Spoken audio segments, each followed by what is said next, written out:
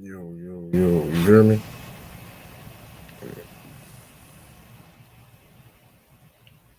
For the one that Chev, you can hear me. Hold up.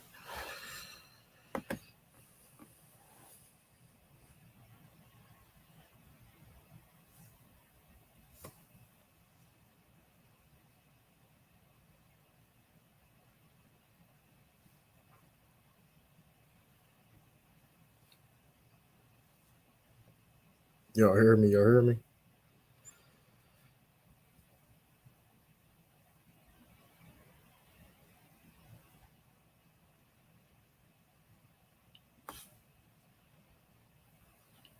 Y'all hear me? Y'all hear me?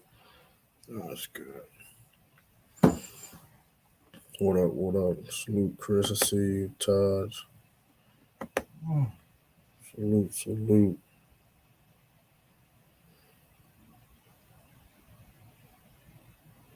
How everybody doing? How everybody doing? Let me see something. Oh, man.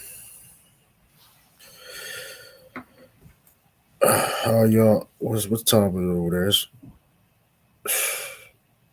What's time of it back in the day? Like 12? I know it's like afternoon, morning back at home. So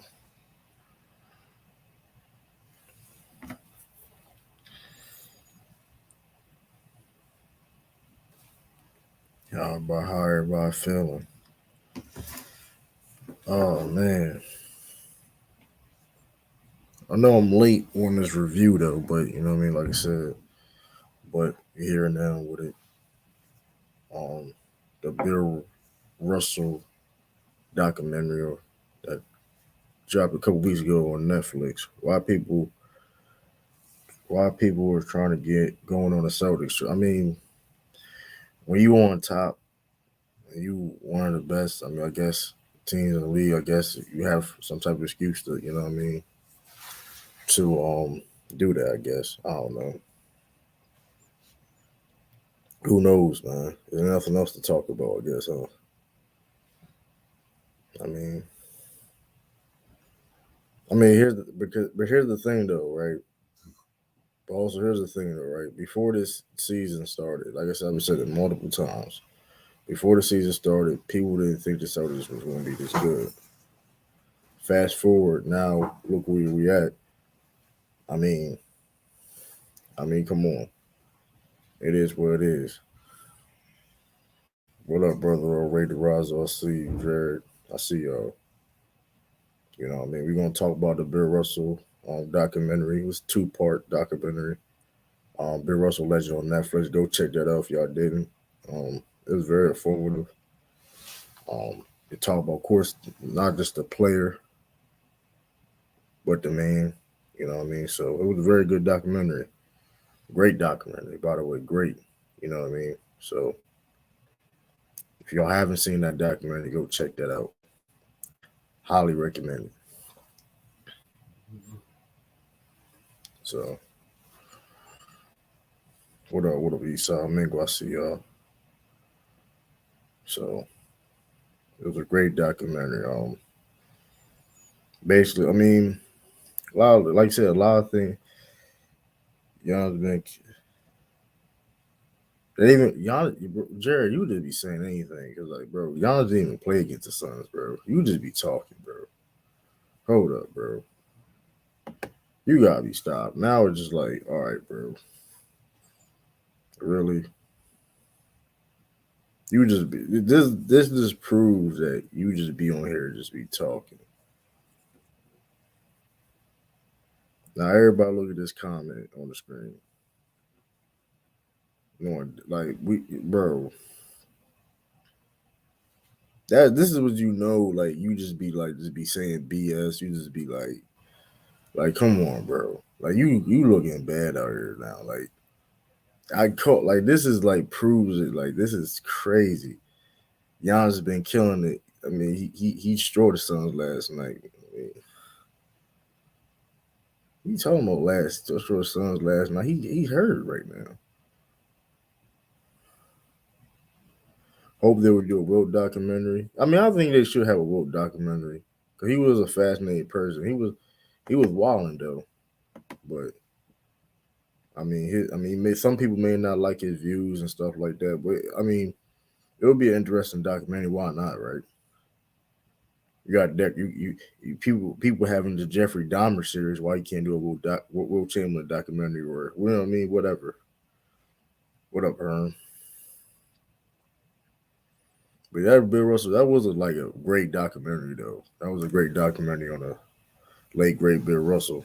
So it shows you basically his perspective on his career and him as a best player and as an activist and him as a career. You know what I mean? As a father, player. Like it really going deep in all aspects of who he was.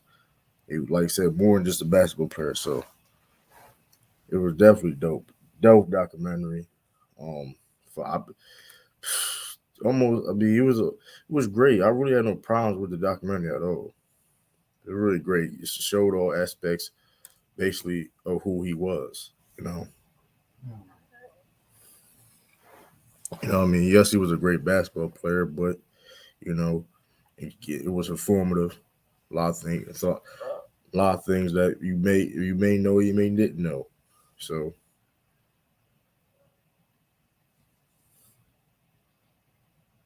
it's official. LeBron James out indefinitely. For like to sit, well,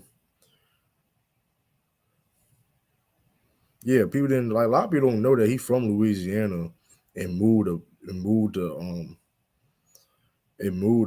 Oakland.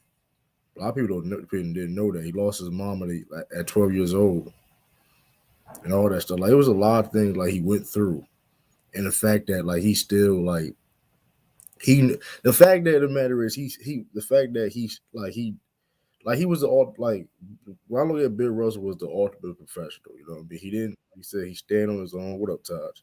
He stand on his own. He stand on his beliefs, and he listen. Like the fact of the matter is, the fact of the matter is, like he loved the game. Of course, he loved the game of basketball. He made money off of it, but he did understand the fact that it was just a game. You know what I mean? The fact that like he 'cause a lot of people, you know what I mean, get caught up at times. But he like, like him, even when he was winning, you know what? Yeah, I'm winning championships. Yeah, I'm having all success. I'm making this money. But at the end of the day, there's things out here that ain't right. So, What's up, True? what up, Taj? See you on your computer today? No, I know he was. Yeah, Chris, I knew he was from Louisiana, but I said a lot of people didn't know that he was from Louisiana. So, and the fact that, like, and here's the thing too, though. Like you said, you had to read that documentary. Like I said before, Boston, especially at that time, disrespecting them was a racist town. Boston at the time was a racist city, climate at the time. But Bill, like I said, his job was for his teammates for the Celtics organization. Yeah, they happened to play in Boston, but he didn't give a fuck about um, the people, whatever case may be. Yeah, it's like because it was bigger than basketball. Like he sacrificed a lot. Like he really, I mean, he didn't sign no autographs. Like he took even till he passed away, he didn't sign no autographs. Like, listen, I did my job on the court. Listen, I'm a basketball player. I did my job on the court. Outside the court is my personal life. Listen, hey, was rightfully so because, like, you know what I mean, rightfully so. Like,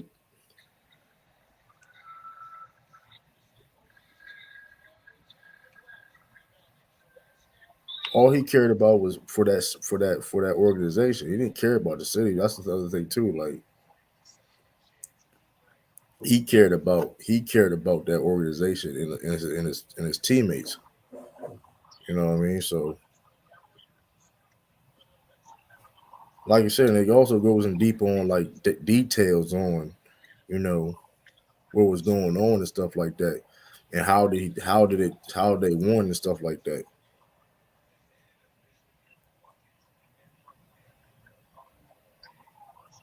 No, it's athletes out there that don't sign autograph. But like but he was adamant on not signing. Like even after he retired, like you watch the documentary, Chris Paul asked him for an autograph and he didn't sign it.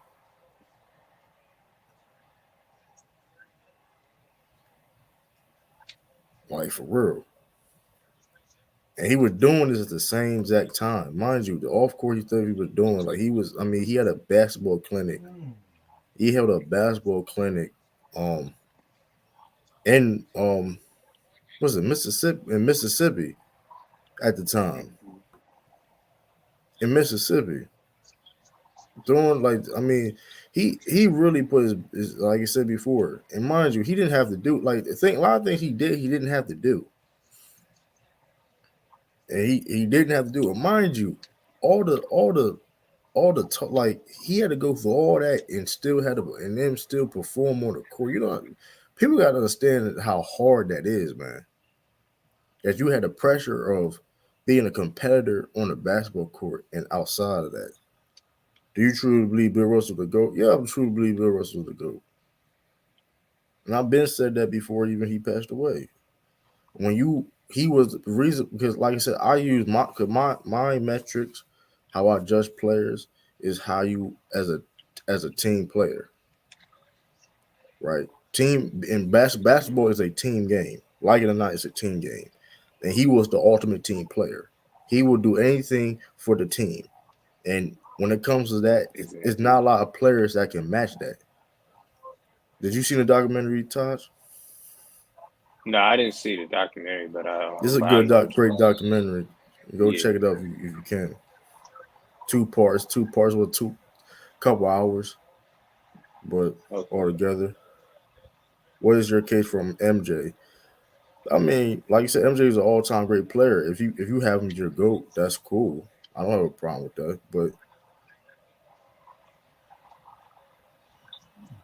But at the same time, you understand Bill Russell went like he had the pressure of him. Like I said, listen, all I know is like Bill legit stood up. Like he like mind you, he was an activist at the time. Act like you know what I mean in the civil rights era, and still was dominating and focused on winning at the same time. Yes, I'm a basketball player, and this is how I feed my family. But at the same time, it's also bigger. This other thing is more important. And he always he used his platform as a basketball player to bring awareness. So a lot of people don't do that. You know what I mean? So even to this day. So and mind you, he made a lot. Mind you, the money back then he was making. I mean, shoot, like that was it was equivalent to like $1 million down. So Jerry, you just be talking, say anything, bro. I don't care. I don't care. You have LeBron James as your goat. You just proved that you don't. You just said Giannis killed the Suns last night. Like Giannis just had a knee injury, bro. Like, where did he play that? He really said that. Yeah, yeah, he said that. He really said like I don't even understand. Like you just be that's crazy. Like you just said you said then even like you're not gonna address it though, which kills me. You're not gonna address that's what you said. Like you was not Joe. You was dead Oh, serious, nah, bro. you joking You with was me? dead ass serious, bro. You was dead ass serious. Who was the closest to go to Bill? Oh, come I mean, you on, have like I stop said, the this. people I just named the names. LeBron, you got Michael Jordan, Kareem. Those are the only guys that you can say that's better than them, in my opinion. Like I said, and Bill one, I think, and like I said, Bill one is a player coach. Like Bill one is a coach, head coach, and he had no assistants, bro. Yeah, East Side, that's crazy, bro. I just Like his objective, yeah, of course, we know his objective. nigga, Most Jerry definitely is Conn, bro. objective. It's my your opinions and my opinions are two different. You know what I mean? We have different criterias. Me and Taz have different criterias. Everybody in the chat, I will assume, have different criterias. But like I said before, you look what Bill Russell did in the game. Like when it comes to okay, for example, Kareem, like certain things, the tangibles and like team being a team player. And mind you, Michael Jordan was a great team player. I mean, not always, but he was. Kareem. Of course, that's why they're who they are. But there's levels, and Bill Russell as a team player, and we talk about a team game. This basketball is a team sport. They compete in team sport. So I'm gonna use the team player attribute, and Bill Russell had that attribute higher than Michael Jordan, LeBron James, and Kareem.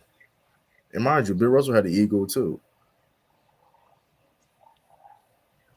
Bill Russell has everybody has ego. Don't get when you're that. I mean, you want to have some type of egos, but at the same time, you got to know how to think about when makes Bill different between. I mean, Kareem didn't really have. Kareem let Magic Johnson, which he didn't have. Like he said, "Listen, it's your time, Magic." But Bill didn't care, but Bill didn't get caught up in the numbers. And Bill, only thing Bill cared about is his objective was help his team to win. Like I said before, a lot of people would like that John Havlicek steal. You watch a documentary that if y'all seen the documentary, the John Havlicek steal. The reason why John Havlicek got that steal because Bill Russell turned that ball over, and then we got in the timeout. Bill Russell was like, "Hey man, y'all gotta bail me out. I messed up. Y'all gotta bail me." Like he trusted, he believed in his teammates, and like I said, no disrespect to LeBron James or Michael Jordan, but those guys don't have the same belief and trust in the team as they do with Bill Russell. That's why I mean, when you look at a guy, I would choose who's a better teammate. If I'm just going off of who's going to sit there and just put the team first before anybody else, it's going to be Bill Russell.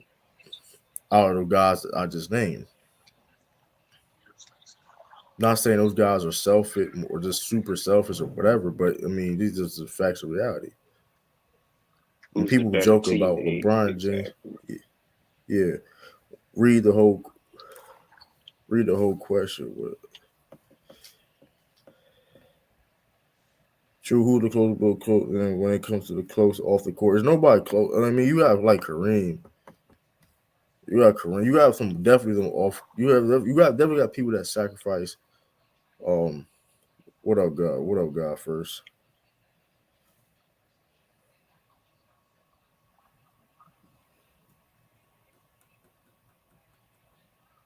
I mean, Bill Russell offense. Yeah, he wasn't a great offense, but name me a guy that dominated off of his rebounding and defense.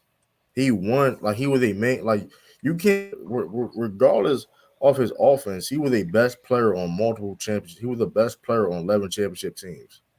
So like, yeah, was he a great offensive player? No.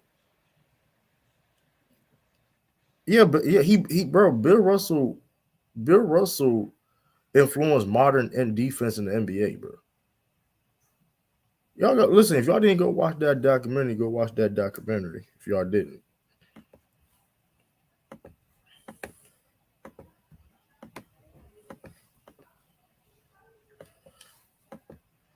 Hold on. What the hell? I ain't gonna do that.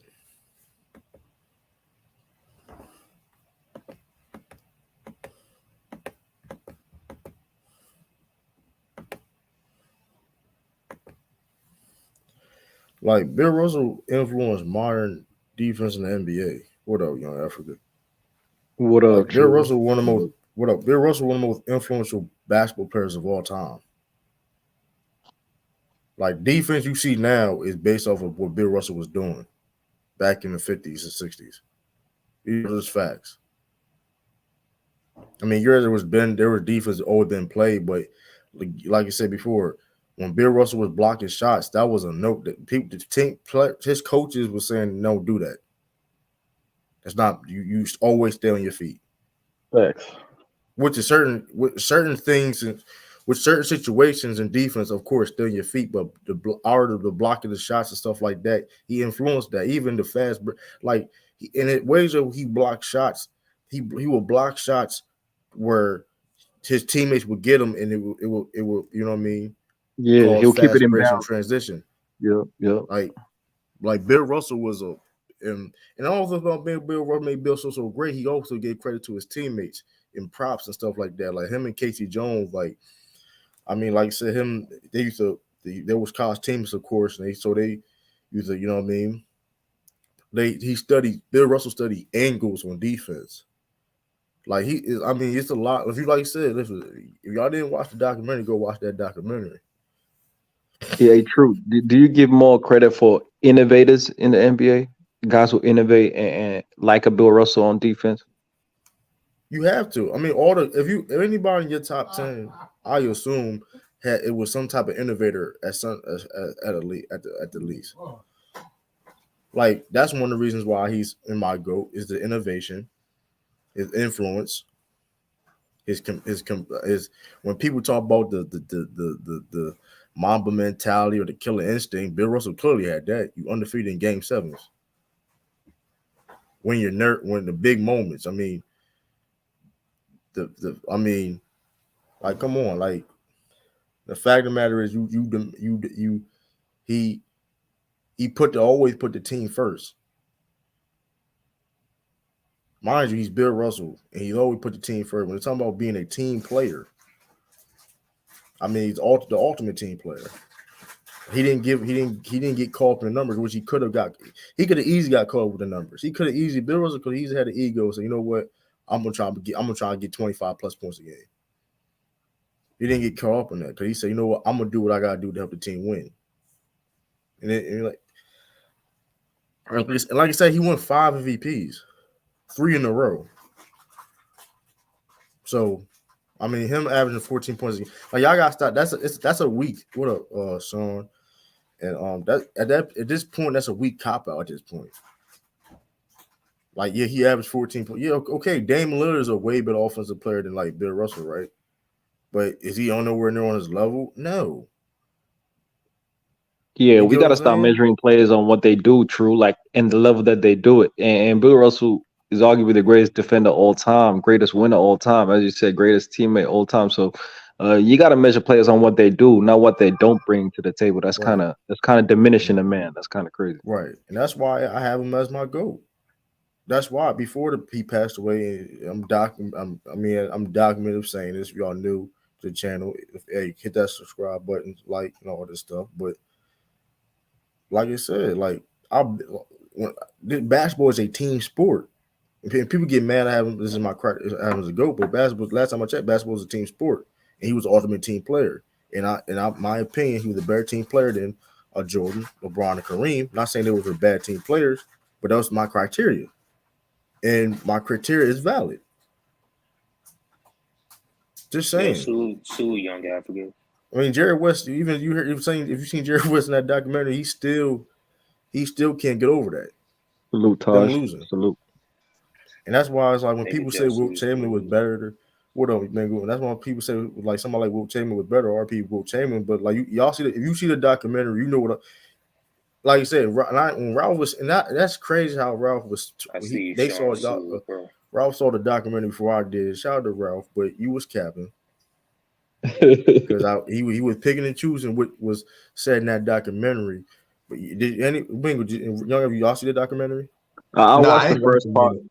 I watched the first part, and I seen the part where the hype of Wilt Chamberlain and Bill Russell and how he was talking. Ralph was talking about Bill Russell was looking at his chest. Yeah, what he didn't mention is Bill Russell won. Wilt Chamberlain put up the stats, but Bill Russell had the better of the game when it comes to winning. True. Did y'all see the part when when he got hurt? When he hurt his Anybody ankle. saw that? And the Lakers, remember the Lakers, and he got hurt, and he tried to get back in the game when he brought the league down. Yep, I seen that. Yeah, And then the coach told him f off. yeah. So you how hurt was you? All of a sudden now, like you get what up, Sean? Hey, I'm just saying, like Salute, Sean. I found it funny, like Ralph didn't mention that, because I finally watched it, and I was like, okay. So let me ask you, too. How do you measure? Even if some people might say Wilt Chamberlain individually is a better player than Bill Russell, how do you Man, measure talent wise, individual? Yeah, talent wise, how do you measure individual talent versus team success and winning at the highest level? Like, obviously, you're saying it's more I mean, important for you yeah, for winning. Winning is more. productivity beats talent any day of the week. That's in life, period. Like this, Michael Beasley is talented.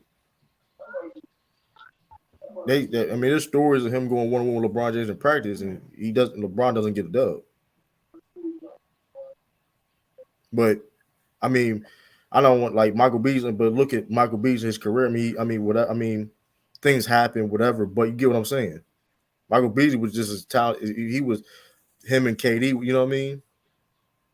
But you have to put that together and be, you know what I mean?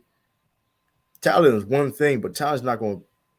It's not going to always carry you to the finish line. You know what I mean? Look at, like I said, the Lakers lost. Like, you watch that documentary, that was the first ever big three in NBA history, and they lost to a team that they were supposed to be better than. Mm-hmm. What up? What up, Sean? Hey, what up, Drew? What up, y'all? What up, y'all?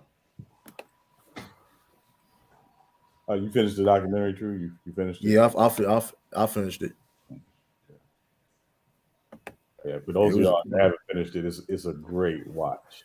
Like, you learn stuff about Bill Russell in the documentary because they take stuff from the books that he wrote, and they have like Jeffrey Wright doing like reading excerpts from the book, but also just people talking about his daughter, talking about the stuff they dealt with, his wife, all that stuff. So if y'all haven't watched it, it's definitely worth the watch.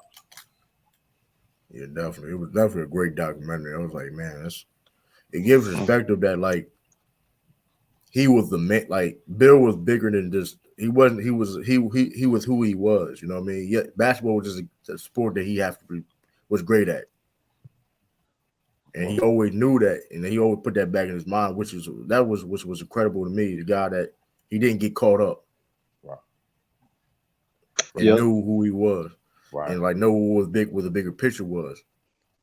So. Yeah, he never let basketball define him. And when I knew about the off-court issues that he had to face in terms of segregation and racism, but it really puts into context the heat that he was taking while playing. And if I'm in that situation, first of all, as a young dude, that I am, I'm kind of feeling some type of way, right? Where I'm trying to be that star. I'm trying to show everybody that I'm that guy. Ego might take over, and I might want to just get out of the game plan at times, play for myself individually and selfishly at times, get caught up in a Wilt Chamberlain matchup at times. But he never did that, which speaks to the man and speaks to the idea what you're saying, true, in terms of a team sport, to be that selfless and to put winning at the top. When he comes to the NBA, his coach says, hey, don't worry about all the scoring. Don't worry about all that pressure, because he was a gold medalist before he came into the NBA. And so he comes into the NBA, and then the coach tells him, hey, don't worry about all that scoring. We just need you to get rebounds, play defense, and really he defined that for his career. You know what I mean? I feel like if he was more focal point of the offense and he didn't have a check and guys like that around him, and he could have been a better defensive player in terms of the numbers, but he allowed his teammates to shine as well, man. You can't hold that against him, I think. Oh yeah, most definitely too. God first, the summit, like I said before, like he was open. Listen, he never listen, man. He spoke his mind. He spoke his mind, and he defended. You know what I mean? If he felt something was right, he gonna speak on it and defend it. You know what I mean? I mean, even greater than the summit was him going down to Mississippi. Yeah, right after Medgar Evers was killed, to conduct basketball camps to try to ease some of the tension that was going on at the time. But he was also speaking again against the injustices of the time. And what the documentary didn't talk about, because the documentary is not about Red Auerbach, but Red Auerbach was actually very much in support of what he was doing, which I'm not going to say made it easier, but it was definitely one of those things where he was never worried about his job, where, again, you fast forward to today and you look at, obviously what happened to Kaepernick, that never happened to Bill Russell. right. And so to do, what he did at that time, I mean, was unprecedented in professional sports. Right. And the fact that, like, piggyback on Coach Red Auerbach, like his first choice, like when he retired, was Bill Russell. like automatically. That was like his first choice. And think how Bill Russell was like. That's what made Bill Russell turn it down at first. He turned it down. I was like, listen, I don't know if I'll be in it, but eventually he convinced him. But it's like that's just shows you how great. But like he was like Bill didn't care about being the first ever black head major sports. He turned it down at first. He didn't care. He all he cared about was what was going to make the team win. Like, you know what I mean? And not just in the Celtics, whatever, but us as a people, you know what I mean? For black rights and stuff like that. So that's what, like, you know what I mean? It was always bigger than him, and that's what he was as a person, as a man.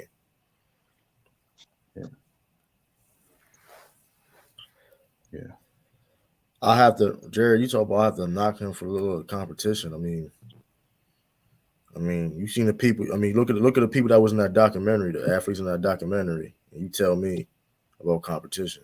I mean, and True, let me shut that down real quick. Nobody Go ahead and cook, Sean. chooses when they're born. Right. You choose when they're born. You didn't choose your birth date. Bill Russell didn't choose his birth date. None of us do. So stop with the whole knocking the competition. And then like it's stupid because like okay, you want to talk about competition? It's like okay, but at the end of the day, if you put Bill Russell in this era, he's still one of the most athletic centers in the game. He still would have advantages against the top centers in the game. So like, what are you saying? I mean, you go against Wilt Chamberlain like 10 plus times a season or something like that. I mean that's you talk about competition, huh? Like this is the same Wilt Chamberlain that didn't make the finals every season, right? So there had to be at least a little competition to stop a guy like that going to the finals every season. You seen it Jerry West and Elgin Baylor. Yeah, that's for you. I mean, come on. And then there's the dominance. The dominance is like so amazing. So you can't diminish the winning and the dominance in his era, even if you think it's a lower level of competition. Still winning 11 rings shows how dominant he was, right? Dang. Yeah, like, but y'all always bring up competition, though, ain't it? Competition is a factor, but when you dominate your era that much, now you're talking about you can walk into any era and still be dominant. That's all I'm saying. No, but what I'm saying is, though, y'all always bring up competition, especially when they come to Mike. That's the only thing I ever hear about his competition. Hold up, Mango, though. But like, we're not one of those guys that's going to like over like. Yeah, I talk about Michael Jordan competition, put it in perspective. Because people make it seem like so now it's a different story since Bill Russell. No. Hold on. When I talk about competition, hold on. No, you cut me off though. When I talk about competition, first of all, we only talk about his guys in his position for one. We don't. Let's cut that out.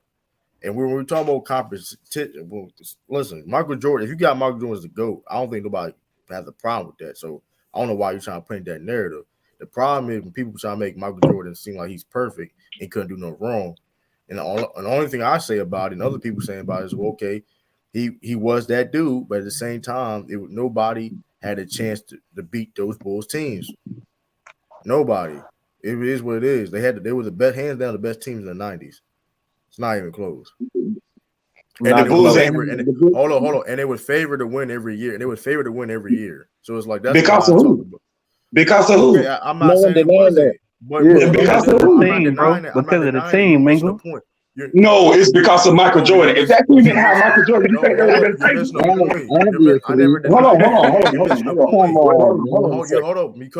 So you think those same Bulls teams, they didn't have Michael Jordan, they would be famous? Do you think that? Answer my question. What I'm asking. Hold on, Mingle, but I didn't deny that though. Regardless of even, but here's the thing. No, I'm talking to old buddy. I wasn't talking to you. I'm talking to old buddy. But let's make it clear too. They was favored to win championship in '94. It was favored to win. No, he wasn't there in '94. Man, they weren't favored. The Knicks were. I think the Knicks was the favorite that year. They were favored to win. They was. I thought the Knicks was the favorite that year. Look at Justin mad at the facts. Look at him. No, I'm just saying. I thought. Listen. Go. You don't make it a fact. I said I thought the Knicks was the favorite to win that year. The Bulls were favored. Yes, and the Bulls were favored to win. That's when they were trying to say Scotty was the. Listen, Scotty was like Scotty was going crazy. that year. He was like letting teams And all they won categories and 55 stuff games. like that. They was the number one team in the East. Yeah. And so it's because of the team. Obviously, Jordan's a factor, Jester. No one would say that No Jordan one doesn't. denying that. Exactly. But like my We're whole just thing saying is, the team was so right. great, Jester. The team was by far the best team in the I'm 90s. not By far. like you said, but that team only had that because the only reason why people do that because like I said, only reason I say and when people do like me personally, I don't competition. Listen, you play who you play. It is what it is though. But like at the end of the day though, like you got like I mean, listen, Jerry West. So like Jerry West didn't play. Like Jerry West is like you said before. People, especially when they talk about Bill Russell, right? It's like you don't even know the people who he played against. Yeah. Let us know, True. Let them know who are the best teams that Bill Russell went up against. You know what I mean? Listen, like, and here's the thing: they wasn't favored to win every year. That's what makes it dope about that 11 championship. They wasn't even favored to win every year. But the last year, and go back in that documentary, and we mentioned this before, and y'all was trying to say the first ever official big three was Elgin Baylor, Jerry West, and Wilt Chamberlain. And it's a press conference. It's on. Listen, this is why I love this documentary because it gives a lot of perspective and it kills a lot of narratives. Wilt Chamberlain even said so himself when he got to the Lakers. He got traded. This is the best team ever. This could be the best team ever at the time ever in basketball history. And they lost against at the time, a old Celtics team that was done. These are facts. So, like I said before, this was a great documentary, and it kills a lot of noise. Like, you can't, like I said, here's the thing, and one thing about the talent competition, bro, the league gets talented almost every other year. Another thing, too, though, when Bill Russell was dominating, the league was getting better year after year. Yeah, man. In 94, the Phoenix Suns was favored in 94. Okay. And 90, they was not favored to win. The Phoenix was not favored to win that year. So I don't know what you talk about. You getting timeout. You just want to troll. But that's all I'm saying. Like, you can't help competition. Don't get twisted. And I say that about Michael Jordan, but if you got Michael Jordan as well, then, you know what I mean? He got him as a GOAT. I can't get mad at that. That's your criteria. Yo, what True. up, Chris? Hey, let me say something right quick, bro. You know what I'm saying? People gotta have a healthy perspective, man, when they evaluating these players, bro, because it's crazy. And I always, had the same type of thought for a while, but I had to switch it up a little bit because I'm like, damn, you know what I'm saying? I don't know everything, so why I try to sit up there and act like I do know everything about these, topics and shit like that. Right, that's you know what I'm saying. Like I always wondered how the hell somebody could sit up there and give Kareem all of this credit. Like, I ain't trying to bring dude's name up, man, because you know what I'm saying. He just real goofy to me, man. Like, come on, man, chill out. Come on, man. You sending shot. You getting a whole drive by Kareem for no reason, man. Come on, man. Huh? you about to kill Kareem for no reason. Nah, bro. I'm saying though, man, like, how you gonna try to shit on Bill Russell, man, but you don't have the same, you know what I'm saying, for Kareem, and the nigga played half his career before the merger. Like, I don't understand that shit, man. I mean, that's to that point. Okay, he didn't play some part of his career. He didn't play in the minor, that is a good point too. But at the same time, but that's what I'm saying. Regardless, it gets stupid because 30 years from now, like it or not, 40, 50 years from now, they're gonna call LeBron James trash. You like it or not, it's going to happen. It's going to happen. They're gonna call Michael Jordan trash. A lot of people call him trash. And see, that's what I'm saying. What up, Eastside? What's good, Eastside? But you only see this, but like I said before, you only see this in the basketball. But you only see this in the basketball community, though. You're not gonna see this in another sport. You're not gonna see in baseball say Jackie Robinson was trash. I never heard a basketball fan, a real base like that. You know what I mean? avid baseball say Jackie Robinson was trash. They can't play in his era. And you will never hear it. I never heard Yeah, that. and Either. just You'll for never hear that. Kareem got drafted in '69. The merger happened in '76. So he played 3/4 of his career after the merger. So I thought the merger happened in '79, or that was the 3-point line. you talking about modern NBA. You talking about the modern NBA started in 1980. The 3-point line came in '79, but the NBA ABA merger was in '76. Okay. Yeah. The ABA to the NBA. I would never call Babe Ruth. But I mean, he still played. You know what I'm saying? He still played before the merger, though. Is what I'm saying. Like, don't shit on one person because he played. You know, whatever level of competition you want to say he played, but then you don't have the same smoke for the other guy that played in the same time period. It's just he didn't play the exact same years that Bill Russell played. Like, come on, man, that shit don't make no sense to me. And then people want to keep bringing up the competition. Like, bro, forget all of that. Yeah, it's just I don't know. It gets crazy. Like you never gonna see people say Satchel Paige was trash. You're never gonna see nobody say Jim Brown was trash. But you only see stuff. But you only see this, and I'm not saying them guys. You shouldn't do that at all. Period. But you ain't gonna. But people will quick to say Bill Russell was trash, right? Well, you know, but why? But people will quick to say it because, like, it's just because, like, at the end of the day, is this though. His greatness is undeniable. You can't. It is what it is. It contradicts those same people that critique him. Their critiques on who the GOAT is and who their, criteria is. Bill Russell legit, contradicts their, Facts. Who they think is, it is what it is. People talk about championships. Well, people talk about championships. Well, you can't talk about championships without talking about Bill Russell. Then, okay, you thought about championships. What about Bill Russell? It's always a go. But that's why you know how. But this is why Bill Russell, that dude. That's how great he was. You got to move the goalpost with him. And downplay. It's to that point though, true. They mainly talk about his offense though. That's mainly what I hear a lot of people saying about his offense. I mean, but here's the thing about the offense though, right? But here's the thing about the offense though, which is okay. That being said, he was the best pro on his team, and he won 11 championships when being the best pro on that team for 11 times. He led and won being a defensive player. Times. How many people can do that? I don't know, but a lot of people behind his offense though. Ain't a guy. I mean, like I said, everybody ain't perfect, but the reason why he had the career that he had, the reason why he's so unique. You know and that shit crazy, man. Because when you think about it, the two best players from that time period, was Bill and Wilt Chamberlain.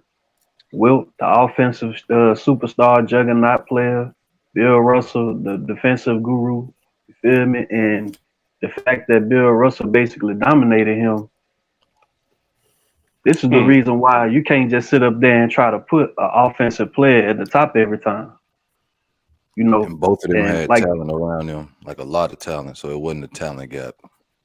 To where I disagree with that. Hell no. I disagree with that. Hell no.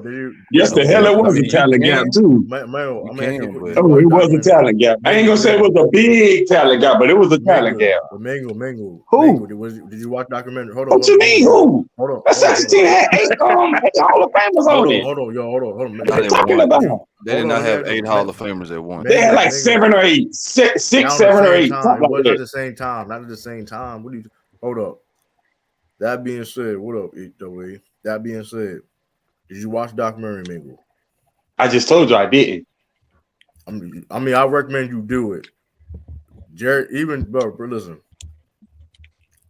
The best, the first ever big three was Elgin Baylor, Jerry West, and Wilt Chamberlain, bro. Yeah. Like, I mean, the later part of Bill Russell's career, there was teams like I said before, there's nobody that Bill Russell played with that's better than Jerry. That he had no teammate that you could say that was better than Jerry West or Elgin Baylor. And Hal Greer is a very underrated player. Hal Greer was very underrated. Hal Greer was better than a lot of Bill Russell teammates. The only person you could probably say was better than him is It's John Havlicek, and Bob Cousy, you could argue it. Maybe you could argue it. You really could argue it. But I agree with very underrated. I mean, Bob Cousy just gets more praise because of his innovation. I mean, of course, him being white. Of course, this is because it is him white and winning. The white superstar back then. But although he was flashy, he was white and he was winning. But Hal Greer gets slept on a lot because he was the second best point guard in that era. So how many Hall of Famers was on that Bill Russell team then? Which time period? What do you mean? Any time period, bro? Because listen, I think he's saying all together true. But here's the thing, though. You gotta understand it too, though. Like people, because this is for people. But you ain't answer my question, though. Listen, I'm about to answer the question, bro. Because like people, if you're going to sit and count Don Nelson as a Hall of Famer, as a like he's a Hall of Fame coach. That's what it's a misconception, though. Like Tom Satch is a Hall of Famer, but he's not a Hall of Famer as a player. You get what I'm saying? And some guys, there was a few players the Hall of Famers that was not in their prime when they got to the Soldiers. You get what I'm saying? Yes, he played with some Hall of Famers. Don't get nobody denying that. But even his own guys he competed against says that Jerry West himself, and he played against the Soldiers multiple times in the finals, said that Bill Russell, listen, they had talent, they was a great team, but Bill Russell was the X factor in the common denominator. Jerry West even said that, and he played against them more than, you know what I mean? Hall of Famers again? Which time period, bro? But people saying that he played with 8 Hall of Famers at the same time was a lie. Like people, how many? How many? It was quite a few of them, but it still don't take away from the fact. Was it 4, 5, 6? How many? Yeah, it was a lot. I mean, it's you not denying that, but 7, this is my 8, whole maybe. problem, though. But this is my whole problem when y'all bring the Hall of Famers type, right? Y'all bring them Hall of Famers. Only time y'all bring them up is to downplay Bill Russell. You only bring them dudes up because, like you said, y'all don't know who Frank Ramsey is. You don't know who. We'll name another player in history that played with that many Hall of Famers on one team. But here's the thing. But you don't. But Mingo though, you saying Hall of Famers, right? But you don't know. Team, but listen. But here's the thing. Also, y'all talking about these Hall of Famers. You don't know who these guys are, what they did for the team. Y'all just see Hall of Famers and just assume that whatever. Come on, y'all can't be doing that. But I'm saying, so you telling me you're saying that he ain't played with all of them at one time? Okay, and I'm still asking you, how many did he play with? You still avoiding my question. You still talking about everything except what I'm asking you. Mingo, can I ask you a question? What's the relevance of that? Because I just want to know to get it right. Because you said I was wrong, so I want to know to get it right. I think it was. That's why. 8. That's the relevance. I think like 8, not maybe 9. Top of my head. Yeah, but like I said, that ain't that many. Like shout out to KG Jones, shout out to KG Jones, RB, but like only reason why he a Hall of Fame, he was a good basketball player, but he really the Hall of Famer because like he won in all 3 levels, but the championship run. Yeah, he won all 3 levels, but he was on Bill Russell's team. Like some of them guys wouldn't be Hall of Famer without Bill Russell. That's also the reason why how great Bill Russell was. Like Tom Heisen, he's a Hall of Famer as a comment. He was a Hall of Famer as a color commentator and a player. I think is he a coach? Yeah, I just think the problem with the Hall of Famer argument is how many Hall of Famers somebody played with. Most great players played with other Hall of Famers. Yep. That's what it is. Like Jordan played with multiple Hall of Famers.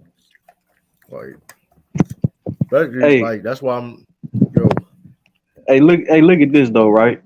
Now look at how a lot of people disrespect Draymond Green, say he's not a Hall of Famer. But a lot of people want to attribute that to playing with Steph Curry and Klay now.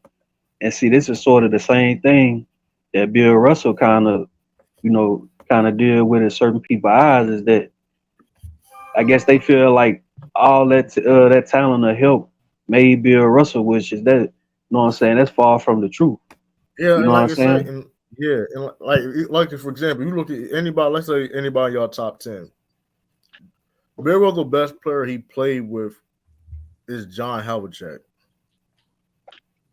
A lot of people that you have better than him had played with better guys is better than John Havlicek. Tim My Duncan? guys, that's damn. You got me. Yeah, Duncan. I don't know about Tim. Got Duncan. me on there. Hakeem Olajuwon. Hey, what would you say about David Robinson? I'm just saying. I said a lot. I didn't say everybody. I said a lot. Hakeem Olajuwon. But it's only a few though. But my point is like, but my whole point. But here's the funny thing is about the John Havlicek. That wasn't even peak John. He didn't even play with peak John Havlicek. That's the funny thing about it too, though. Like he didn't even play the best guy. And I was just gonna say you could look at some players even below him. Like, how many potential Hall of Famers have KD played with so far? Right, maybe 6. I think like. Right. More than that. You gotta get it done at the end of the day. At the end of the day, because regardless of how many Hall of Famers, like I said, you need more. Like, listen, Wilt Chamberlain, they were supposed to win their first year in LA. They were supposed to win it. They had the best record in the league. They were going, listen, and hey, you gotta get the job done at the end of the day. Like I said, some of them guys with Hall of Famers for the Celtics, Bill Russell was a big key of that, because when you have all them champions on your resume, and he was also good, you know what I mean? That's quite enough. It's going to help you. Well, Trey, I want to ask you this question about the players that they play with. I want to ask you this question: who you think better, or who would you take? Would you take Havlicek, with Bill Russell, or would you take Scottie Pippen with Michael Jordan?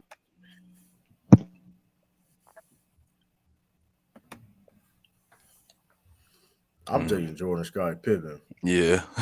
No, not Jordan. Jordan and Bill Russell. I'm going to tell you why. I'm talking about the secondary star. Jordan and Bill Russell don't count. I'm talking about the secondary star. And generally, I'm taking John Havlicek over Scottie Pippen, generally. But if you're talking about John Havlicek when he played with Bill Russell, that's not peak John Havlicek. John Havlicek he primed John Havlicek is after Bill Russell. Mm-hmm. Okay. So if you're talking about Pacific, you know what I mean? When the success wise, you gotta take Scotty. That Scotty's better than that John Havlicek when he was with Bill Russell. Mm-hmm. In my opinion. But yeah, and all that winning helps too, though, for real. My bad, man. Sam Jones. RB Sam Jones. You know he's from Sam Jones from St. Louis too. I like the Sam Jones. I used to watch his highlights. That's what I'm saying too. That's why it's like I get mad when people it gets frustrating as a Celtics fan. It's like, bro, y'all use these guys. So Bill Russell play with all these Hall of Famers, but like y'all don't. The only time y'all mention these guys is what is about Bill Russell. Don't get it twisted, but like Sam Jones is one of the best shooting guards of all time. Like Sam Jones is better than a lot of shooting guards now. Like Sam Jones is better than a lot. Like Sam Jones is better than a lot of shooting guards now. Period. Not even debating. Like any shooting guard you see today, is not better than today. Right now, you playing right now is not better than Sam Jones. That's a fact. For real? That's a fact. Okay. Moments, clutch, like hey. True said it. Hey, okay. I mean, hey, that's what's up. I'm saying, so Devin Booker, none of these guys don't have a chance. James Harden, none of these guys ain't got a chance. James Harden is not his prime no more. Peak James Harden is better than him. Peak James Harden, yeah. Peak James Harden is better than James Jones, definitely. Okay. I'm talking about playing today, shooting guard today, playing right now, 2023. Donovan Mitchell. I'm not saying they can't be better than him. I'm saying this. You talking about who I'm picking? I'm picking Sam Jones over Donovan Mitchell. What we talking about? Okay. Bro. If y'all know, y'all know. Do your research. Sam Jones was a killer. Nah, I know about Sam Jones though. People don't know. People don't know. Nah, he was nice though. He was nice though. I was just asking the question, but he was nice though. R.I.P. to Sam Jones, by the way. R.I.P. Sam Jones, R.B. Casey Jones, Tommy, how you miss him, man? R.P. Listen, it's sad, man, but hey, all Celtics greats. Yeah. So do you consider Paul Pierce a Celtic great? Hell yeah! What you talking? Paul Pierce, the truth. Man, they were talking shit about Paul Pierce, man. I don't know. Paul Pierce. I respect Paul Pierce. That man was there in the bad times. Bad time for the Celtics. They was garbage, trash. And there's a difference between being greater and better. Yeah, I agree with that. That is true. I'm still taking Sam. I'm still taking Sam Jones over Donovan Mitchell right now. I mean, I don't care nobody talking about. If Sam Jones was in a time machine and you would just replace Donovan Mitchell with the Cleveland Cavaliers, they'd be like contenders come out the East. Way better could have come out the East. I don't know about that. Oh no. Hey, I'm gonna tell you like this though, true. Maybe I think they have a better chance. They have a better chance to come out the East if you have Sam Jones. Well, let me ask you this then. You think he'll be able to adjust to the style of play today? Because he played way back in the 60s now. Man, listen, you a bucket. You just, listen, if he was, of course, listen, you can play ball at that level. Of course, there's some adjustments and stuff like that, but man, it was a bucket, man. Donovan Mitchell. I'm just saying, if Sam Jones was born in this era, of course. You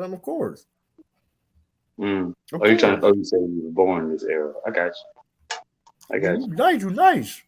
You know what I mean? Of course, you have to.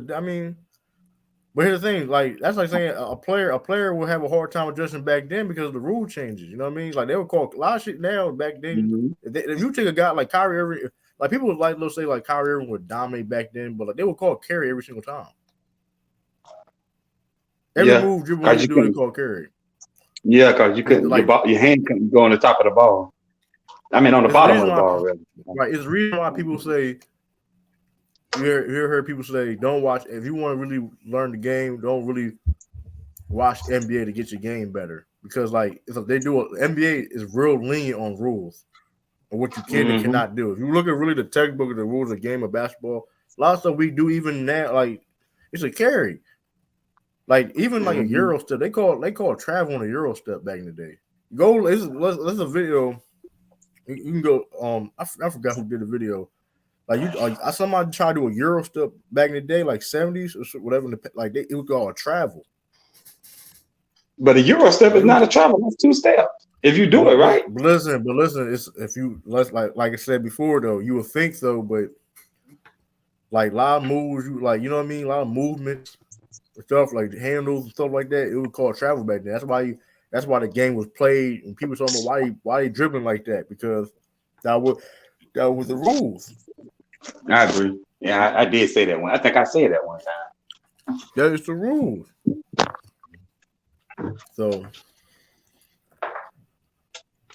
shoot, they start training to do the one from dunking. Like come on, like they're wild. Yeah, and a lot of winning. You know what I'm saying? A lot of winning help your case to get in the Hall of Fame also. It definitely does. Right. I agree with you. That's going to be the argument in 5 years, Chris, about Andre Iguodala. I tell you, don't be surprised he gets in. Yeah. And I wouldn't be surprised if he gets in. Hey, you funny as hell. You hate my mustache. That's crazy. You funny as hell, man. You look at his career. He's had like one of the most interesting careers in NBA history. When you look at what he was in Philly, to what he became in Denver, and then what obviously he became in Golden State, he's gonna have a real interesting argument for the Hall of Fame. Facts. Yeah. The Finals MVP. Y'all opinion, huh? What happened? Did he win 6th Man of the Year? I don't believe so. I know he was a candidate a couple years. I don't know if he won. Yeah, he's been an all-star, all NBA defense, 20-point scorer. Like he's got I'm just saying, it's real. When you look at his career, it's really interesting. And you got to count what he did in college, because that factors in with the Pro Basketball thing and the Olympics. Southern Pepper Lou, what up? Or easy game. Mr. Potato, man, you trying to listen, man. True to that. What up, young boy? Man, Mike Mike Hopkins, Mr. Pitt. Oh man, what's this like 1 o'clock over there? Nah, it's 12. 11. It's 12 where I'm at. What do you think about that overtime rule? That shit's stupid. That shit is stupid, too. Like he doing too much, man. I don't feel we're doing too much. You need to worry about fixing the All-Star game. There's nothing wrong with the overtime rule. Don't change that. What are they doing with overtime? They trying. I also said he's gonna have like a set points. Like it'd be a set how many. I don't know. Like you know how it was. Remember the Kobe All-Star game for like tribute to Kobe. That's like that. Yeah, that's so stupid. It's the same thing. It's the same thing in the All-Star game now. Like you got, it's like team. The winning team got to get 24. The team that's up got to get 24 points in the fourth quarter to win the game. It'd be the same thing with overtime. They would set the points. I don't really like that. Oh, wait, what overtime y'all talking about? Y'all talking about the regulation or the All-Star? No, regulation. Regulation. We're talking about NBA games, regular NBA games. Yeah, I'm still gotta stop, man. What the hell is they doing? I'm gonna be real with you. People giving Elmsfeld too much praise being on this great commissioner, all that, man. He be on for bull. I'm gonna be real with you. He need to get out of here. What up, Sizzle? He just throwing you shit got at the finesse. wall. You had finesse at the All-Star game. You had finesse competing at the All-Star weekend. You gotta get out of here, bro. I'm sorry. Adam Silver gotta go. You had wrong with finesse, bro.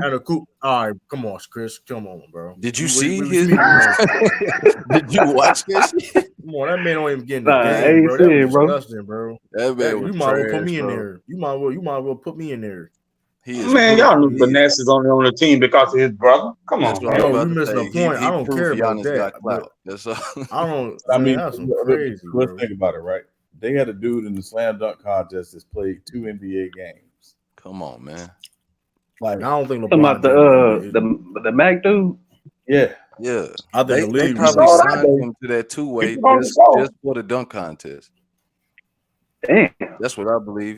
He had offers all year, but around the dunk contest, he just magically get a 2-way deal. Like, nah, bro. Exactly. So the issue bigger than Adam Silver. The issue goes back to the best of the best players don't want to do a lot on All-Star Saturday night, especially if they got to play in the game on Sunday. Right. They was already complaining about it's a long weekend, they tired, blah blah blah. That's why they got to do media, they got to do press and all that. I mean, I don't know all that stuff. Like, have you seen those All-Star games? They better play no defense. They half-ass do everything. So why you complain about having to do everything on All-Star Saturday night? Ain't no damn. Same right though. I agree. Listen, as a fan, I would love him to compete in the All-Star game. But at the same time, listen, I'm getting paid millions of dollars, $30 million, dog. I don't want to be there. I want to take first of all, I'm trying to have a break. I'm trying to be with my family anyway. I don't really get like there's nothing about like, okay, what are we playing for? Yeah, that's what I was gonna get into. Y'all convinced, well, not y'all, but the mass media convinced a lot of players of this generation that nothing else mattered but the ring. So you combine that, they less incentivized to go do it as opposed to like the 80s when it was, or the 70s when it was a newer thing. You know what I'm saying? But now, all the dunks that we can see have been done. If I go out there and make a fool of myself, it'll be for naught. And if I win, I'm not gonna get much credit for it anyway. So why would I don't need it for branding. I don't need it for branding that much, depending on who you like. Like last time All-Star game, people debut like this is what they like some of the players do now. They debut their shoes or different colorways, their sneakers and stuff like that. That's really what it's for now, business wise. Like, but I don't know. I mean, I think they need something. I think they need to add something where it's meaningful where they playing for something. You know, in the Major League All-Star game, they play for home field advantage in the playoffs. Whoever goes to the World Series, that's the team going to have home field. I seen this though on the on community shout out F and a community post. USA versus the world. At least like let's check like This is what they need to do. At least change it up, like change it up every year to be like something different. You know what I mean? Like something that it's a game that you know what I mean. USA versus the world. Youngins versus the old heads. Yeah, but the thing is, even with that true, it's going to get to a point where it's not going to be competitive. Because I'm not saying do it every year. I'm saying have a different type of like theme or something. But even then, it's going to come down to the 24 guys that's out there that's saying, hey, listen, we're going to compete regardless of the format. It comes down to the 24 guys that make the team that go out there and say, listen, we out here to play ball. Let's hoop like we really hoop. Right. But what about it? What about it? Okay, Dame Lillard had participated in the 3-point contest, right? He won it, right? Right. Yeah. But my thing is, what if they switch everything up and just like do like I don't know, bring back the game of horse or something. I don't know, like switch it up a little bit. I ain't gonna lie, that horse game was fire though. I'm sorry. Hold up. Y'all don't know. Some of y'all, because some of you didn't see that horse game with KD and Rondo. That was classic. That was one of the most that was classic. Y'all ain't ever watched that. Oh yeah, they went back and forth for a while. And believe it or not, Rondo was going back and forth with KD. What up, Ralph? And that was crazy. I was like, oh, like Rondo going back and forth with KD. Everybody was trying. Rondo was making a shot. What up, y'all? Hey, look, I want to ask y'all something though, right? What's good with y'all, Lou and Ralph? Hey, but look though, bro, like, can we all agree that when Dwayne Wade voted for his teammate that Derrick Jones got in the dunk contest, can we all agree that was the start of the finish of the dunk contest? You wrong as a mug, though. No, I disagree with that. I would say that Aaron Gordon and I don't know, man. You know, I think Aaron Gordon and Zach LaVine did a good job the years before that. I'm gonna be real. Hold on, I'm gonna be real. That was 2016. 2016. I'm gonna be real with you though. And it's been a couple good contests like between this time, but after that, Dwight Nate Robinson thing, and when Nate Robinson won that joint like 3 times, like they started getting like, all right, bro. It was like it was going downhill. It was very inconsistent, having like a lot of dry spots. The dunk contest. I mean, what else can you do? What else can you create? There's a lot. Hold on. There's a lot of dunks you can do. Hold on. There's a lot of dunks you can do. And low key, Gerald Green was carrying it too. He was carrying. Yeah, he did it. He did his job too. But he was out the league, man. Come on, bro. Wait, was it? He played for Houston. Yeah, he played. But those are the dry spots. Those are the dry spots I'm talking about, though. I have seen videos. Was carrying it by itself, though. Yeah, Gerald Green had one of the best performances I done seen. I wouldn't say carrying by itself. I wouldn't say that. He threw it down like a Superman. That was trash. That was not even. What up, Citizen? Hey, Citizen Lou, you saw about one. You know they never doing that. You know they never doing the 1-on-1. I have seen videos of these NBA players doing dunks. You have not seen the contest in practice. Damn, messing around, doing crazy dunks. Like, how come y'all don't do it competition? How come y'all don't do it? I give you exactly 20,000 people looking dead at you when you out there by yourself.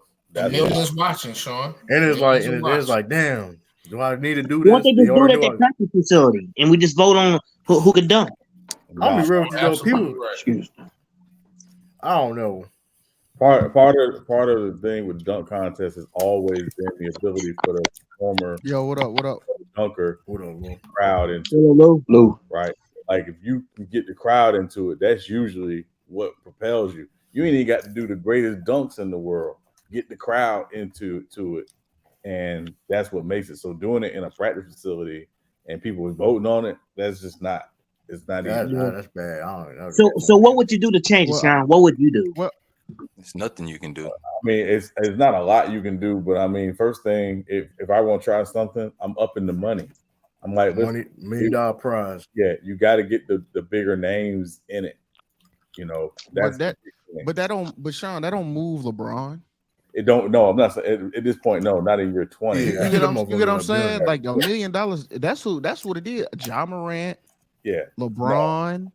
Everybody making too much money. Hold on, Ja won't do this for $1 million. Nah, Ja ain't doing. No, I'm saying. No, I'm sorry. You don't need it, but you get what I'm saying though. No, I wasn't saying. I mean, people like Anthony Edwards, man. He'd be good for it. Anthony Edwards. I mean, maybe $5 million. I don't know. I'm just saying. No, I wasn't saying he wouldn't do it for the money. I'm saying that's who we want to see. We want to see the Ja Morant, the LeBron. Like that's what we want to see. The Doug Collins. LeBron is out of the question anymore. Lou. Yeah, LeBron is out of the question. He's not doing it. It's over. Brian running from the grind. I know. But he'll break his hip. He'll break his hip too. Hey, come on, man. You know, I've been thinking about it on why the All-Star game has been trash. But they need to bring back the East versus West. Like real talk.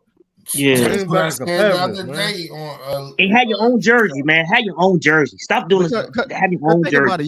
Do y'all remember what they used to like create that East versus West? Remember how so many arguments, so many like, oh, y'all conference trash, our conference ain't, you know what I'm saying, stuff like that. Now I remember the more powerful players than the East.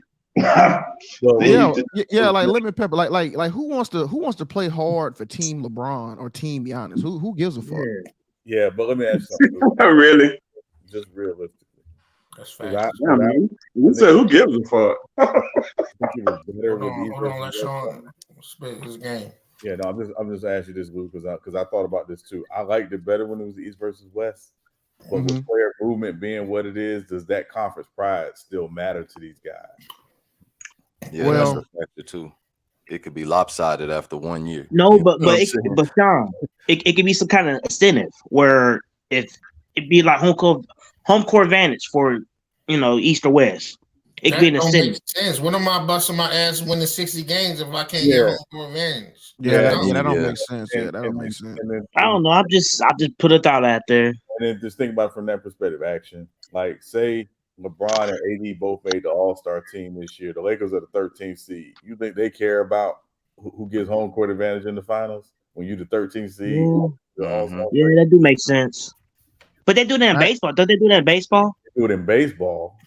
Yeah. But here, but Sean, I was gonna say this. You're talking about the lopsided.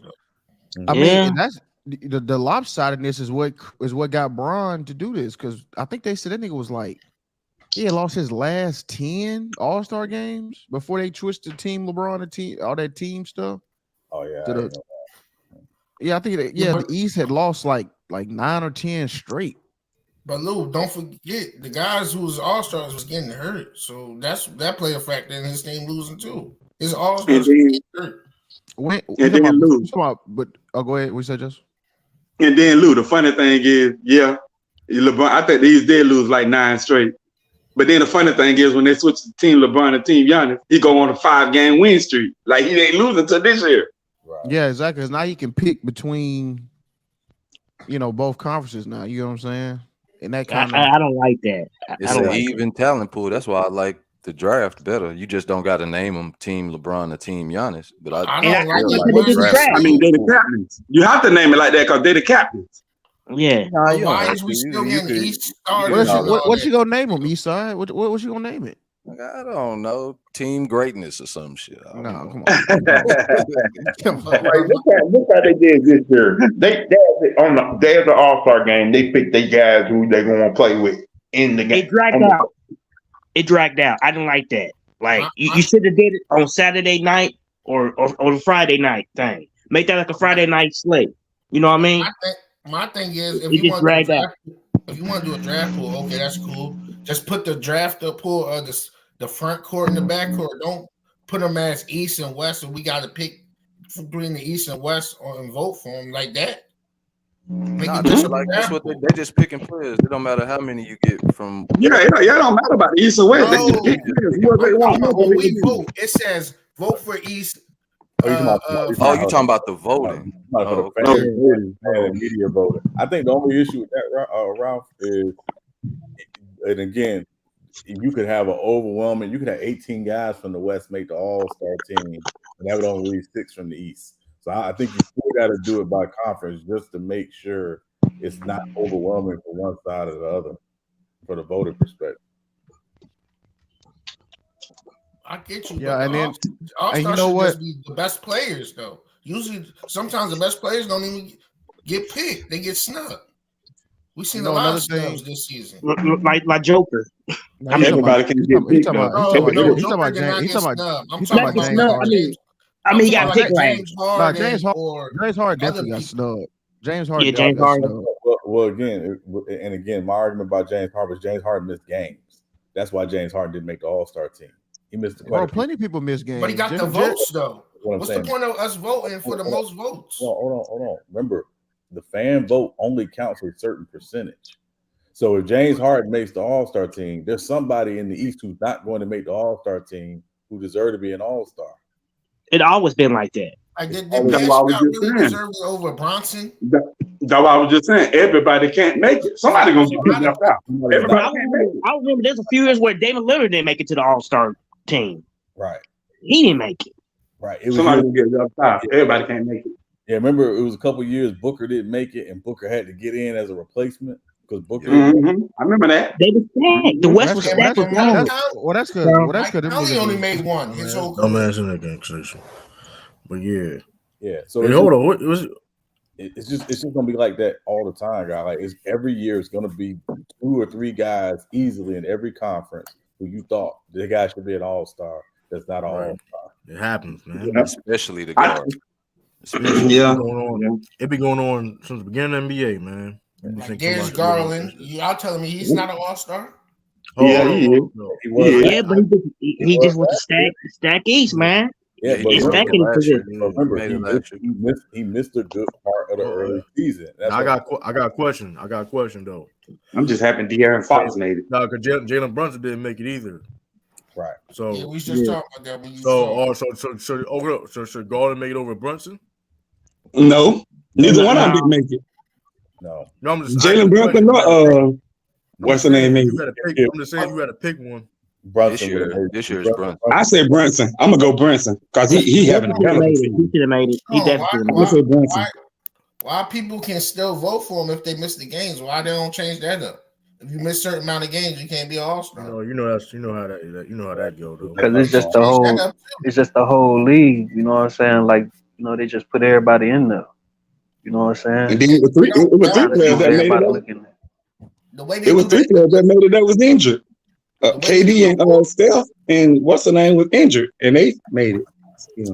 KD went on a lot of games too. But hold up, Ralph. Yo, take that MVP shit off, man. Come on, bro. You got it.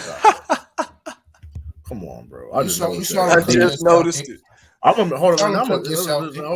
Since you're on here, how you like that? How you like that buzzer beater? How you like that? The one MD hit and then count? No, I'm talking, bro. That shit that shit didn't count, though. It was not in his hands on time. Like that's good. Come on, bro. You just come on. Do my unit. Do my unit. Trying to say the same. He texted me, told me, man, they didn't, bro. It was clearly his hand. Yeah, it was still in his hand. I know it was still in his hand. Like, come on, bro. Hey, why this nigga typing in all caps at me? I swear these LeBron. I swear, boy. Nigga, you talking about young Africa? These LeBron James, Dick Rider niggas. I swear to God, bro. You niggas are the worst. Let me speak on it. Hold on. Let me speak. They are the worst. This nigga. He wasn't okay. So he's 10-8 now. He's 6-0 now. So he was 2-8 in the All-Star game before this shit. So he was getting killed. 2-8. What you gonna say? What you gonna say? Oh, he at least he made the All-Star game, like the finals record. Like nigga, he was getting killed. The nigga was getting killed, and what do y'all mean? We all watched it. It ain't like this is the 90s or the 80s. We all in the same. We all millennials. We all in the same age group. We all watch this nigga get drugged in All-Star game. So that's a conspiracy. Hold on. So you say that's a conspiracy? No, it's not. LeBron got drugged. No, it's the truth. We all seen it. I don't know, bro. I wouldn't. He said it needed to be more competitive, and then the next year because he was losing. That's why he was saying that. That's what niggas say when you losing. He didn't like the pool of niggas on his team. He didn't like Kyle Lowry on his team. He didn't like. I wouldn't like it either. I ain't gonna lie. You know what I'm saying? He got tired of going against Steph. What happened? I would have revote too if I was stuck with. Yeah, he ain't like Steph cooking. Oh, okay. Steph do be cooking though. The finals and the All-Star game. That nigga get hot, boy. You might as well go home. If stuff get hot, you might as well go home. You would have had the advantage the next year anyway because you was going to the West, dummy. So you would have started winning. But here's a let me see. Lakers done too, by the way. Lakers yeah, they is. Yeah. Lakers. LeBron is out in Y'all dead serious? About that, please. Hell no. Yeah, be real for a second. LeBron has missed more games with the Lakers in the last 5 years than he's missed his entire career. I agree with that. Yes, that's correct. Yes. Every year, with the exception of the bubble year, he's gotten hurt and missed a significant amount of games. I said this right, and I said this. And I spoke on. Listen, and y'all heard this. And I spoke, and y'all called me a hater. I said his body. Listen, bro, you asked LeBron James to do something that his body physically he can't do no more, and it proves it. This proves it. It should have. I don't know why this should proves it, but because it's like I said, what Sean saying, like this is the reason why y'all like you asking LeBron James to do this. His body's not going to hold up, and it is what it is. LeBron James, what they asking him to do? The dude, all right, bro. Not even, bro. You asking LeBron James to still be a top 10 player? Look what his body can't handle that shit, bro. Hey, fun fact, True. I mean, I don't know. They asking him to do that. Bro, come on. I'm not saying. Listen, I didn't listen. LeBron James is cold. Listen, LeBron James is cold. You're telling me, like, okay, talent wise and skill wise, he's still like a top 10 player. Okay. No, I feel you on that. But, hey, True. Hey, fun fact. Guess who's a worse 3-point shooter and more volume than Dylan Brooks? LeBron James. Yeah, LeBron James. That's kind of funny. Yeah, it's like exactly. Yeah, that's because he shoot a lot of them every game, and that's why. Right, it's like it's not new. That's why it's like you asking, and that's why I'm saying like you act. Like I said, I try to tell y'all, man. I'm trying. Listen, LeBron. No, hold on. This nigga keep addressing me. He said only haters like Citizen Lou count All-Star records. I thought we were talking about the All-Star game. I know. Y'all don't have. I don't know if your brain. I don't know if your brain. I don't know if you could comprehend Africa. I don't know if you knew what we were talking about. I don't know if you like. That shit was funny. We were talking about the All-Star game. We weren't talking about. You committed one of the sins. You cannot criticize LeBron in no kind of way. I keep telling people that around talking to people, you can't say nothing bad about him. If it's bad, you're hating. You know what's crazy? No kind of critiques, no nothing. So, the only reason I know, and I know a couple streams ago I said that, but listen, only reason why I'm bringing I don't even mind this because a lot of y'all Lakers, y'all was front run like a mug, bro. Since the day of trade deadline, y'all been front running, bro. Nah, and then when they get their fucking head punched in today. Africa, come back up, Africa. Hold on. Beat down, and then when they get their head punched in today, man. Hey, when they get their head punched in today by Memphis, it's gonna be LeBron ain't playing. Hey, listen. Hey, I don't make no excuses, bro. You know what I'm saying? Yeah, they just gotta get it done. To the wheels fall off, man. Hey, what else, 30? But listen. They talking about the you got a donut on it. Listen, man. All that talk about, I'm seeing some Laker fans and talking about the Celtics and all. Listen, man. Hey, it is what it is. At least my players can stay. I mean, wow. Come on now, True. We going down this road now, man. I'm just saying, I'm being real. Nah, they started first though. Man, hey, bro. Nobody on this panel said anything about the Celtics, man. Everybody else that shit. Hold on. There's LeBron James fans and Laker fans have been talking about stuff like for no reason. Like y'all ain't 13 seed. No, I've been getting y'all flowers. I don't talk shit about the Celtics. I talk shit about, you know what I'm saying, that guy that was on the squad. Y'all check the contenders, man. I've been saying that. Listen, I've been saying that. I keep it real, man. I don't talk shit about nobody's team, dog.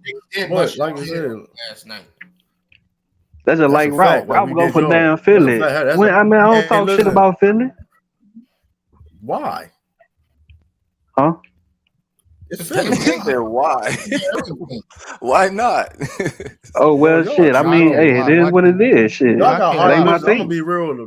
No, you know what? And it got cooked by Miami. And it got cooked by Miami. Jim Butler did it. Hey, True Key. Hey, you know what? I can't lie. When I watched that game against Memphis, and I saw them goddamn free throws Joel Embiid shot, all I could think about was Justin was I'm saying. telling you, bro. And that's all I could think about watching this game. I said, damn, that nigga Justin did say that all this nigga do is shoot free. This shit ain't fun to watch. That's it. That's it. I like watching 76 game. I hate watching this how trash the Sixers is, though. I stand on that trash shit. I don't give a fuck. I stand on that. I don't care how great their record is. Is the reason I can go in detail why I say they trash, but look at the free throws compared to that game, Celtics game, that Sixers game. Even the same what thing. It was looking like? What it was looking like? Like 30 something to 14. Bro, that's what I'm saying. They still lost. Even the Knicks. That's why the Knicks. Jason Tatum got ejected last. I mean, we shot bad. That wasn't the good. We shot bad anyway. I mean, but still though, it was the officiating had been terrible. But it is what it is. We shouldn't have shot. Y'all still got the best record, ain't it? Y'all still got the best record. Bucks is number one right now. Oh, the Bucks number one. Okay. Them bum ass Suns couldn't beat them the other night. Like that's. But it was just so funny. True, like watching that game, I was just like, this nigga Embiid 5 for 22, and this nigga done shot like 20 free throws, and I'm like, B a big motherfucker though. B, now I'm be real though. B like the problem is B he like gets all the calls. Yeah, but my thing is though, when you watch it though, that nigga he be initiating the contact. It ain't like niggas just fouling him. He be elbowing niggas. Yeah, that Marcus Smart foul. Yeah, the Marcus Smart foul was crazy. Like that was criminal, bro. Like you call a foul on that? I'm like, what? Oh hell. You know what I'm saying? Hey, did you see when Embiid blocked John Moran? You know they didn't show how PJ Tucker should have got called for a blocking foul when John drove. Restricted area. Yeah, it should have been. Yeah, it should have been a. Well, he was late too. It was restricted and he was late. So it should have been a blocking foul, but you know, it's cool. I don't even know. Today you got the most hated team today versus the most dick rolled team today. The Lakers, the most dick ridden team in media history. That's the Warriors right now. No, it's not, bro. Eastside, they putting up mathematical. Eastside, they putting up mathematical equations for y'all to get to the playoffs. Or not y'all. I'm a LeBron fan. The Mavs fans, we in the playoffs. Okay, hopefully we stay there. You know what I'm saying? Hopefully we stay there. But you know what I mean? We in the playoffs right now. Yeah. Hey, listen, man. I'm just saying though, y'all Lakers were talking great. Like they were really front running though, man. Y'all were banging them, but y'all really were front running, bro. Y'all were front running. I don't know if they can front the 13 seed. True. You know what's funny to me though? True. Well, funny to me though. True. If you look, I don't know if they can front run the 13 seed. I don't know if that makes sense. I'm just saying, no, but they've been good. Listen, they've been playing good basketball since Mingo, how many games are they away from being in a playoff spot, Mingo? Like one or two, one maybe two, a half a game. So you can't front run. So you can't front run if you 1 or 2 games from being in the play-in or the playoffs. But the thing is, with that team they got, they shouldn't be dying that far. What is they record since they traded Westbrook, bro? They like what? 3-0. That's why I said that. That's why I get okay with the Westbrook thing. Okay, bro, I get it. Okay, like damn, bro, like okay, Westbrook was taking up a lot of salary, so y'all couldn't get it. But I mean, this obsession. I mean, niggas is praying on Westbrook downfall and always bringing up, like, oh yeah, y'all niggas losing Westbrook, we winning. It's like. And my thing is this: that new Lakers team. What's the difference between real talk? If you look at the Lakers team now, what's the difference between them and the Minnesota Timberwolves last year? Outside of, I mean, AD, LeBron. Okay, so AD ain't putting up crazy numbers like that. I mean, he putting up similar numbers to Karl Anthony Towns, and LeBron. I mean, I'll give you that. LeBron is way better than Anthony Edwards. No. Even when AD was playing most of this year, like he was still easily a top 10 player when he was playing most of this year. Okay, a lot of niggas said Karl Anthony Towns was top 10. 2 weeks. Y'all got nobody. Who the hell said Karl? He was a top 10. Top 10 player for 2 weeks. You could be a top 3 center. He was a top 10 player for 2 weeks. That's funny. That was a fact. He was a top 10 for 2 weeks. No, that's Go back. Listen, me and Lou had me and Luke, me and Bees was having that man was okay 2.5 weeks. That man was a top 10 player like 2.5 weeks on everything. That's a fact. Never was.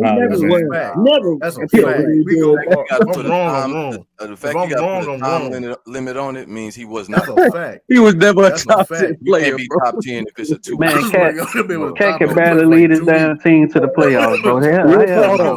No, man. Real talk. Real talk. You was having I can't speak about other people, but on these platforms, we was talking about Cat as possibly the third best center in the league. That's what I was saying. How can you be the third best center in the league? And not the third best center in the league, but not okay, whatever. 11. Lou, that makes a lot of sense. There was years when Rudy Gobert was the third best center, but he was nowhere near. Nah, nobody said he was. Come on, man. Nobody ever had. A lot of niggas had third. No, they did. He was 3 or 4. I didn't agree with him. 3 or 4. I didn't agree. Man, nobody had Rudy Gobert top 3. How you make all? How you make all? So hold on. They were doing multiple times, and you're not considered the third best person at your position. What are you talking? Bro, this nigga ain't saying much though, at the time. So do y'all got DeAndre Ayton over Cat? Yeah. I can say that. Hell no. No. I got Cat. Wait, hold on. Hell no, bro. Hold on. I'm trying to get in. Hold on. I'm trying to get in. Are we talking about this year or are we talking about career? This year. I'm talking about this year. Actually, Sean, I was talking about last year. You about last year? But I'm looking at the Lakers now, right? And they look very similar to the Timberwolves last year. I mean, actually, kind of like play for pace wise, size. I mean, everything. I know you're talking about. They look better because, like what guy said, they got Jesse, you realize Anthony Davidson. Jesse, you realize the Timberwolves last year led the league in scoring, right? Yeah, I mean, I understand that, but like guy said, they got Anthony Davidson, LeBron. That's the difference. Yeah, and them guys play no defense. That's what I'm saying. I'm just saying though. It's like okay, all right, man. I don't know. Nah, I get what you're saying, dude. Y'all got Bam over Cat. Y'all got Bam over Cat.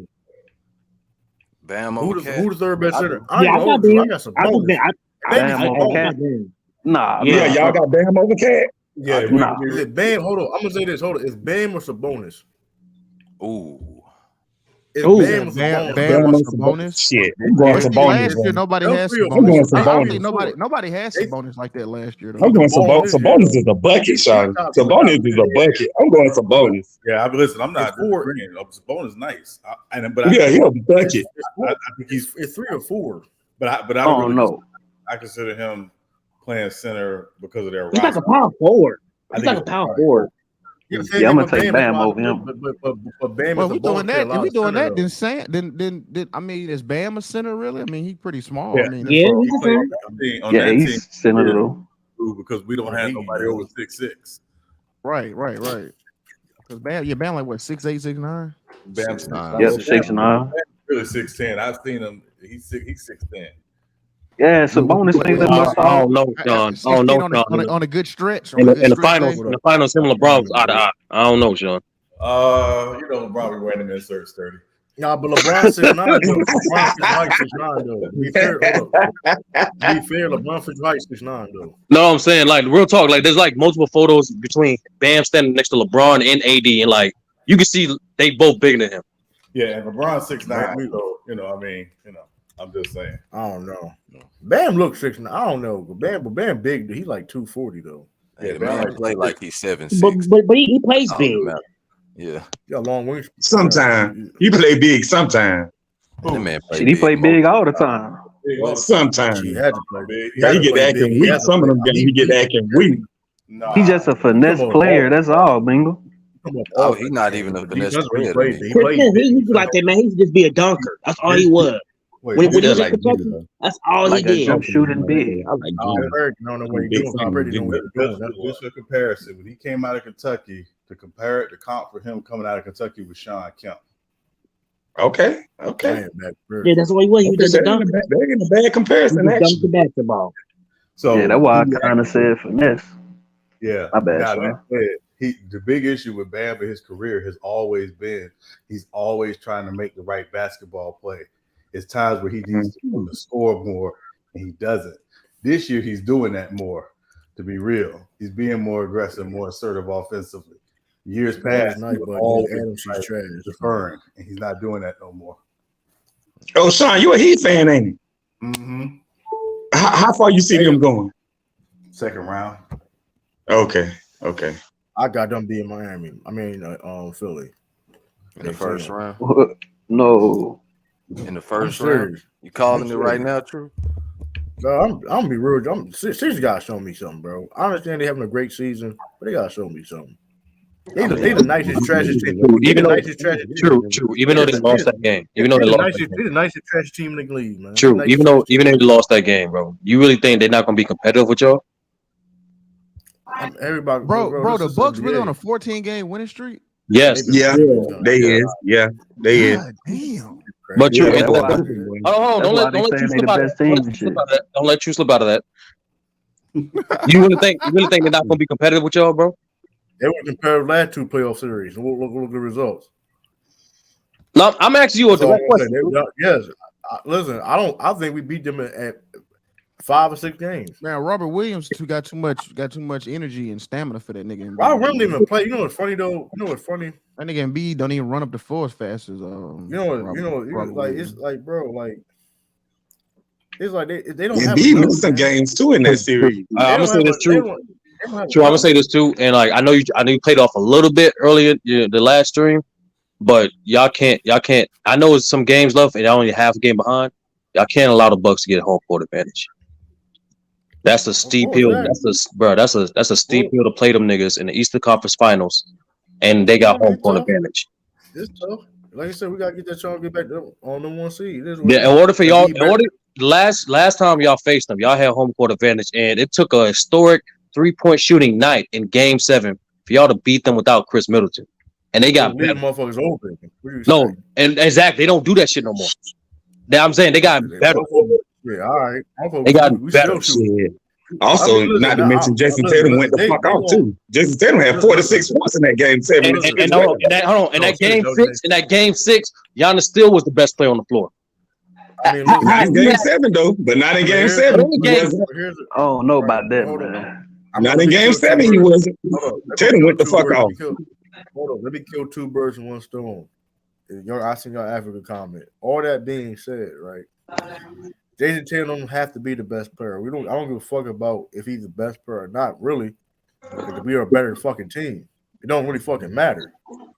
That's the problem. That's the issue. That's a problem issue that y'all have. And like, listen, you don't have to. Listen, these are facts. True. No. The fact is, they've been dealing with actually more injuries than y'all, and they've been lockstep with y'all, bro. I'm not. Look, we gonna have to see. Listen, we all got to find out and see what's gonna happen. But now you talking about. I'm talking. Like I said, I said I'm gonna kill 2 birds, trying to kill 2 birds with 1 stone. That was more for the Sixers talk because I'm listen. Those motherfuckers can't. They don't listen. What advantage do they have as far as the fact that Jerome B is the best big on the court? What advantage besides that? At the end of the day, they can shoot. They can shoot the ball just as not y'all shoot better, but they should still shoot the ball well. They can back y'all on the boards, and believe it or not, and I know of his reputation, but he's in a different role. He's not. You don't have to be the best player. James Harden can get that team a couple wins in that series, bro. Let's not pretend like this nigga's not a future Hall of Famer. I don't give a fuck who he is. Hey, man. But at the end of the day, though, Boston still got the St. Louis slasher over there, man. I can't. Like, come on, dog. I can't really. Who was the St. Louis slasher? You talking about Jaylen Brown? No, that's Tatum. Tatum. Oh, Tatum. Oh, okay. The St. Louis slasher. Oh, okay. Sturdy. Who you got as the best player in the league, man? Giannis? Yeah, Giannis. Yeah. It shouldn't even be a Giannis question. and Jokic. Yeah, I got Giannis. Y'all got to put Jokic. No, I just said it. I got Giannis first, then Jokic second. Damn, I ain't know, man. Joker showed me something this weekend, man. Like he got it. He got it. So y'all know we beat Denver ass and nobody said nothing. It was quiet on the media. That's funny as shit. George called me didn't say nothing on Twitter. Hey, you think that we beat the shit out of Denver and you heard nobody. Oh, George Carl be on Twitter, Lou? George Carl be on Twitter? Yeah, he be arguing with Lakers fans. He be arguing with Grizzlies fans. Hey, Lou, though, did y'all see that meme? He was like, wasn't that the game that they lost and Yogi's like, he got tripped up. I'm gonna come here and leave him something. The Denzel. Wait, what happened? The Denzel B was like, Yogi got tripled up, still had like a triple double. They lost. I'm leaving with something. Yeah, I think he still shot like 7 for 11. Wait, you know what they did? True, that shit was funny, dog. This how you got to play. This how you got to play Joker. You can't double team him because he want to get everybody else open. You get what I'm saying? You got to make him score, even though he's still gonna be an efficient scorer. But he want to get everybody involved. You got to like just play him one on one. You can't be double teaming him, and you got to let him tire himself out. Wait, y'all beat them last game? We beat the shit out of them, Sturdy. Oh yeah, my fault. I'm thinking of Cavs. My fault. I'm thinking of Cavs. My fault. They had a triple double that game. Yeah, they shot like no. He had a triple double against the Clippers. He had a triple double against the Clippers. I'm talking about it was a 10. They lost. He destroyed the Clippers. No. Like he almost did. Every game he had a triple double. They went undefeated. He destroyed the Clippers. You know that Nuggets team kind of remind me like the Spurs. No, but Chris, you wanted to ask me a question? Yeah, no, I was just trying to see, you know what I'm saying? Like, you know, you say Giannis the best player in the league. So, I mean, does he really need Middleton to beat the Celtics in the playoffs? Yes. Team, you need I don't know. I want to say this. I'm gonna say this for an emphatic thing, bro. You need a good team to beat a good team. Right. No individual. There's never been an individual great player that beat a great team. It never happened. So yes, only reason I brought up last year because I'm just reminding True how competitive that the Sixers and the Bucks are going to be against the Celtics. It is top heavy in the East, but it's going to be competitive between those three teams. I ain't debating the Bucks though. I'm talking about this. I'm telling you right now. Sixers don't want that smoke, bro. We already got a mental edge on them. They were where you at, man? Don't let them slander your Sixers like that. Can the Cavaliers make some noise, y'all? Can they make some noise in the playoffs? The Cavaliers. I'm gonna say this. Cleveland. Shit, Ralph, say something, man. That's your team, man. Ralph, say something. Ralph be part-time. I'll say this. I'm more Cleveland more of a threat than the Sixers. Oh no. Nah, I won't say that. They can make some noise. Not this year. Not this year. In the future, man. Listen, I'll tell you, they're gonna put up a better fight. They're gonna put.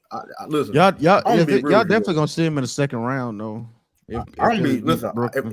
If I see Philly in the second round, I'm already celebrating, and I'm actually anti-cashing my money. That's over at that point. That's because I'm for real. All because anti you out there too. I didn't forget that bet. All the Celtics gotta do is make you the Eastern Conference Finals. That's $500. All they gotta do, they don't gotta win it. They gotta make it there. He paid $500.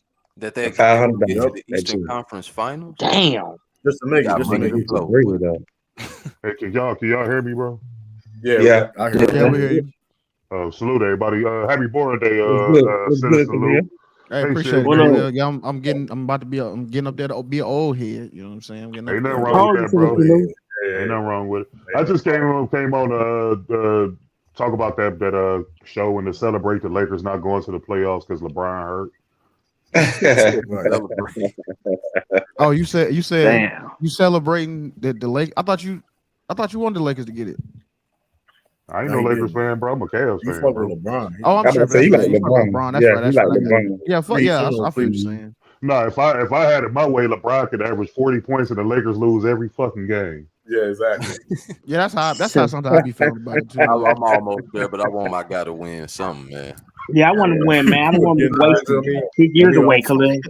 Listen, shit, I ain't gonna lie. He don't want enough for me. My bad, son. I know you good, Chris. As a Heat fan, I don't want him to win more MVPs than he won in Miami. I don't want him to win more rings than he won in Miami. I don't want him to make more all defensive teams than he made in Miami.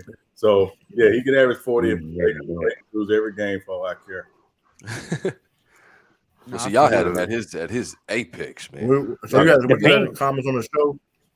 Oh, hey, by the way, for anybody who didn't see it, bro, that was a really good documentary. Y'all see who saw the show? Who saw the documentary?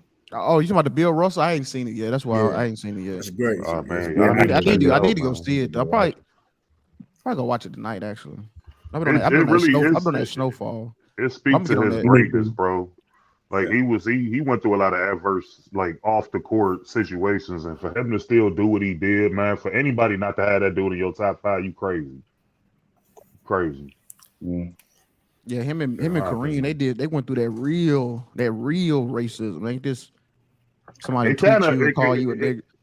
It kind of put Wilt. I ain't gonna say it put Wilt in a bad light because it showed them kind of, at the end they became really best friends and stuff like that. But during their run, Wilt lost a lot. Motherfucker was losing, bro. He did. He lost a lot. He did. He was like 2-4 in the final, something like that. One thing too, and the documentary didn't go into this, and which I'm glad it didn't, because it really wasn't about that, was that Wilt or Kareem and Bill Russell saw Wilt as kind of a sellout. Yeah, they did. Because basically he was a Republican, he was a Nixon supporter. Like no way. Yeah, he was. He was. Bill was still though. Before y'all continue, Lou, just keep with Wilt on the court. Just remember he was great on the court. This is gold. I didn't know that. Talk, Lou, the more you do your research on Wilt the person, I got that coon in my top 10. So he was cool. So he was I heard you tell him I got that coon in my top 10. He was Wilt Chamberlain. His intentions was. So he was Wilt the coon. No, Lou, hold on. I got you. His intentions, he had good intentions, but like he approached it in the wrong way. Like it's to me, it's like the same thing. Like James Brown had not the same level, but like James Brown tried to get political. He was just trying to tell black people to be more self-sufficient and hardworking. That's why he associated himself with the Republican Party. Wilt was trying to do that, but horrible messaging. Like he did it in a Kanye way. Perfect example. He did it in a Kanye way. Okay. So Wilt said slavery was a choice? No, I didn't say that. He didn't say it like that, but I'm saying he was. I'm not gonna lie. He was saying some shit. That is so fucking hilarious. Like you gotta watch the documentary. That was in this Bill Russell one. No, he didn't. Like Sean said, no, they didn't get into it. They didn't get into it. Man, I'll put this shit on right now. Yeah, they didn't go into his background. They didn't talk about all the women he slept with and done it. They didn't defame him at all. They just kept it on the court with him. But they went outside the court with Bill Russell. They talk about this. What happened? They just talk about their relationship. Like they just, in today's society, it would be debated. No, in today's society, will be an Uncle Tom to the Yeah. Yep. Yeah. Now, I didn't know also too though, his Russell declined to be on the Globetrotters too. Yeah, he did. Which was this is what got me was like I didn't look at it in that perspective like that, right? Like Bill Russell and his dad looked at the Globetrotters as a sideshow, as a sideshow, as a black the black people, this as a clown. Yep. Or like the circus. I never looked at it like that. I was like, wow. I was like, that's kind of crazy. That's cool thinking right there. Yeah, but you gotta understand the time. Just understand the time. When you understand, there was nothing but black people on that team, bro. It was no white people on that team. Well, it was white people on the Washington Generals, though. Yeah, but that. Just to put it, I'm sorry, Crew. Just to put it in perspective, Wilt was basically a guy who was trying to be famous. He wanted to be rich. He wanted to be well known. That was why he went the way he went. It was really, in a lot of ways, like OJ. Not to that degree, but in a lot of ways, like OJ. But Sean, he's been on the Globetrotter since he was in high school. He always had that mentality. Like so wait, my bad. Who y'all say declined to be on the Globetrotters? Bill Russell. Real talk. Wait. Is Bill Russell game? Can it? Is it predicated to the can it? But he was the best player in the world at that point, so the Globetrotters were trying to get their he- name up, so they wanted him on there. Oh, I got you. declined it. Yeah, he did. I think True breaking up. Hey, somebody said you like the black green arrow.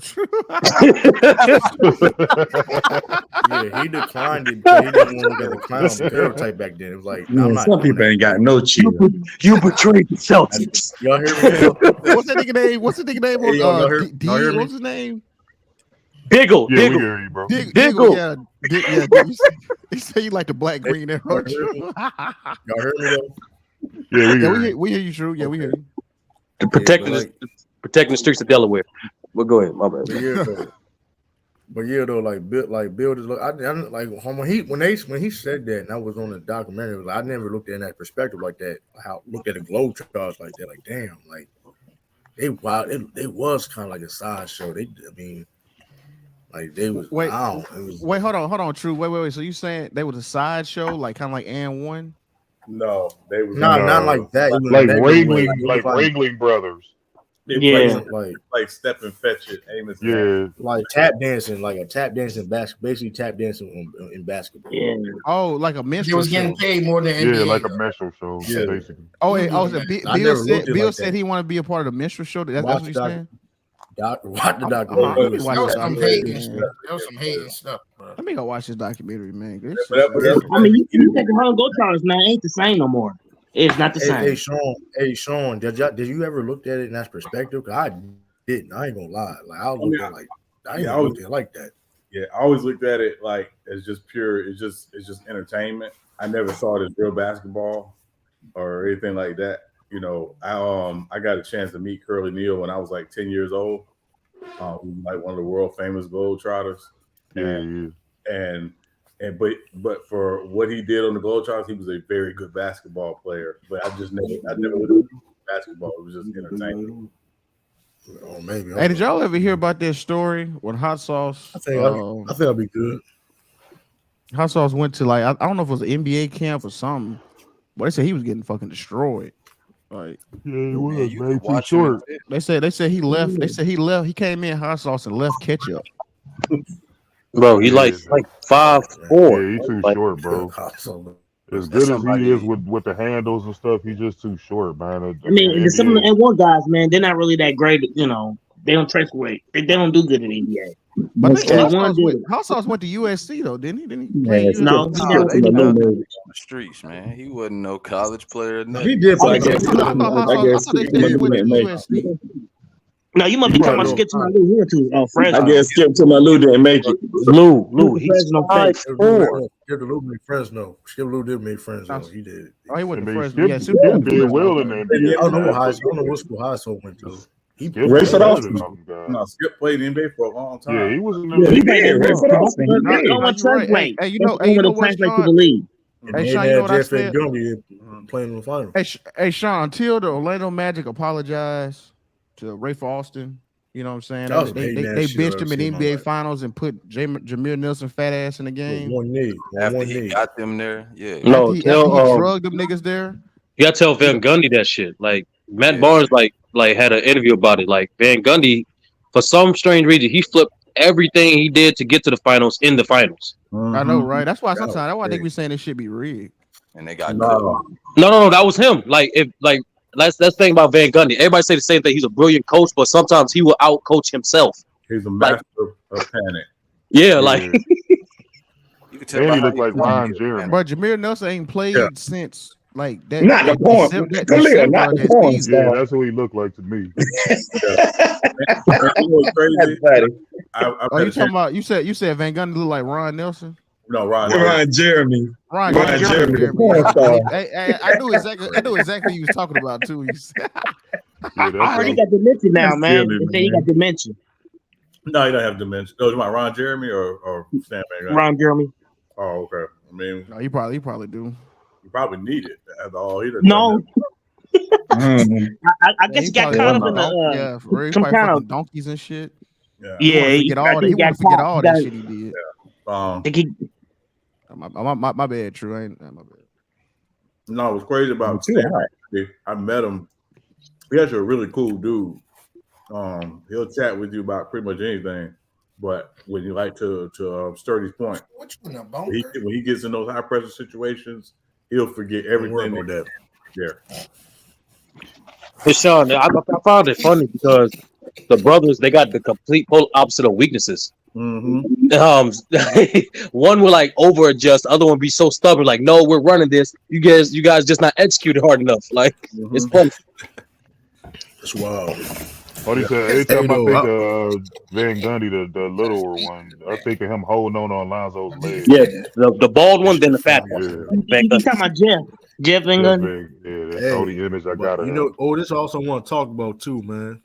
I want to talk about this team because I think a lot of people, I think they need to get more recognized. I mean, yeah, they ain't go no playoff run or anything, but I like that. I like the energy they bringing, man. The Sacramento Kings. Oh God, come on! No, listen, I don't give. Actually, listen. Yeah, actually, man, you seen what De'Aaron Fox said when they asked him, when they won the game, they beat the Clippers, and the interviewer saying, "Hey, how you feel about Westbrook on the Clippers?" And he said, "Man, I don't give a f all that. We worry about what over here." Was that not humble? True. They ain't won shit. Why they talking shit? Let it go. Let it go. There you go, man. Why they talking shit? True, they ain't won shit.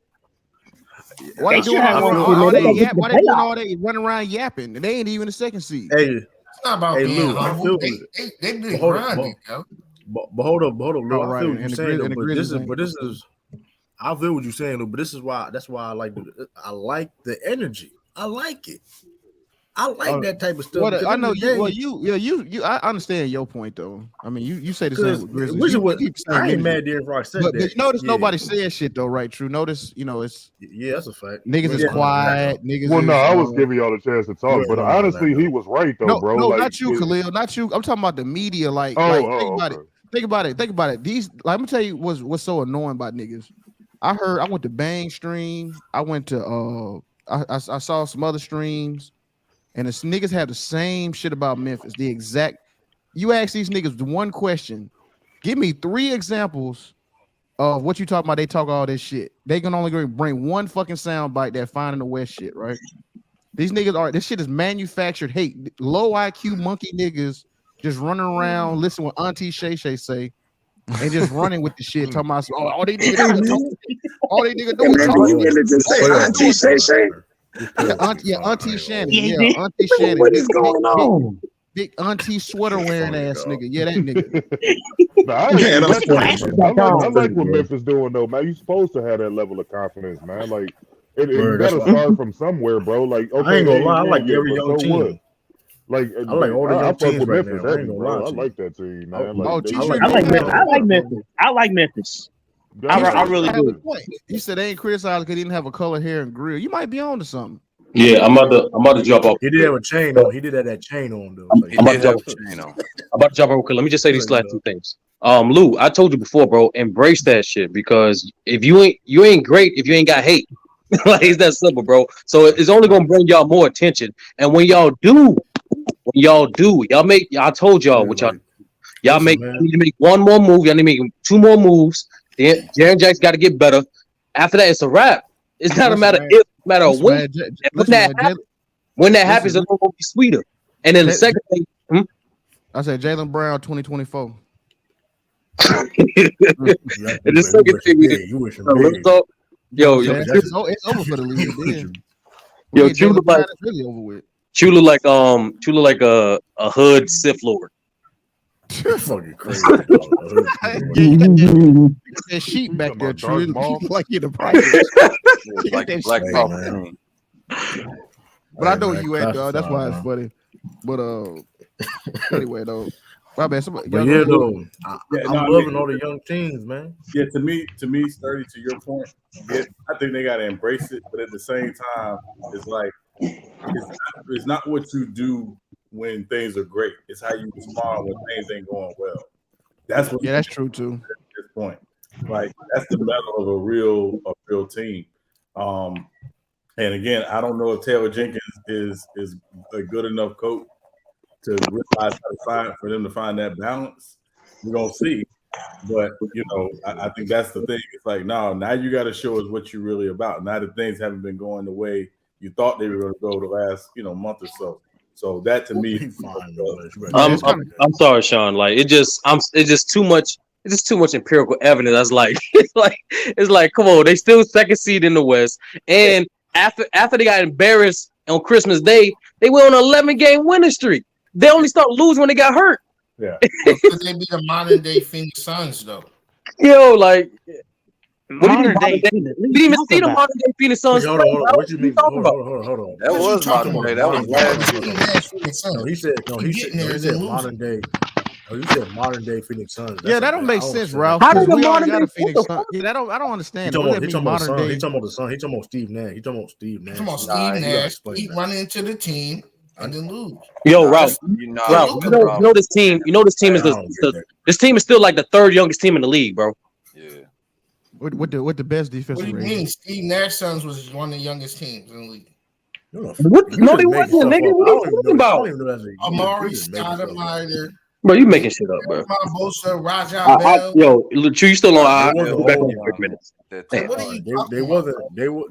Whoa, but come on, you just made that up though. Like James Jones, they were a pretty young team, bro. Stop it. That man, come on, bro. You naming a couple young guys. Two people. Yeah, Sean Marion was like 29. He was like 30 something. Yeah, Sean Marion was on that team. He was not. He might not. But he was 30, not but super young like that, bro. They was like an average. They was an average age team. Like you actually. Yeah, he was like 20. He was like 27, 28. The oldest player in the helm don't mean. Come on, bro. Nash was drafted in 97. But Ralph, just because they had Nash in the helm as the leader, don't mean. Where can we pull this up? They was one of the youngest teams in the league. Like where? I don't think they. I don't think they was like 23. Steve Nash was drafted in the late 90s, bro. And he didn't join the Suns until 2005. Nash had about 8 years in the league before he went. What year you want? Because you about really made me put like, come on, bro. You can't be saying it like that's it's a fact. Like, I don't know either though. You can prove. Yeah, bro. Because like it's nowhere near the same. Because on the Grizzlies, Steven Adams is the oldest at 29. And then I'm looking at right now, Raja Bell, 29, Sean Marion, 27, Boris Diaw, 21, Nash, 31, Kurt Thomas, 33, that's a big Eddie House, 27, Jim Jackson, 35. Grant Hill was old. Stoudemire was 23. Grant Hill wasn't on there. Grant Hill wasn't on there. What team are you talking about? I'm talking about the 06. I thought we were talking about the one of the Western Conference Finals. Yeah, I lost to Dallas. I think the more apt comparison is the early 2010s Thunder, because again, this is a young team that drafted well. They're a small market. They got some star players, 2 all-stars, a third potential star in Bane, and now it's like, okay, now the spotlight's on you, and what are you gonna do? And again, I think that's the thing. When I watched them, they remind me of OKC like 12 years ago. Where it was like, okay, you got KD, you got Russ, you got, Harden, who's a potential star, now what are you going to do, with it? And to me, that's the more appropriate comparison because they all, still fairly young guys.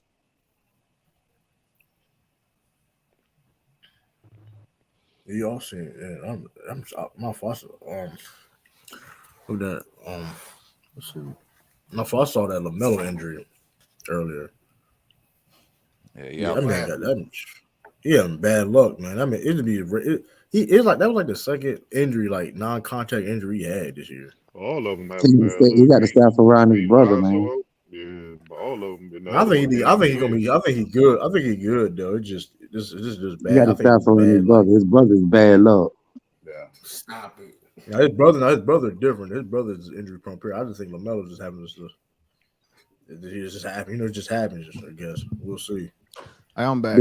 Yeah, Sean. I wanted to. Oh, my bad. Go ahead, Justin. My bad. Go ahead, bro. I don't know. The other brother can't even make it in the NBA. I don't know what's going on. Imagine if you don't go to coach of Memphis. Man, listen, bro. Nigga, we need a real nigga like you, though. I ain't gonna lie though. We need a real nigga like that, bro. I ain't gonna listen. Everything moving. Yeah, man. Listen. Even though gonna have Jared, he not gonna put Jared Jackson. He not gonna put Jared Jackson in the corner just chilling and shit. He not gonna. Cause to be honest, bro, like Yeah, he might. He'll get because be honest, Taylor Jenkins, he be acting like a fan, bro. And I don't think. I think he like a fan of Ja Morant. Y'all turned up. Udoka gets y'all turned up. Real talk. Even Udoka, that'd be the perfect, bro. Move. Well, citizen, I can only tell you one thing. Well, citizen, I can only tell you one thing. If y'all get email Udoka, I can only tell you one thing. Y'all got to fire all y'all female staffers. Everything moving and I don't see you talking about Robert Williams coming off that bench the way you was talking about Maxey coming off that bench. No, but it's a lot of black women in Memphis though. Justin, he that's he more want random. he want the white girls. No, I'm talking. He'll put a blind wig on him. Let me That's stop. funny as hell. I tell y'all be turned up. Y'all get done. I ain't gonna. He turned me over. I'm sorry. Can I say something real quick because I'm glad Khalil was here. Who was on Lamont's screen last night when he was capping about Larry Bird being Gordon Hayward today? I was over there. I saw. I was on the panel. Lamont said that. Yeah, he said. Yeah. He trolling. Man. I'm like, he got to stop. He got to stop. You know what he did. I know what he be doing. He be gotta stop that shit, dog. He gotta stop that. He said Larry Bird. I thought the one dude made a really good point. I don't know who it was, but when he talked about how, you know, if you took a player from yesteryear and you stuck them in this era, they will adjust. Larry Bird was one of the rare players that will adjust in this era, like based off his skill set. The dude he can do a lot of shit. He may not be as athletic as some of these guys, but look at a guy like Luka Doncic. Like, he ain't all athletic, but he's still effective. Like, and the mentality that Larry Bird had, bro, that dude was. Hey, you know what? Exuded confidence. He would have been. He said he wouldn't get 10 boards in this era. But hey, Khalil, you know what's so funny, bro? Like, I can't even lie. I'm gonna tell you, I got cooked by an old head a few months ago on that Bill Russell. I mean, not Bill Russell. It was Larry Bird. I got fucking fried. I was like, damn. He really laid it out comparing Larry Bird, the Joker, and Luka, and all, like, you know, what the white boys, the best white boys today, whatever. That was the argument. That motherfucking Bird was a monster. Yeah, he was, dude. His mentality, bro. He exuded that confidence. Like, he knew he wasn't the most skilled, but he knew he had the highest IQ out of everybody on the floor. He dropped that N-word if he let him too. And think of how he grew up, though. He dropped that what? You gotta pay attention to what the N-word, bro. Never did. Like the man. I don't think he never called nobody the N-word. You stick a white boy on me, that's disrespectful. Yeah, Khalil, he said that you put a white boy on me, that's disrespect. It's disrespectful, bro. Look at how he grew up, bro. He that information like that. He grew up playing against black street players, bro. Like, that dude was he was different, bro. Hey, Larry did talk a lot of shit though. I don't know about that. Man, you don't win. Listen, man. Chris, hold on. I'm sorry. Go ahead, Sean. Real quick. Go ahead, Sean. Hey, man, one at a time, y'all. One at a time, man. Here's what he would do. He would tell guys, like, obviously y'all know by the fact he would tell guys what he was gonna go do and then do it. But he would also tell like guys, like, how dare you put a white guy on me? That's disrespectful to put a white guy on me. Like, hey, yeah, that's funny. I know that's right.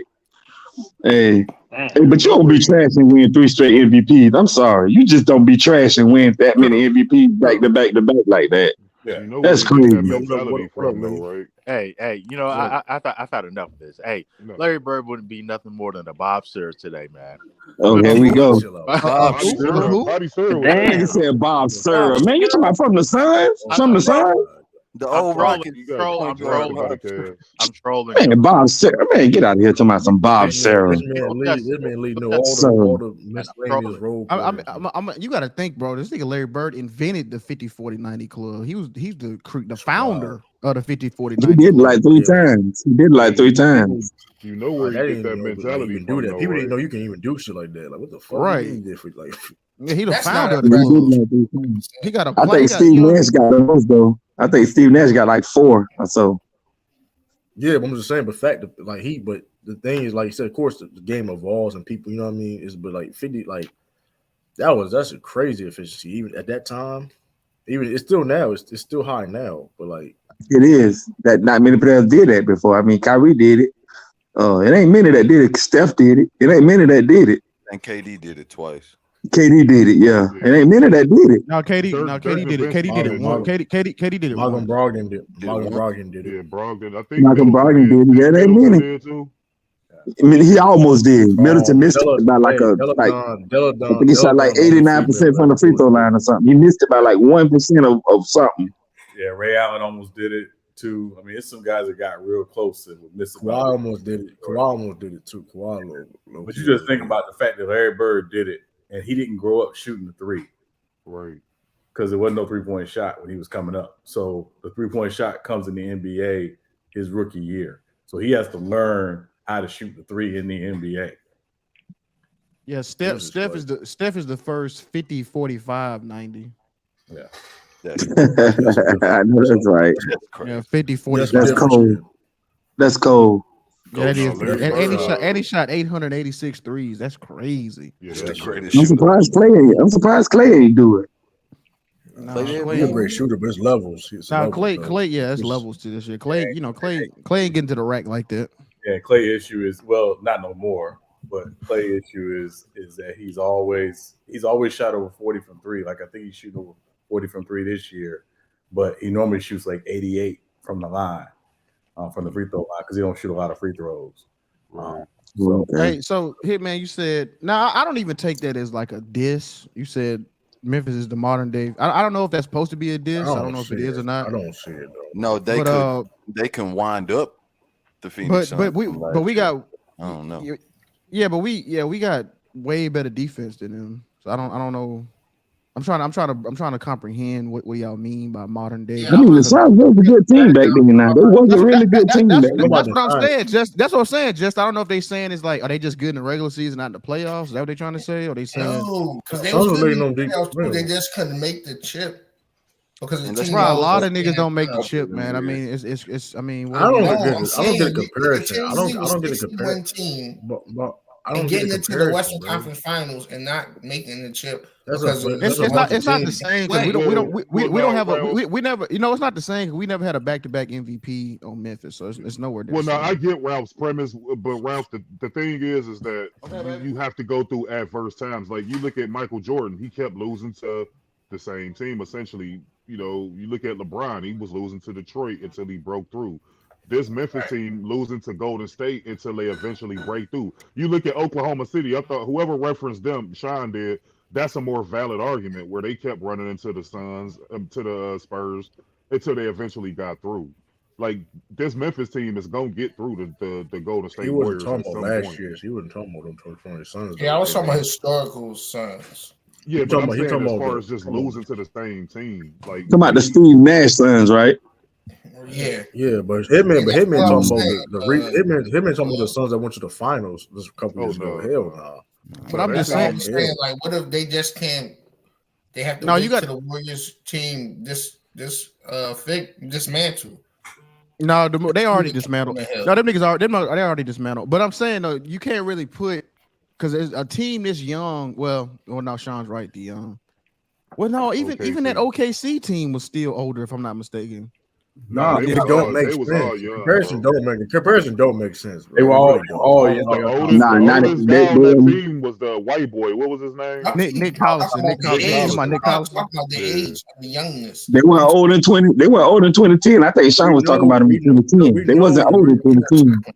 2012 when they Memphis is one of the most talented teams in the league out of all 30 teams. Well, no, actually, technically, because remember they had Derek Fisher on that team. They had Derek. He was 37. That was later. That was like that came a little later after James Harden was. Remember. No, even about the final. Remember they had Kendrick Perkins was 27. Damn. Oh yeah, he was young at that time. Yeah, so even I know what y'all saying. They were still young, but they're not as young as this team. Because you got John Jared Jackson, 23. Youngness ain't got nothing to do with it. I'm just saying, getting there. KD was talking about comparison. Remember, like KD was like 23. You know, Westbrook was like 22. Harden was like 21. Like they were young. Yeah, they was a young team. Right. Yeah. And then you still had the other guys on there, like like Ibaka. You had Jeff Green and all them. Like all them dudes was. Yeah, they was. Kevin Durant and Westbrook. They were both 23, and James. Andre Roberson. Yeah, like Robinson. Yes, he was. What? No, nah, he got there a little later. That was what's the name? What about Anthony Morrow? Osha was on Yeah, that he team. was on there. Anthony Morrow. Funny, funny thing is, though, Steve Adams was on OKC, and No, he wasn't. Not the NBA Finals. I'm talking about OKC. I'm talking about OKC. Period. He was on OKC. Period. Yeah, but he wasn't on the NBA Finals run. Steve Nash. I know that. I'm just saying. I'm saying it's funny that we Anthony talk Robinson. about. I'm just saying it's funny we talking about. He played for OKC. I ain't saying that. No, Steve Nash He played did. for OKC. What Steve happened Nash to played James for- Harden along the way though? Because remember when they played against the Spurs, he came off the bench and lit them up. He was the X factor of them getting to the finals. And Yeah, then he was after 6 9 of the They lost the finals. Kept trying to shoot him up. No, I remember. I remember why when he got that choke artist tag. I remember he was wide open at the top of the key. That was in against the Miami. finals. Facts. Yeah, he was. Everybody remember that he was wide on top of the key. When it like 2 minutes left. Yeah, he's the reason why they lost. Just like the reason why they lost last night. Well, they got gentlemen swept. So I don't know if you could say that. It wasn't beating the Heat that year. That wasn't the only reason they lost. That wasn't the only reason they lost. They could have beat the Heat. They had a better bench. Nah, they couldn't have beat the Heat, man. They couldn't beat the Heat. That was Brian's super season. First ring. That was his first ring too. They couldn't beat the OKC Heat. was favorite though. They couldn't beat the was Heat. favored. They was. I favored. wonder why. But LeBron was on a different level at that point. Well, they were trying to build. Remember, they were trying to build that KD versus LeBron paradigm. Remember that shit didn't go nowhere fast. Yeah, sure did. And now look, 10 years later, this nigga bouncing from team to team, joining super teams. That's what I was going to say. They tried to paint KD as like the anti-LeBron. This nigga KD running from the grind, don't want to build shit, don't want to build no culture. Y'all seen Giannis read that teleprompter on what show he was on? He was what show? He told Giannis told him, he said, "Come practice with me. I can show you how to carry your own team, nigga." They said Giannis. They literally transitioned from the same amount of time. Y'all know what he was doing though. I ain't gonna lie. Giannis can never. Twitter got hacked. That don't make sense. Giannis can never be over KD, man. I'm sorry. Well, listen, I'll say this about KD, Chris. What you talking about? I'll say this about KD. Now you on another team. You got to get it done in this jersey because the only jersey you got it done in was the Golden State one. You didn't get it done in Brooklyn. You didn't get it done in OKC. Like this dude, everybody talk about how LeBron stacked teams and all this shit. Kevin Durant done played with Hall of Famers, All-Stars, Superstars, and they did MVPs. LeBron ain't never. He better get it done with Phoenix. He better get it done with this team. Because his career gonna look stupid if he don't. You don't think he done played with some of the best point guards in this era, bro? He done played with them all. You played with Curry. You played with Westbrook. He got Devin Booker. You played with Kyrie.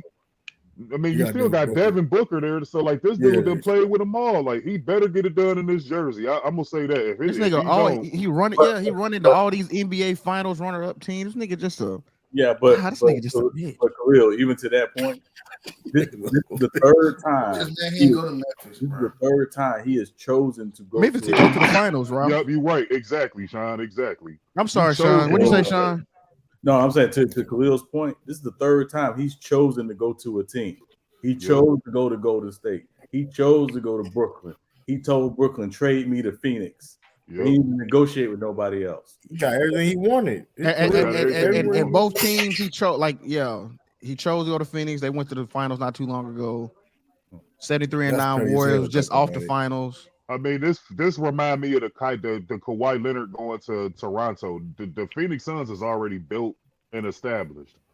So you go over there. It's kind of a bit different though because I'm not saying it's like player for player. I'm just saying the situation. Yeah, exactly. Right. You got me. They already put together, and all it took was for a player like that of that caliber to go over there to put them over the hump. Hey, did you hear what same situation? He better get it done. Hey, did you hear what Devin Booker said? Hold on. What you say about Devin Booker? Oh, Devin Booker was like, he said to see Mikal Bridges go. He helped build this team, this situation.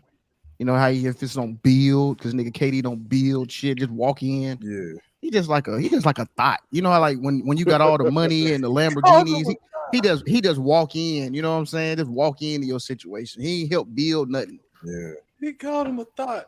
Guy of a mad Devin black. Booker said that. Devin Booker said that he helped him build. No, he was talking. No, he was just he was bigging up Mikal Bridges, saying that he's grateful for everything he did, help build this franchise up over the years. Yeah, which he did. And KD done seen y'all build, and now he finna just come in and take all the credit. You know, they're gonna regret that. I'm gonna say this take now, and if I'm wrong, I'm wrong. But they're gonna regret that.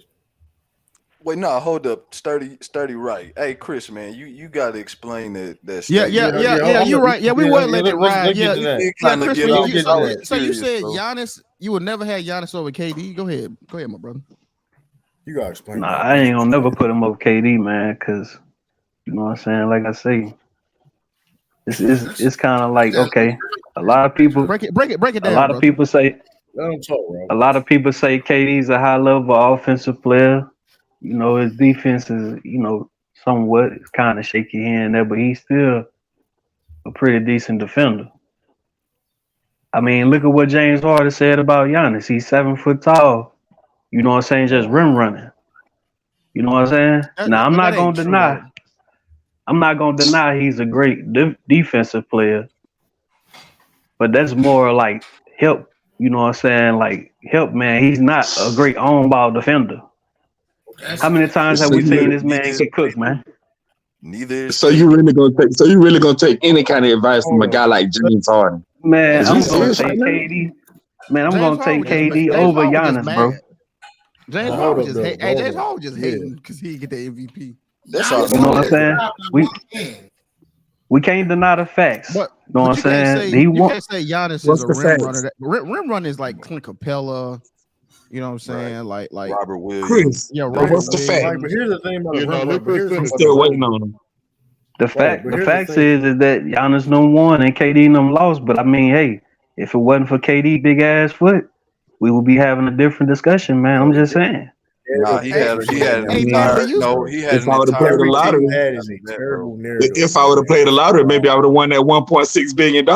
If it's like. That's like hey, bro. All I know is that Giannis can never do KD. I mean, Giannis could never do LeBron the way KD did him in the finals. That's all I'm saying. Dude, if you was gonna go to state, it wasn't that hard. Yeah, you acting like what you acting like what he did was just impossible. Dude, he was on Golden State. It wasn't hard to do that. So Minga, what was the argument for the Bulls dominating all them dudes in the 90s then? Hold on. What you mean? What's the argument? But see, the thing is, Jordan ain't go join nobody else's team. That was his team. Hold on. That's the thing. He went and joined Golden State. That's the difference. Come on, man. Come on. So the Bulls didn't pick Dennis Rodman up, the best rebounder in the modern. I said Jordan didn't join that team. Jordan didn't join that team. A top defender. I get where you're going, Chris. But at the end of the day, I get where you're going, Chris. Jordan in that situation. I get where you're going, Chris. But at the end of the day, KD, like Mingo said, joining the Golden State Warriors, it wasn't that hard because his only responsibility was to score. So him matching LeBron in points, LeBron had way more to do than Kevin Durant. I even heard Kevin Durant in the interview say that he had so much energy, he started playing defense and shit because he really didn't have to do a whole lot. So it's easy to hit shots and stuff like that when your only responsibility is to score. LeBron is different. All he had to do was make a couple more threes that had some yards. That too. Hey, KD said he was having fun. Niggas, I would play defense. I had so much energy, shit, I ain't had nothing else to do. Right, but here's the thing about Giannis, though. Like, Giannis led a team, his own team. He didn't have to join a team for a championship. Like, let's not forget. I mean, KD needed Curry. Guys that won a championship. Giannis won a championship with Chris Middleton. Hold up. Giannis won a championship with. Hold up. No, don't let me finish, bro. Giannis, the Bucks team. Come on. Chris Middleton is a good player, but he's not a Hall of Famer. Let's make this shit clear. Yeah, y'all got to stop. Yeah, come on. Y'all got to stop with this Chris. Not a Hall of Famer. I don't know why we're trying. Chris Middleton is good. Look, Chris Middleton is nice. Chris Middleton is nice, but he's nowhere near a Hall of Famer. Let's calm that. He around. He upgraded his point guard though. Chris Middleton kind of. Drew Holiday may be okay. And the only reason why Drew Holiday may be a Hall of Fame because of longevity, but you get what I'm saying. Like he's a good player, but like he, Olympic gold medal, all that stuff going to help his case, right? But that's going to that'd be no. I said him upgrade his point guard helped a lot because he almost won. Well, you're missing the fucking point, bro. Nigga, I'm asking what you saying. But listen, but my thing is this though. KD playing with Curry, Klay Thompson, and Draymond Green, bro, like Iguodala. Like, come on. And Steve Kerr. Steve Kerr is an all-time great coach. Budenholzer is not an all-time great coach, bro, at all. Let's like, come on, bro. So like, come on. And he was talking about kid. You right. I mean, Chris, man, that nigga still. I didn't say that. I didn't say that. I mean, that's fine. You got Kevin Durant over Giannis. Like, I mean, legacy-wise. Besides scoring, what does KD do better than Giannis? What do you do better? They play the same positions. So what does he do besides scoring? What does KD do better than Giannis? So okay, we gonna go back down this road, okay? The road is to answer the question. No, I'm saying KD. Just like y'all said, he wasn't asked to do certain things like a LeBron or a Giannis. But we saw what he had to do. We saw what he did when he joined the Golden State Warriors team. They used to have this man playing center. Like, let's just not sit here and act like KD's a scrub just because he keep joining these teams. No, Chris, you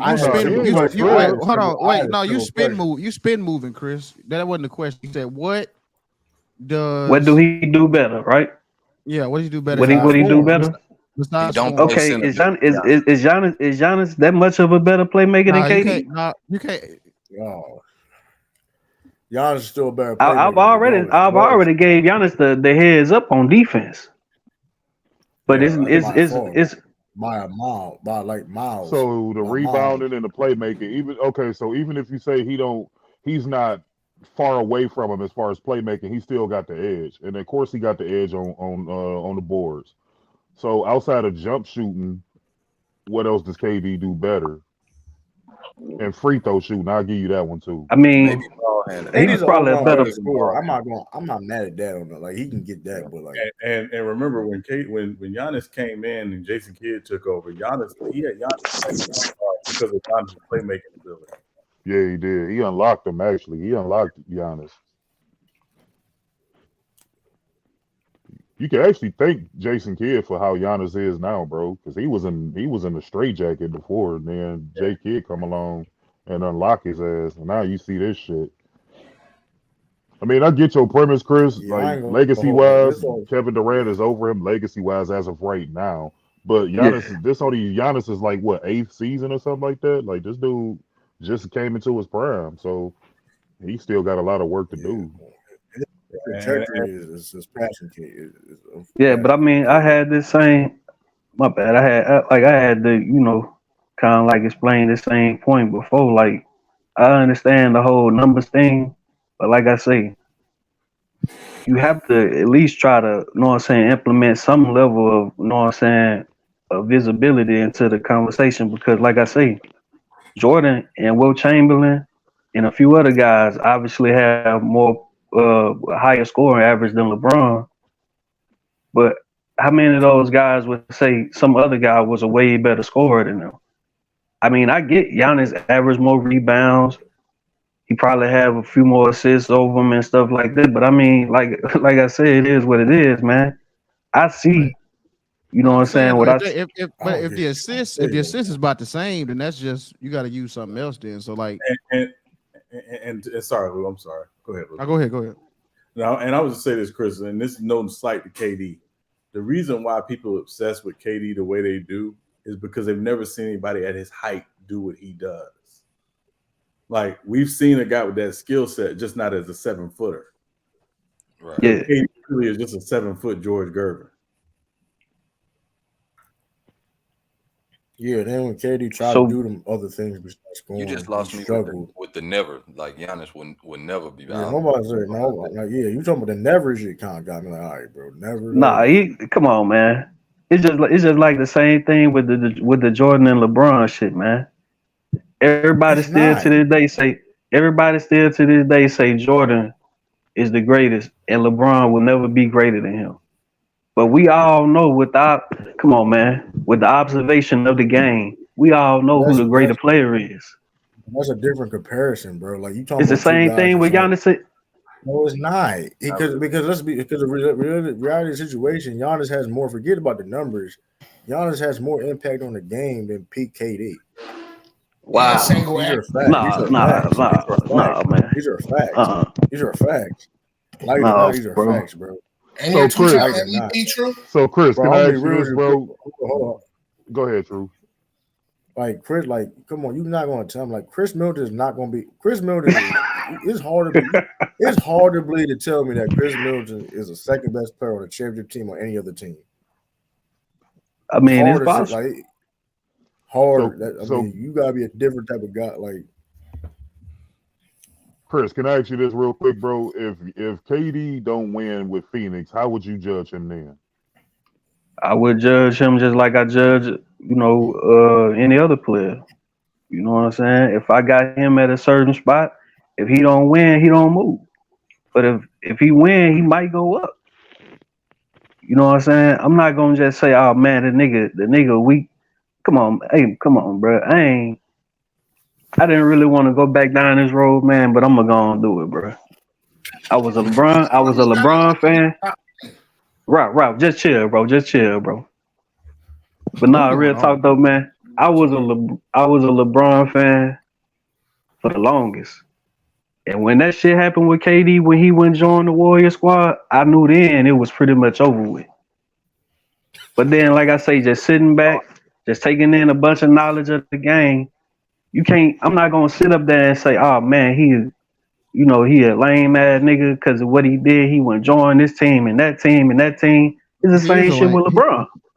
He is a lame ass nigga. I mean, I understand Kevin Durant's move. Like he trumped the move. He ended up winning 2 championships. And at the time, I'm not gonna hold you. I criticized him because of the way like you joined the team that beat you, but then all is forgiven. Like, okay, you won your championships, but then you go over to Brooklyn, you bring in Kyrie Irving as a package situation, then you get rid of LeVert and all them, and you bring in James Harden, and you still don't win. You know what I'm saying? Like I said earlier, bro, this man had the most talent in anybody in this era. I mean, you could say LeBron, but I didn't see LeBron playing with all these MVPs and all this stuff and not win. At least even LeBron can win. Role players not like this dude done had you done had James Harden twice. You had Russell. You had a peak Kyrie. Remember, LeBron played with Kyrie when he was young. He played with Kyrie when he was young. You get a prime Kyrie, a more advanced Kyrie that's a champion. You got Ben Simmons at the time. Now, people can look at him in hindsight and say he a bum, but this man was a perennial all-star. Like, this dude, now you got Devin Booker and Chris Paul, even though Chris Paul is at advanced age, like, he still can show you a lot of stuff, and he's still considered a top-tier point guard of all time. So like Khalil, this dude that had all type of help and it's too hard. Khalil, it's too hard. I can't do this. I can't play with Westbrook. I can't win with this nigga. And don't forget too. When he demanded that trade, you want to look at the teams that he wanted to go to. Man. Bro, let's not forget the nigga had James Harden. Let's stop. Hey, but he James Harden too. Hey, but Devin Booker did say. Y'all, when y'all was calling that KD move a punk move, was y'all saying this when he was rumored to go to Cleveland first? No, it was never gonna happen. That wasn't all I'm saying. Listen, Chris. But Ralph, it didn't happen, Ralph. So it don't matter. Now it didn't happen. But it didn't happen. He went to Golden State. He didn't go to Cleveland. So what's the point of bringing that up? Hell no. Chris, basically all I'm saying is Chris, this is what I'm basically saying, bro. If you gonna make these moves, you're gonna have to win with these moves. You can't go to these situations and it's excuse on top of excuse. Like, you gotta win. You had James and you had Kyrie on the same squad. You gotta win with that. Now, granted, they had some injuries and all that type of stuff, but that's the move you chose. You said you wasn't going to Brooklyn unless they brought Kyrie over there. Like, they brought him over there. They did everything that man asked them to do. They did. They got rid of Steve Nash. They got rid of Steve Nash. They got rid of. They did everything he asked them to do, and he didn't win. Like, you didn't win in OKC. You got to the finals, but you didn't win. Like, so, like, you're gonna have to start putting together some wins if you're gonna make these moves. Now, he at the tail end of his career. You with Phoenix, a team who was just in the finals a year or so ago. It's a ready-made situation. So you're going to have to win because you could have went to any team in the NBA. You chose this team specifically out of every team that wanted you. So that means you see something in this team that you can win with. So you got to get it done, bro. Plain and simple. I'm not going to criticize the moves, but you got to win with these moves you're making. So far, the move to Golden State was a success. But outside of that, we haven't seen him win with all these moves that he's making. He ain't winning with all these players. So he's going to have to win, bro. And can I piggyback on that for a second? Just, and this is why I think is what's going to be interesting when all is said and done. If KD does not win a championship outside of Golden State, I think in the narrative sphere, he is going to go down worse than if Dame never wins a championship and stays in Portland his whole career. That's a fact. Yep. I agree with that. Now I agree now because here's the thing though, Lee, because I ain't gonna lie, that is kind of like same level of words because here's the thing is having played with talent and losing is even worse. We all know Dame is not in the situation them to win a championship. We know that. We know so it's the reason why Dame is getting killed because he's staying there. That's why he's getting killed because he's not. That's not on his mind. The championship. But that's not you're missing the point. But you missing. But this is what I'm saying. KD is worse because you're playing with talent and you still can't win. That's no, true. I don't know about that. That's worse. That is worse. That is worse. Like you can't deny that's worse. So you playing with talent and you can't win. So who on this panel right now? My bad, True. Go ahead, bro. Oh no, what are you saying? No, it's on you. It's on you, family. So who on this panel right now believes that Suns team is a super team, quote unquote super team? I don't believe it's a super team, but when the move was initially made, I said that they should they the best team in the Western Conference, fully constructed. No, they not. That's what I believe. So they role players? No, I believe that. At least top three. Hey, I got a chance to watch their role players the other night against Milwaukee, man. They not the best role players, but they got some nice role players to go with that. Terrence Ross was a really good addition. Yeah, that was a really good addition. Okay, added him, but Craig ain't that good. No, I get where you're going, Ralph. I'm not saying that they the best overall team, and they certainly not a super team. But with the move for him to go over there, you didn't get rid of the core players that went to the finals, with the exception of old boy that went to Brooklyn. But everybody else, Cam was like, cool. Kel and Cam is they guys. Yeah, but you still kept Ayton, you kept Chris Paul, and you kept Devin Booker. You kept the best players. You kept the best players. I get the starting lineup, but you got to worry about the other. Yeah, no, that's true. 5-6 men on the court. But you kept your core star players. You didn't get rid of none of those, and you add Kevin Durant to that. Like you kept all that shit. Plus added him. Paul kept McHale. So when you look at them on paper, they do got the best starting five in the Western Conference. They do. They play tomorrow, matter of fact. They wasn't gonna trade.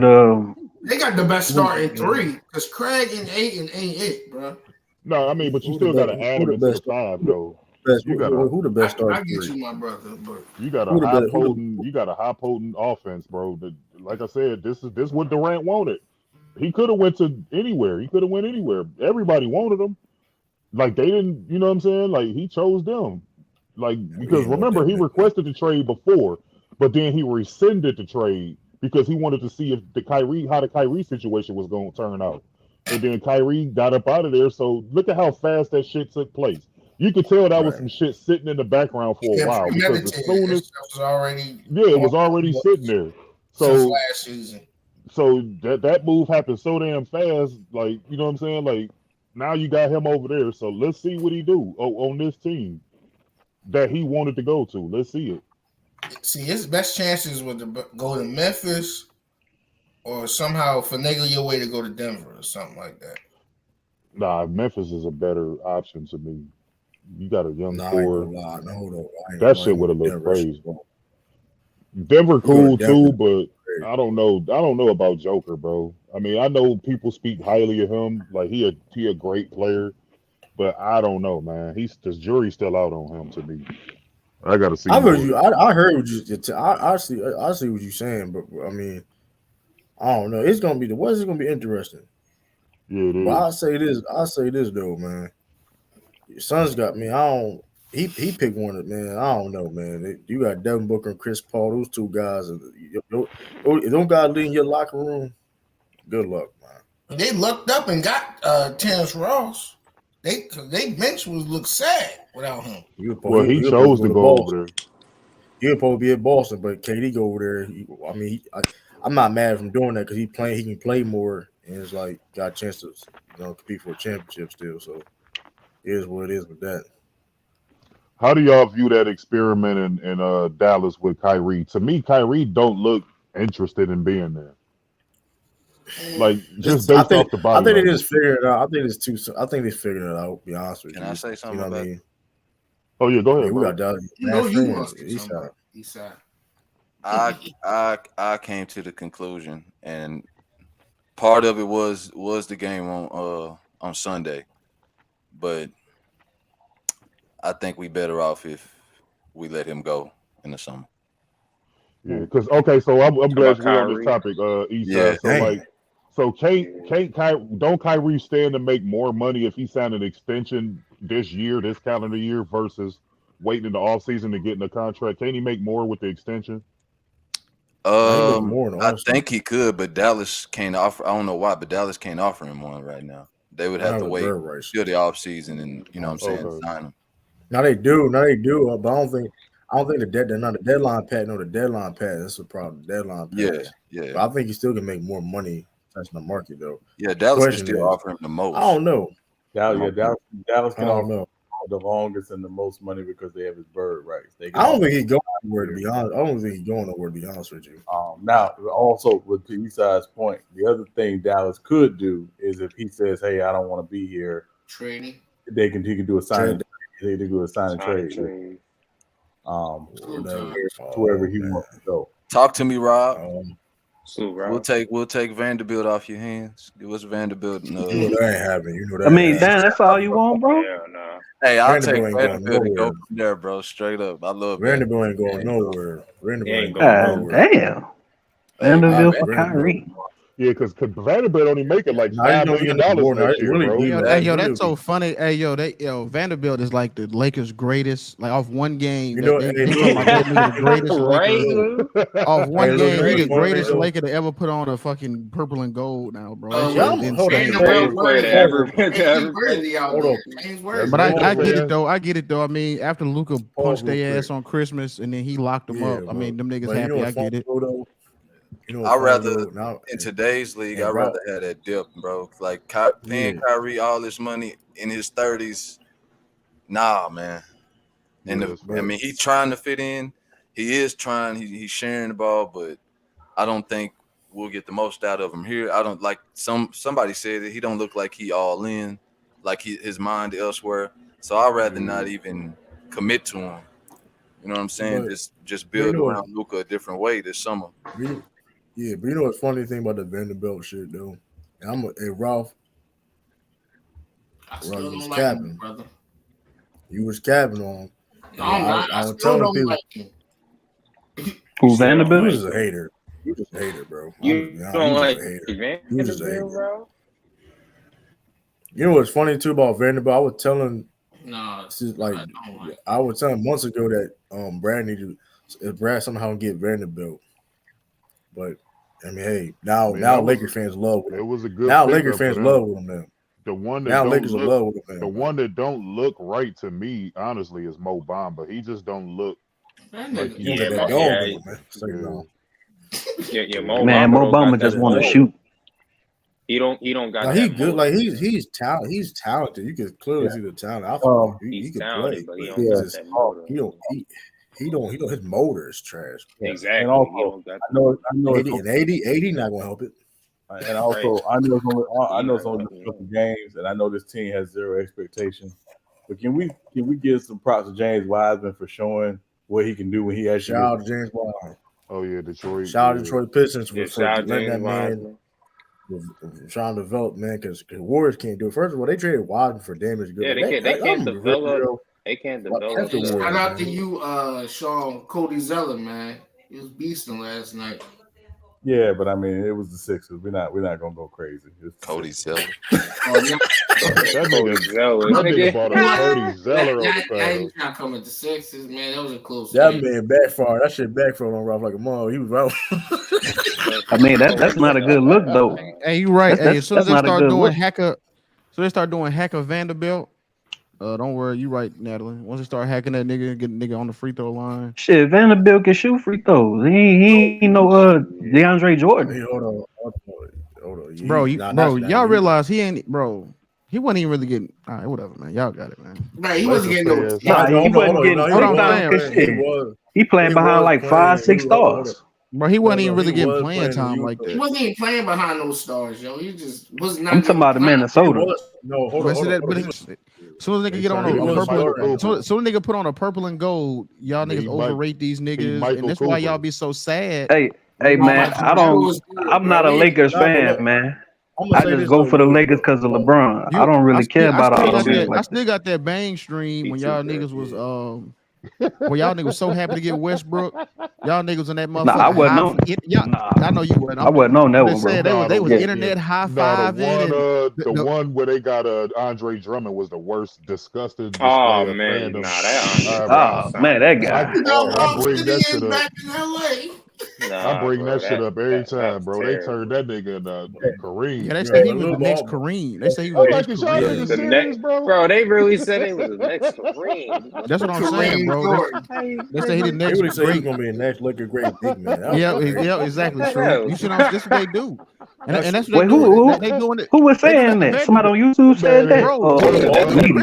Bro, where you be at? Real talk, yeah, Chris. bro. It was so many channels, man. Like I'm subbed Bro, to a lot of Lakers it was Genie channels. Bus. It wasn't just it was Genie Bus. Yeah, Did I'm subbed to a lot of Genie Lakers channels because I like to hear. It's just comical to me. They turned that nigga into Kareem, and Hey, now they Khalil, turn. Hey, but Listen, now they all jokes aside, hold on. All Mozgov, jokes we did the aside, same though. thing. Right, hold now they Hold turning on, now they hold on, turning this hold nigga Vanderbilt into Michael Cooper or some shit. Like Yeah, like Hold he on, Dennis all jokes aside, Rodman. Nah, but all jokes aside though. All jokes aside though, for Vanderbilt fans, do have man.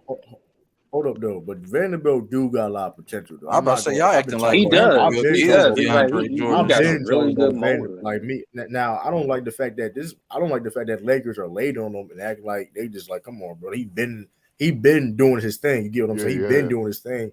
Ben got potential. Like I think he can be an all defensive team. But here's my thing though, really, Dallas has no size, no front court whatsoever. Like And refused to play JaVale That McGee. nigga Powell is ass. He's not them. Rob, didn't I tell niggas Dwight Powell? Hey, didn't I tell y'all Dwight Powell was ass? Didn't I tell y'all that nigga?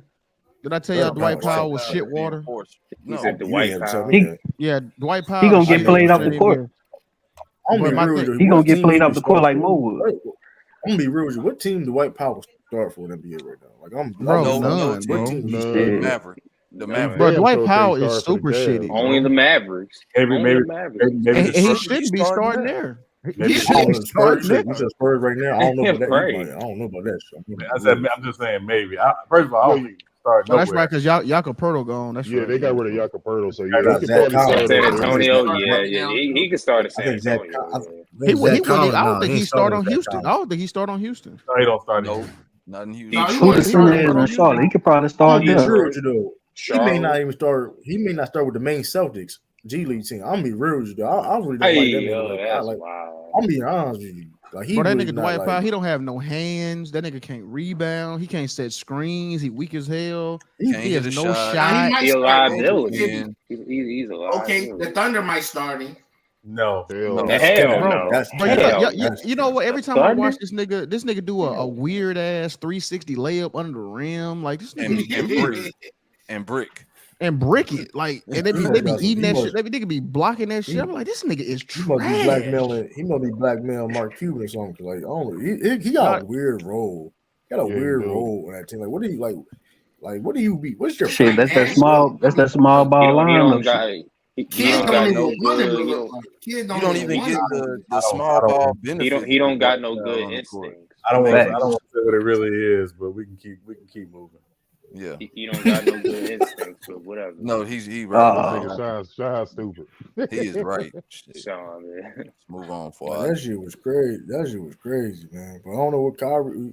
What team will Kyrie go to if he leaving Dallas? I think he's gonna go over there with KD. Oh, going to Phoenix. Yeah, he gonna go over there. A sign and trade, and then they gonna blow. They gonna ruin that franchise together too. They gonna fuck that shit up too. If you're smart, you already got a championship. You don't need to win no more. I don't mean that'd be fucking terrible. You go to Orlando or somewhere like a rebuilding team. That's a terrible fit too. Bro, it's Kyrie 31. He ain't got no rebuild years in him. No, I'm saying if you don't care about championships no more, just get your bread and go to a team that's mediocre. Oh, you talking about the Bradley Beal route? Let's go to Bradley Beal route. Hey, he could go to Washington. Let him go to Washington and go play with Bradley Beal. That's what I'm saying. Just have fun. Over there. Just play basketball, nigga. I'm gonna need Kuzma and a bunch. Because either way, their ticket sales gonna go up with Kyrie. Yeah, but he about to be 31. He about to be 31 though. Nah, I know he's 30. He about to be 31 in March. Yeah, but I don't know though. Like if they do like a sign and trade and he goes to the Suns, that first would be a terrible fit. If I was that go to New York, go to the Knicks. That's a terrible fit. Yeah, go to the Knicks. That's a terrible fit. That's all. Go to the Knicks. That's a terrible fit. Let him go over there. Get him out of there, man. They got Jalen Brunson. Yeah, give us Brunson. Yeah, they got Jalen Brunson, and they loving Jalen Brunson. Yeah, they love Jalen Brunson. But they want to get rid of Mitchell Robinson though, so bad. Nah, the money don't work. The money don't match. You just sign and trade with Mitchell Robinson. No, I'm saying they want to get rid of him so bad. Not after last night. To be honest, Dallas really probably the best situation for Kyrie. I ain't gonna lie. Mitchell Robinson would be a good fit for the Dallas though. But the Dallas just need size. They just need a front court. That's what I'm saying. I don't see him leaving because Dallas is a good market. You want to? You can build something, and you going. I think they're gonna make it work though. I think they're gonna make it work. I mean, you would like to see him do it. I just haven't seen ever since they're gonna win. It's different though. The first game he come in, he enthusiastic, he do good. The second game he do good with Luke on the squad. In that Lakers game, he didn't look engaged at all. He didn't look like Kyrie Irving. I mean, maybe I don't know if it was because they started to collapse, but I just didn't see passion. Like you saw. Khalil Dallas just pulled another Dallas. They just kept shooting all them dumb threes. Yeah, but that's what got them the lead. You don't want to stray away from what they do. They live by the three. They die. That's how they've been playing all year. And see, the Lakers did what they Lakers. They started. LeBron. They had who was that? Who was that guarding LeBron in the post? Is Reggie Bullock? Reggie Bullock. Oh my God! Just getting ate up. Just getting destroyed. Started playing bully ball, and the Lakers was making the shots they were missing in the first half. I mean, essentially, it was the same shots. Now they got the Lakers on defense. That's what I'm saying, Khalil. Like they ain't got nobody in the. The Lakers shot bad from three that whole game. They still came back for 27 points. They had 62 points. Yeah, that's what you do when your shot ain't falling. Get to the free throw. Yeah, exactly. I think they shot like 20-some free throws. Dallas should have did. That's what I'm saying. Should switch the game. They don't have the physicality. They didn't have the side. They couldn't impose their will like that. They got Dwight Powell out there. Yeah, Dwight Powell ain't putting fear in nobody's heart. That ain't the White Philly. That ain't the White House. Still in That's the White Powell. Not the White House. Dwight Powell, weak ass. That nigga, Dwight Powell screens don't even be effective. That nigga shit be weak as hell. And that's my thing, bro. At least Christian Wood offers you something offensively. I mean, if it wasn't for Aaron Holiday shooting them threes, that shit would have looked bad the other night. Why did they take out what's his face Wood in the fourth quarter though? Man, Jason Kidd been doing him. Jason Kidd been doing him dirty all year, bro. I don't understand. Hey, that's a good segue. Because he don't want to be in the paint, bro. He wants to shoot. Hold on. Speaking of players not playing the fourth quarter or overtime, even overtime. Russell Westbrook. That was crazy. Like he didn't play the fourth or the overtime. Yeah, Russell He Westbrook scored like didn't play 11. the whole thing. Because I didn't see the whole game. He scored 11 straight points in the third quarter. Yeah, bro, Westbrook was kind of bro. Real talk, true. That's crazy. Hey, Westbrook bro. really been going crazy on the Clippers. Westbrook really been going crazy on the Clippers. Like, I don't understand. Lakers fans they want this nigga to fail so bad. Like it's crazy. Like you got art streaming them. Like, they praying on this nigga downfall. Because of the damn Russ fans, bro. The Russ fans crazy. Niggas downfall. No. Shannon Sharp, big messy bitch ass on Twitter talking about what it is though. Yeah, I'm gonna tell you what it is because if he succeeds, it's gonna prove. If he succeeds, it's gonna show that the Lakers was wrong. It's like they wasn't using them right. That's why they. But my thing, but true, I'm with you on that. But true, it's just nasty work because like instead of niggas just leaving it be, letting it alone, bro. They streaming the niggas game. They watch play by play. Honestly, it's just like Russell is an all-time great. It just wasn't a good fit. You can't blame him for the reason why they lost. You can't blame him for the reason they won. It just didn't. It wasn't a good fit. He fit better with the Clippers because the Clippers don't have a playmaker. Well, to be fair too, Khalil, I mean, I give the Lakers fans this. That $43 million it was locking up the cap, like for them to have a contract. Y'all, come on. That and the spacing, like True just said, the Clippers got a much better jump shooting team. So he able to cut and get through areas where he couldn't get through with the Lakers because they can't fucking shoot. It just wasn't a good fit, man. Like they don't need to hate on the man. Like he still is an all-time great and one of the best point guards of this generation. The man did something only Oscar Robertson did, and he did it better by doing it 4 years versus Oscar's 1. So you can't discredit this dude. Like I've never been a advocate of hating on Russell. Like, sure, he got ways about him that's not conducive to winning sometimes, but what this dude did was historic, and you can't hate on that, bro. I don't understand. I do want to push back. I do want to push back. Yeah, nigga call his ass dress brick shit. I would say this. I would say this. I'm not. I understand. I understand exactly what Westbrook contributes to the team. Matter of fact, every time Lou roasts, I'm like one of the few dudes that defend him. The thing is, I'm still not closing my game with Russell. I'm not doing it. I don't care what type of third quarter he has. I don't care what he does in the first 4 minutes of the fourth quarter. Facts 30. Big facts. No. I know. What did you say 30? No. You said you're not doing what's 30? I'm not closing with Westbrook, period. I'm not doing it. But you'll close with Paul George. No, I'll take that risk. But I'm not. Listen. Westbrook at this stage of his career, nah. But you'll close with Paul George. But to 30's point, that's why you 0-2 first game. That's why you 0-2. Why you can't? Forget about closing. He didn't play the whole fourth quarter. He didn't play majority of the fourth quarter in overtime. That's because what's funny. True. In the first game, he fouled out. He fouled out of one game. Yeah, he fouled out the first game. Right. Did y'all not see that? He fouled out in the double overtime game. Or was it just me? He fouled out in the double overtime game against Sacramento. But he fouled out before the OT though.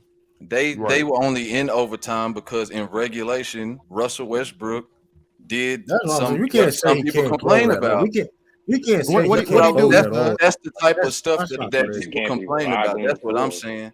Just ball watching, letting your guy run to the wing and catch a wide open three. That's how they got the overtime. It's okay though. Nobody said it. Ralph said that, nigga. Ralph Cook.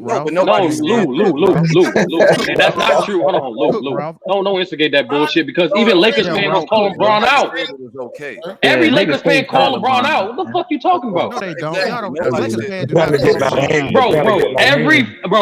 Lou. Every single Laker channel that we watch that's in this circle all called out LeBron for giving up that wide open three. All of them did. You talking about against Dallas? You talking about against Dallas? Yes.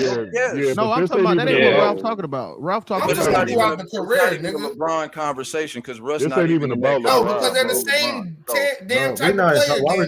No, they not. They not. Hell no. Nah, Ralph, bro. I thought it was the Lakers. Get back to the conversation, bro. You keep anyway, like I was trying to say, bro. Nobody ignores that, but that don't wash away what Russ did just because somebody else did it too. It's still a problem. No, and I want to provide extra context. Ty Lue's implied it during his post press conference after I believe after the Nuggets game, he was trying new lineups, and that's been his thing like this entire regular season. To be honest, he's been kind of juggling the lineups. So with these new additions, he's trying new things. So even though Ty Lue allegations starting to become true now, I ain't gonna count. I'm not doing that. Lou, real talk. How many allegations? Them shit started. Lou, how many championship coaches do the Clippers need? Exactly. Like how many do they need? Like now it's Ty Lue's fault. Like it's always the coach's fault. Yes, nigga. You keep putting Paul George in. You keep letting Paul George fuck it up. Right. Yes. Hold on, but Lou. Hold on, Lou. Why don't you put on Paul George then? Nigga, you the second best player of the team. I can't use you. No, nigga. He put you know he's there. Well, this is my issue though.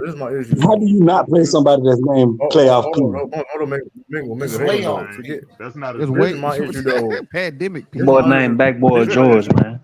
Hold on. This is my issue for so Westbrook scored 11 straight points in the third quarter, and he's on fire. He's on fire. He got rhythm, and you just don't play him at all.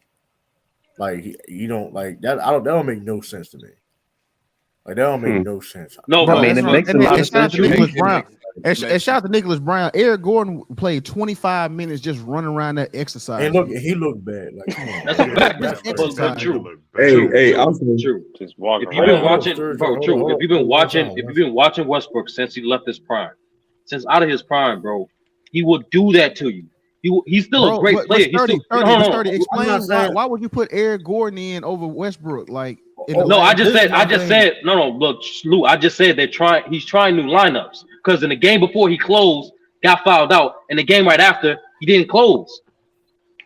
Well, here's the thing, though, right? It's not like he's not closing. It's not like It's not like he's not closing at all. What I'm saying is, at this stage of his career, what you trying to say? Yes, Westbrook's going to have great stretches. He's going to make great plays. He's a great player. But you got to hold on. But as a coach, you got to be disciplined to understand.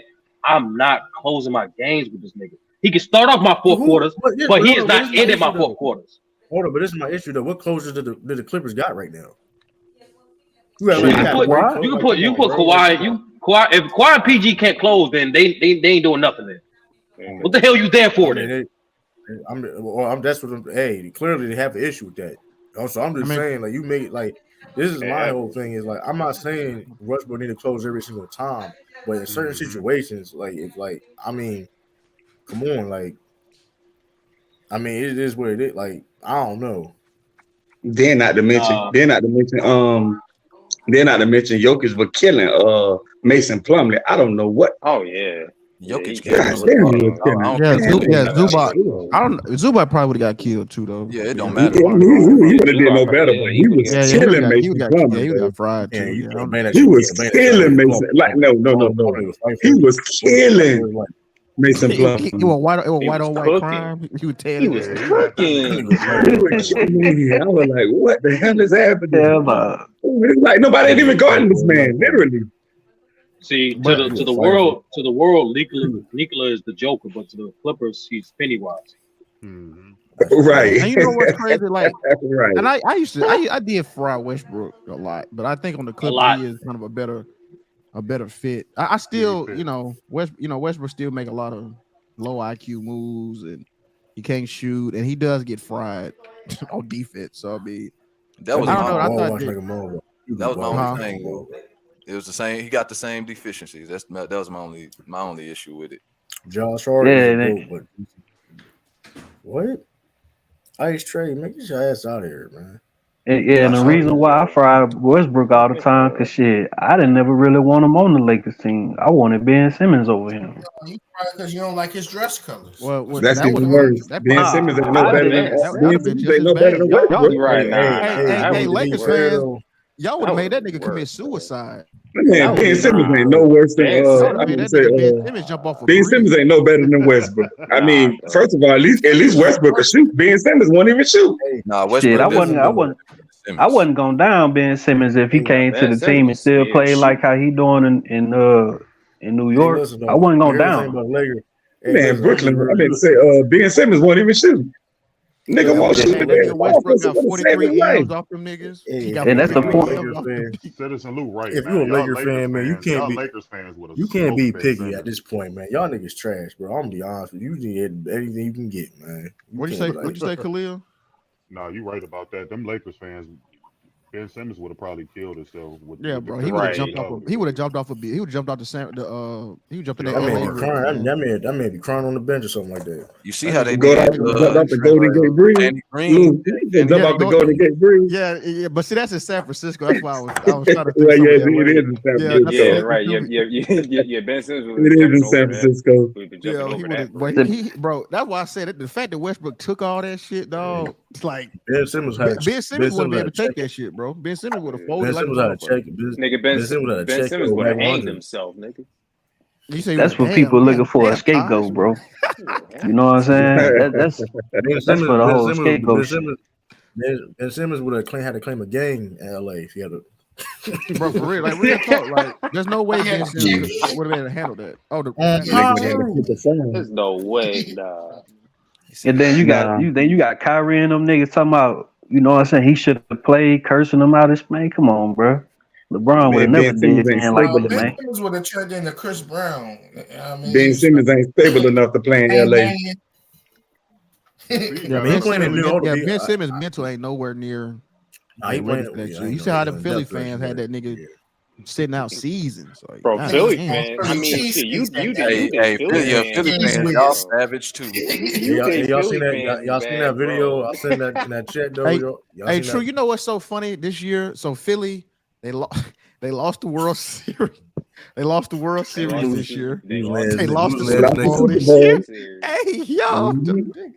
They're gonna make it past the second round. Niggas go to the finals and they lose that shit. They'll be the first city to lose every national Union. I think they lost something in hockey too, didn't they? Did they lose some hockey shit? But you know, getting out the second round to be a win for Embiid. What is their team in hockey? I don't even know what their team is in hockey. Okay, the Flyers. Oh, okay. Oh, the Flyers. Yeah, did they do something? I don't know, but I know they ain't go nowhere. I'm pretty sure they ain't go nowhere. They shitty round. Okay, Flyers ain't shitty. No, they're not shitty, but they just ain't go nowhere. With the playoffs, he might as well be shitty. There's some good people come from Philly though. I would say that. No, right. I mean, Philly got some cool. I got some Philly cool people. Like, I'll tell you one thing: them damn Chiefs ain't overrated up there. Them what? Them cheese. Them cheese. Your ass off. You go to tourist spots. That's why. No, I went to the hood, Ralph. You say you go to Geno's, Ralph? You say we had Ralph. I went to the hood, Ralph. I heard Geno's was shitty. Yeah, Geno's shitty. Hey, Ralph, what was the name of that restaurant that was on Creed? What was the name of that restaurant that was on the first Creed where they went to? What's the name of the restaurant? Oh, baby. You talking about the y'all heard Pat Bash? You heard what Pat Bash said? He requested a trade because he didn't like what LA. What playing you at the end of games? I mean, listen. I mean, I'm gonna be real with you, man. Pat Bev is a better broadcaster right now than a basketball player, man. Pat Bev crazy. You talking about Max's Michael Jackson? Yeah. Stepped on the court. I don't want to hear from that guy. Man, Pat Bev, the Lakers will get in the playoffs if he can. Man, Pat Bev couldn't even shoot the damn ball, man. That nigga worse than damn Westbrook. Can't even shoot the damn ball. Better than Westbrook now. He shoot better than Westbrook now. Let's not do that now. I'm just saying he wasn't no shooter on the Lakers. Shit, his boy was trash. He shoot better than Westbrook. All I'm saying is he shoot better than Westbrook. That's all I'm saying. That's true. Yeah, you know what I'm saying? Shit, both them niggas trash though. That's a man off. Nigga, that's y'all did. Hey, listen, man. I don't know. I mean, listen. It's always next year, man. Listen, you all Laker fan out there, man. It's always next year, man. Listen, hey. Nah, man. We're going to the chip, man. We're going to the chip, my nigga. Y'all better shoot it going into next year than this year. So I'm gonna be real. Man, we're going to the chip, man. Straight up. Y'all hear the latest news? On the chip, y'all going to buy something from the store? Hold on. No, it's the timetable. They making the championship. Hold on. The timetable for LeBron's injury has been updated. So instead of indefinitely, now he's out for like 2 weeks. So that's a lot of time. That's 8 games. That's 8 games. No, I'm saying I know, but it's better than definitely. To be clear, they're going to reevaluate him in 2 weeks. They expect him to be out past that time.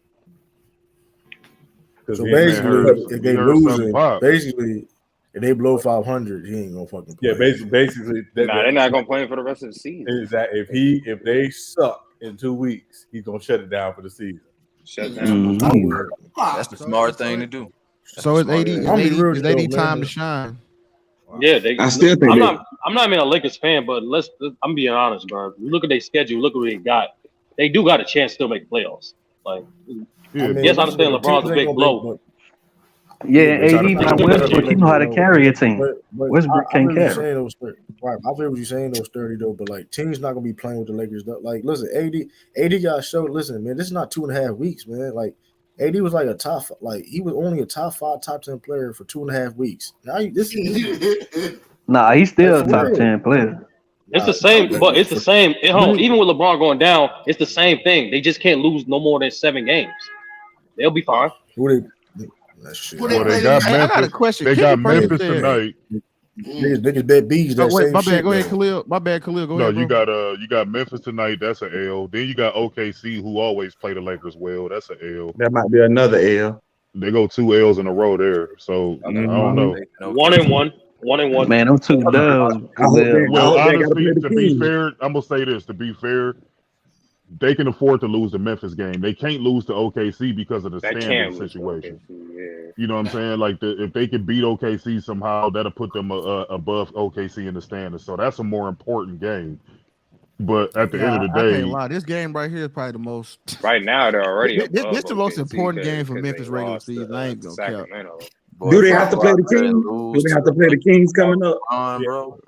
Yeah, they got the Kings again. No, they got no more. No, that's All the Kings games was front loaded. They ain't got the Kings no more. Oh, okay. Cause they in the division. They got to play the Kings. It's an L. They got 2 more games against Phoenix. They got another. Phoenix. One more game against the Clippers. They got and Golden State got 1 more game against Golden State too. One more game against Golden State. KD will be back. 2 more. Because that's their division. Golden State, Phoenix, and was in their division. Yeah. Sacramento. So KD will be back. Sacramento, yeah. So, they only got like 4 or 5 like elite teams on the rest of their schedule. That might be against the Suns. They said they had the 6th easiest schedule remaining in the league. So they did say that. If they can't put it together, they said Memphis got the easiest the rest of the way.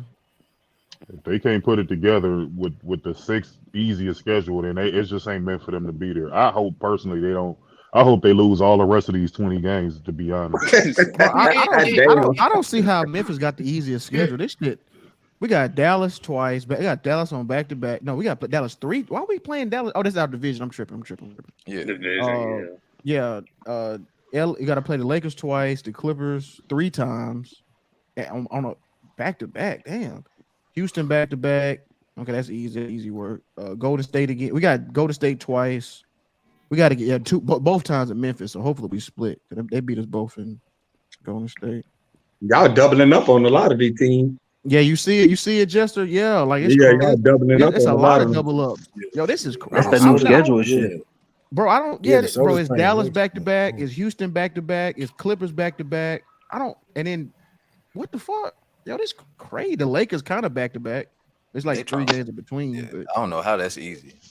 Yeah, that's what I'm saying. I don't see how. They're saying Memphis got the easiest schedule left. No, they don't. Bro, this is crazy. It's not the most. This shit ain't the easiest at all. Not easy. Yeah, it's not the only easy teams, and we can fuck around and lose against Houston on some. Yeah. We can fuck around and lose one of these. Yeah, on some bullshit. I mean, yeah, because y'all niggas not losing. Get the fuck out of here, bro. Stop lying. Bro, listen, sturdy. I feel what you saying. Stop lying to the people. When we play trash ass teams, bro, we play down and play around with them niggas, and then they get some lame ass layup to win the game. Like, I don't know, man. Who y'all got left? But I tell you what though, niggas ain't. I know them niggas ain't finna take Lakers. What? I know we got. It's gonna be an interesting game. Because last you said y'all got a hard schedule. We punished them niggas with Steven Adams on the glass. Nigga, Steven Adams was punking them niggas. Tomorrow. When he come back, They got the Knicks. Okay. They said Steven Adams coming back around the end of this road trip. So probably like the Knicks ain't weak though. That nigga Julius Randle be trying to hold. Knicks, I ain't gonna lie, Knicks the best team in the league. I hope he come back. The Knicks been rolling, man. They been rolling. I ain't gonna lie though. Them bum ass Knicks though. They doing all right though. They ain't no that Jalen Brunson ad was really good for them. It was. It definitely was. That was a they nice needed that. That's exactly what they needed. I was about to say it. I ain't gonna say it. Hey, do y'all agree with Stephen A. that? I think RJ Barrett a certain team. I was about to say they can compete against certain team in the playoffs. I ain't gonna say it, man. Hey, don't do it, True. No, they can't. I ain't gonna say it. I think RJ Barrett overrated still. Hold on, what'd you say? Ralph? You said, do you agree with Y'all agree with Stephen A. said if the Knicks play Cleveland and Cleveland beat them, they're gonna regret not getting Mitchell. Donovan Mitchell. Man, we gonna beat them. It ain't no if. We will smoke their ass. I mean, what's the name is Stephen A. is a Knicks fan. Better whine. Everybody want to hear that. I got that's competitive. I got that in competitive. Yo, you know what's crazy? I got that going to game 7. I got it going 5 games at the most. Yeah, I'm gonna keep Mobley gonna put Randall in his pocket. Cleveland, he's not fit to get off like that. Cleveland might be the best backcourt in the NBA this year. I'm gonna keep it real. No, that's us. Top 3 at least. That's us. Y'all just only play 5 games. Y'all just got together. Well, true. Don't take it that way because I don't. I mean, it's Luka I and don't Kyrie. think Jason Tatum and Jalen Brown. I'm talking about East Side. They only play like 5 games. Yeah, exactly. East side, exactly. Y'all ain't even winning like that. East Side. Like, come on, man. Stop asserting yourself. Come on, man. Like y'all play 5 games together. Where would you rank Luka and Kyrie? 5 games together. Obviously not top 5. Y'all not better than Trae Young and Deontay. What's his name? Murray. Oh my god. Okay, keep going. I just want to get these bad takes off. I just want to hear them. There's one. Keep going. No, them boys up there for sure. Look at how many games they played together in Brooklyn, and a lot of people still had them boys up there like that. What do you mean? Trae Young and Luka X each other out. Yeah, but you know they talent. You know what they do, and the weakness is not because of that. Hey, you know what, Eastside? Look at y'all new Mavs. I don't think y'all want to see us in any round. To be honest, now that I'm looking at it, like I don't think y'all want to see us. Period. But is that because of size of Luka and Kyrie? Both. It's because of size and both. The fact that talking about the it's mostly size. Eastside, you right? It's mostly size. And your Herm, so you got Cavs beating. No, it's Kyrie and Luka too. Because if you ain't got a person, if you don't have a person in your front court that can at least try to put someone in front of Ja, that's worse than having size. That's worse than having no size. To be honest with you, there's no honestly, the only team that the Dallas Mavericks can beat in the playoffs, maybe the Kings. I would love to see y'all against the Clippers just as niggas a fright, but y'all niggas lose. That's why I'm trying to say. Here's the thing about the Kings, though. The Kings don't really play defense, though. Exactly. It's just gonna be a shootout. It's just gonna be a shootout. And whoever hot wins, straight up. And y'all don't be hot. Y'all can't be hot. Now they got a crazy offense, though. They got an insane offense. Come on, Herm, man. Come on, man. Herm be trolling, bro. Cavs. I don't think Cavs could beat Boston. They could beat Philly though. Hey, Herm, I'm gonna subscribe to your channel, homie. Cavs just got smoked by the Sixers. Hey, and to be real, when we get in these backcourt conversations, we get wrapped up in the talent in the backcourt versus what they've actually done together. So, we understand the talent that Kyrie and Luka have individually. I'm gonna say Jalen Brown, Marcus Smart, then. I thought Jalen Brown was a forward. No, he's shooting. You already know what. Right now, he playing. He back playing. No, he's shooting guard back again. We playing guard again because they started Robert Williams. Robert Williams starting. So no, he off the bench. No, they started. No, they started. That motherfucker. Darius Garland. They started his ass for the Sixers. That nigga was on the bench. He did start it. Why you lying, Rob? You lying? He started, bro. Why you lying? Marcus Smart is the dumbest point guard in the league. I seen that nigga come off the bench, bro. Herm, like why are we having these false like Marcus Smart is like top 15 in the season. Nah, he graduated. He not Marcus Dumb no more. He graduated. He called that nigga Marcus Smart. Marcus Smart assistant his turnover ratio is like one of the best in the league. No, he been playing good this season. That's why I say he graduated. He took the dumb out of his name. You can't be that dumb what he did in Game 6 last year in the NBA Finals. Not NBA Finals, but oh yeah, that was the wrong series. Wrong series. Second round. You talking about when Drew Holiday ate that shit when he went baseline? When Drew Holiday ate that nigga shit up? I'm talking about game, but now that's Game 5. When he was fighting Jaylen Brown for that rebound and Bobby Portis picked it up and got the lead. You talking about that play? Oh, that was in Game 3. That was in Game 3. That's Game 5. That's Game 5. No, that was Game 3. I think that was Game 5, Sterling. No, he fucked up twice. He fucked up 3 times. They lost in Boston. They lost in Boston. Not on Game 3. It was game. I know he got ripped by Drew Holiday. I know he got his shit blocked by Drew Holiday. No, that was all the same. No, Sturt, that was all the same game. That was all the same game in one. That was all the same 3 game. The rebounding and the rip and the block. Yeah, the turnover and the turnover. God damn. Yeah, that was all the same game for sure. That was all. That was Game 5. Hold up though, but I thought that was 2 separate games. God damn. It felt like it wasn't. But talk about what he did Game 6. He had no turnovers, 21 points. Was the second let's talk about that. I mean, listen, it's all about adversity and bounce back. Wasn't Grant Cornbread the one that? Yeah, didn't Grant Williams go off in Game 6? Or was that Game 7? That was Game 7. That was Game 7. Okay, Grant Williams on Game 7. That's right. Yeah. Matter of fact, I'm looking at it right now. Well, when he hit all them threes. When he hit all them threes, that's in Game 6. Yeah, he had like 27, didn't he? Yeah, 27 points. Yeah, Marcus Smart in Game 6. He had like 9 threes. Points. Damn, so I will forget that shit from the Sixers. Greg did that shit for this last season. Damn. No, because Doc Rivers don't know how to fucking adjust and he do that was some dumbass shit. Like Doc be pissing me off. Like that's what I be saying about Doc. Like that was some dumbass shit he coaching he was doing. You gonna dare Al Horford to shoot? Like you gonna dare him? Like all right. I mean, he already motivated because he getting booed and shit in Philly. He already motivated. You know what I mean? You already pissed him off. And you gonna let Al Horford wide open for 3? Yo, they be on his sister head, bro. The Philly fans. Are you talking about Al Horford's sister? Yeah, they be on her head. Yeah, talk too much. Hey, Ben Simmons' sister used to get cooked too by the. Yeah, but hey, though, Philly though. Hey, listen though, man. But Philly though, Philly ain't shit though, man. They don't listen. The Cavs can the Cavs? He said Philly ain't shit. Like they really not shit. Your man literally was Jason No Show, bro. How he bro? At the end of the day, bro. Talk about the fourth. What did he do in that fourth quarter though? What do you mean? He took over the last couple minutes of the game. Hold on, did he not take over? Okay. He showed up when it. Hold up, did he not show up? I'm not gonna say he showed up when it mattered though. He took over the past couple minutes of the game. He had assist, rebound. What are you talking about? You're right. Jason Tatum is one of the most dangerous closers in the game, bro. That motherfucker. Look, hey Lou, Twitter. Follow me on Twitter. Follow me on Twitter. The numbers don't lie. Follow me on Twitter. He is though. I didn't think he was this good in the club. That motherfucker dangerous, bro. Yeah. This nigga was literally missing everything but that last shot. That's the one that counted though. Cleo, honestly, if you want to go by the numbers, you can make an argument that there's a guy on this team that's more clutch.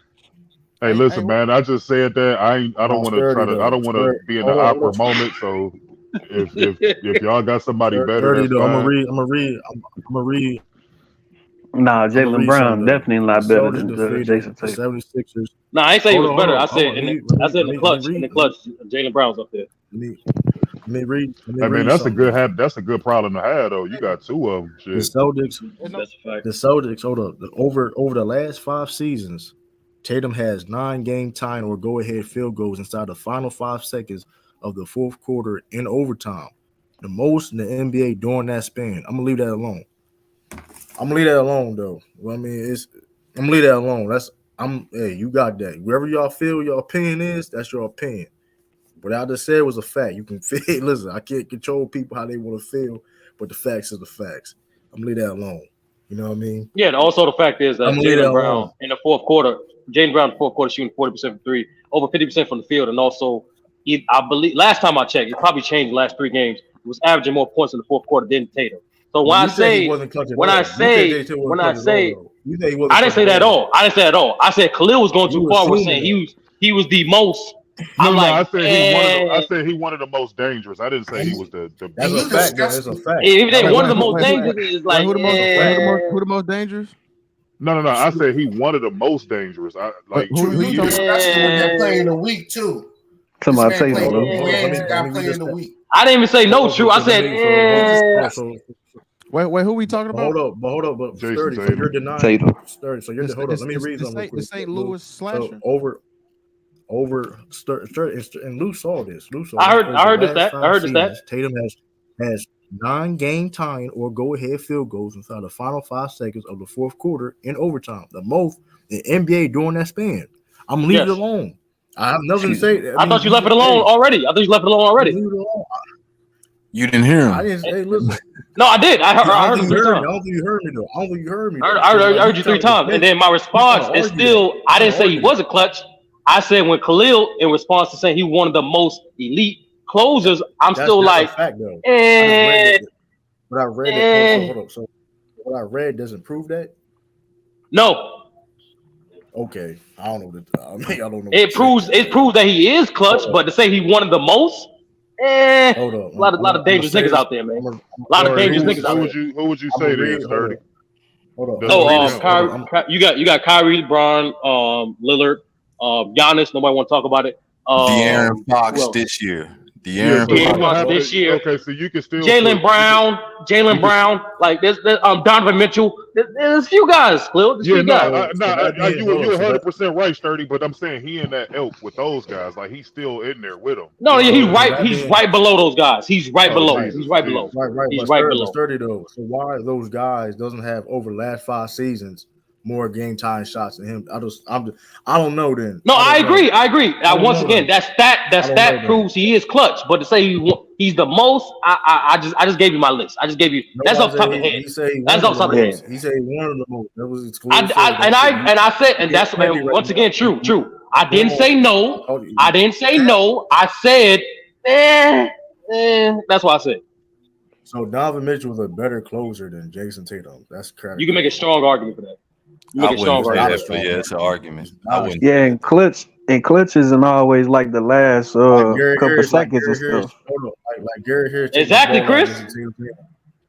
Gary Harris not plugging. Like Gary Harris plugging Donovan Mitchell in Game 7 in the bubble. Like that. That's closing. Gary. I mean, hey man, listen. I'm not gonna lie. My end, you was breaking up. My bad. Listen, man. All I know is this, though. Philly don't got that. Philly don't have those good problems. We have 2 closers. Philly don't have no closers. True, you can't say that. True, you can't say that when they own. True, you can't say that when we saw that game, bro. Like you said, they ain't shit, but they still competing with y'all. I'm just saying, bro. Like it don't add up. It don't add up, nigga. Hey, listen. Well, here's a problem. And Embiid technically hit the last shot of the game. Man, stop counting that shot, Ralph. Stop saying it literally did not count. It literally did not count. He wasn't close to counting. He still hit it. Yeah, but it has to count for you to qualify it. But this, bro, this proves why Philly is trash. Because you have people like this defend, like they know what it is. It's just, I don't know, man. I don't know. Philly trash. Philly's the nicest, trashiest team in the league. Like Doc Rivers is a great coach sometimes, and then sometimes you're like, "What the fuck you doing?"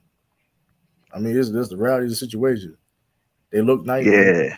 Listen, man. I'm not like I said before. I'd rather play Philly out of all the teams in the Eastern Conference. The Celtics to play. Philly is one of the teams like I'm comfortable with Celtics playing.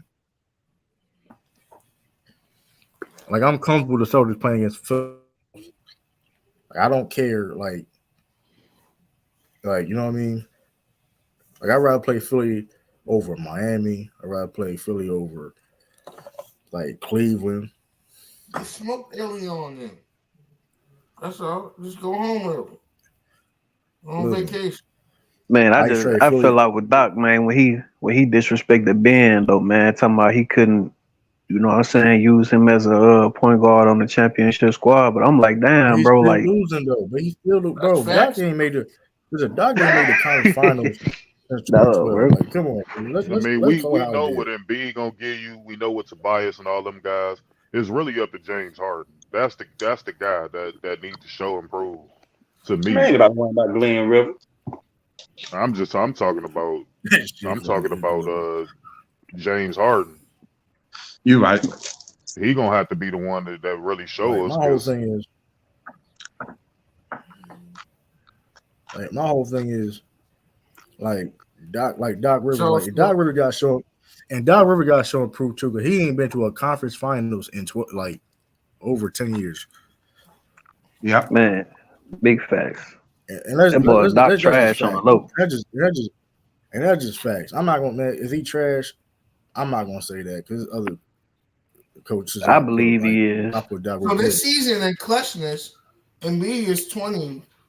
I got John Jones 20. Yeah. Jaylen Brown is 27th. I don't see what's his name on this list. Tatum. Say it again.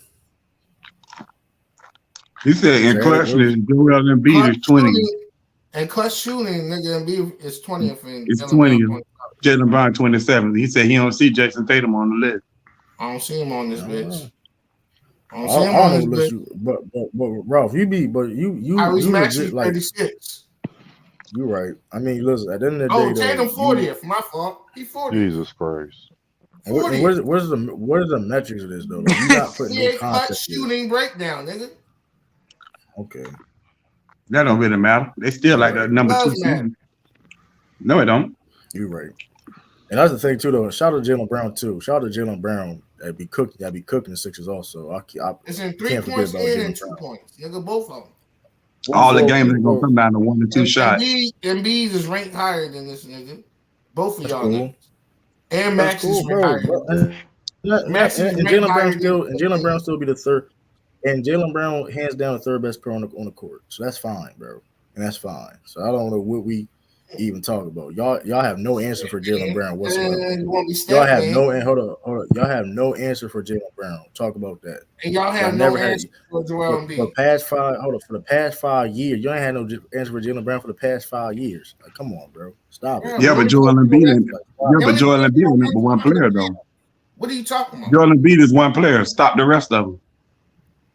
Like, come on. 1 player can't beat you, like Khalil said earlier. Oh, they didn't have an answer for Tobias Harris the other night either. Man, Tobias Harris trash. Get out of here with Tobias Harris. Get out of here with Tobias Harris. The whole game was cooking. Right. Tobias Harris. All right, bro. And they ain't had no answer for him. One game. Listen, he had one good game. And they started going away from Tobias Harris. That's why they started losing. Ralph, let me ask you a serious question. You seriously got faith in Tobias Harris? Are you seriously sound like a hater? First of all, a hater. Let's talk about hate. Tobias Harris historically plays trash in the playoffs. So I don't know why you. That's a lie. That's a lie. All right, I'm not gonna argue. You can't even prove that. You can't even prove that. Shooting 50%. All right, we're gonna count. Yeah, off 10 shots because they don't trust him, so they don't give him the ball. You chose him over me. We gonna lie. Tyrese Maxey better than Tobias Harris. That man do not shoot no 50% in career wise in the playoff. Why are you lying? Damn. Who said career wise? Who said career wise? You're just adding stuff. All right. Man. Where did he shoot 50% at then? Not last year, the year before that. When you're talking about, he got out to stick around. 2 years. So he shot 50% in 2021. Oh, but it's okay when y'all go back 2 years. Who went back 2 years, Ralph? Tobias, he about to save. I don't have to do that though. He's about to save in the playoffs. Tobias Harris is he's like a great value Carmelo Anthony. Yo, listen. I'm gonna be real with you though. Tobias Harris over. Tobias Harris is the fourth option on the team. All I'm saying is. Go ahead, True. Go ahead. You go, Sean. Go, Sean. No, all I know is 2 years ago in the playoffs when Ben Simmons and getting all the smoke, Tobias Harris was the highest paid, no smoke giving his cat in the league because he was basically not shooting at all or was going like 2 for 12 against Atlanta, like literally no showing when they needed him the most. I mean, had 8 points on 15 shots. Big fact, Sean. Tapping ass. Then they put all. I'm still kind of confused how they lost that series in Atlanta. That was wild. Yeah, Ben Simmons, they 3 top guys. Hey, nah, bro. It wasn't Ben Simmons' fault, man. Ben Simmons passed. Gotta look at the coach, bro. It wasn't. Nah, they couldn't stop Trae Young. They couldn't stop Trae Young. Trae Young was killing me, man. Yeah, Trae Young was smoking. Trae Young was killing me. We were smoking there. Embiid had a good series though. They tried to lie and say he was injured, but he was still he averaged like 35 points. Also 33 turnovers in the 7-game series. But that's okay. But your man got the record for turnovers one season. I mean, that's cool. When you make deep ass playoff runs, what happens too, huh? When you make deep runs and go to the finals, players don't even get that many turnovers in the whole somebody had that. Well, somebody had that record before him, right? Steph Curry never had that record. And that pack just hit different when you lose. It's not his job. It's not his job, though. It's not his job. He got the ball. I think he got the ball more than Jason Tatum. It's not a job. First of all, here's the goofy shit about y'all keep bringing that up. They would have won. Y'all niggas would still say that shit. Like it don't even matter. Like I don't know why y'all keep bringing that shit up. Like it matter. Man, look, man. Look. Hold on, True. So they would have won. So they don't. Nigga, you hate on Jason Tatum now. When you hate on Jason why Tatum you lie about Tobias Harris? He plays bad. He don't play bad in the playoffs. He didn't shoot 50% last season. I never said that. You say he shoot 50% of his career. You say he shoot 50% of his career. No, I did not. Well, yeah, you did say career, but I didn't say career though. We always get stuck on this one. Like this Tobias Harris like merry-go-round, bro. He's garbage. Tobias Harris is garbage. Definitely not garbage. Well, come on, bro. You old ass. I would say to Ralph point true. I wouldn't call him garbage, but like I said, Ralph, he doesn't. I'm just worrying about Tobias Harris. He doesn't really elevate. He doesn't really elevate like that in the playoffs either. Like that's the thing. He's still Tobias Harris. Stop going away from him when he cooks. They jealous of the niggas. Ralph. He's the 4th option, nigga. That nigga said they jealous of. Oh what? Boy, they jealous of him. Tobias. Jealous of that nigga. Because this nigga will cook. What? Man, hey, say Ralph. Say Ralph, bro. Look. Let me tell you like this, bro. They jealous of that. Ralph, you my guy. You know what I'm saying? You my dog, man. But if Doc Rivers don't get it done, option on the team. In the first half, and then Doc will go away from him. Yo, Ralph, there's no way. Yo, it's a long list before you get to Tobias. Tobias maybe the 5th best throw on the team. Yo, imagine Ralph sitting there piecing it together like, I'll figure it out. This nigga cheat. Look at him. Hey, bro. Ralph, watch a couple of games. Ralph, you my dog. But if them boys don't get it done, man, it's over with for Doc with me, man. Straight up. Wait a minute, True. You might be right. He might be the 5th option on the team. He might be behind D'Anthony Melton too. D'Anthony Melton might be in front of him as well. If Doc had any sense, bro, he would have never got up there and said that bullshit that he said about Ben Simmons for one. And then for two, Ben Simmons has been off the team for over a year now. And but he like trash though. I see why he said it. No. I'm saying what I'm saying is that he's a coach. Know what I'm saying? He's supposed to think on a far higher level. Know what I'm saying than the rest of them guys. What I'm saying is that if Doc Rivers don't get it done, it's over with for that nigga with me, man. He threw Ben Simmons under the bus because pressure on him, man. He ain't been to a conference finals over 10 years, bro. No, but look how Ben Simmons did a franchise though. First of all, True. He didn't throw Ben Simmons on his bus. He only answered the question, number one. Number two, it's not like he was lying. Like, let's be honest, bro. It's not like the nigga was lying. Like, I don't. Come on, now stirred it, man. He was lying, bro. He wasn't lying. He wasn't. Come on now, man. Oh, Chris, what he lied about? Chris, what he lied about? He lied about when the reporter dude asked him. He say, "Can you win a championship with Ben Simmons as your starting point guard?" Doc Rivers said he don't know that. He's a liar. Yeah, because how the hell liar? Because he should have said no. He played the power forward role right now. No, pause real quick. Hold on, Chris. Hold on. He didn't lie, but as you being a head coach and your stature of you being a regarded as an all-time great coach, you don't say shit like that, bro.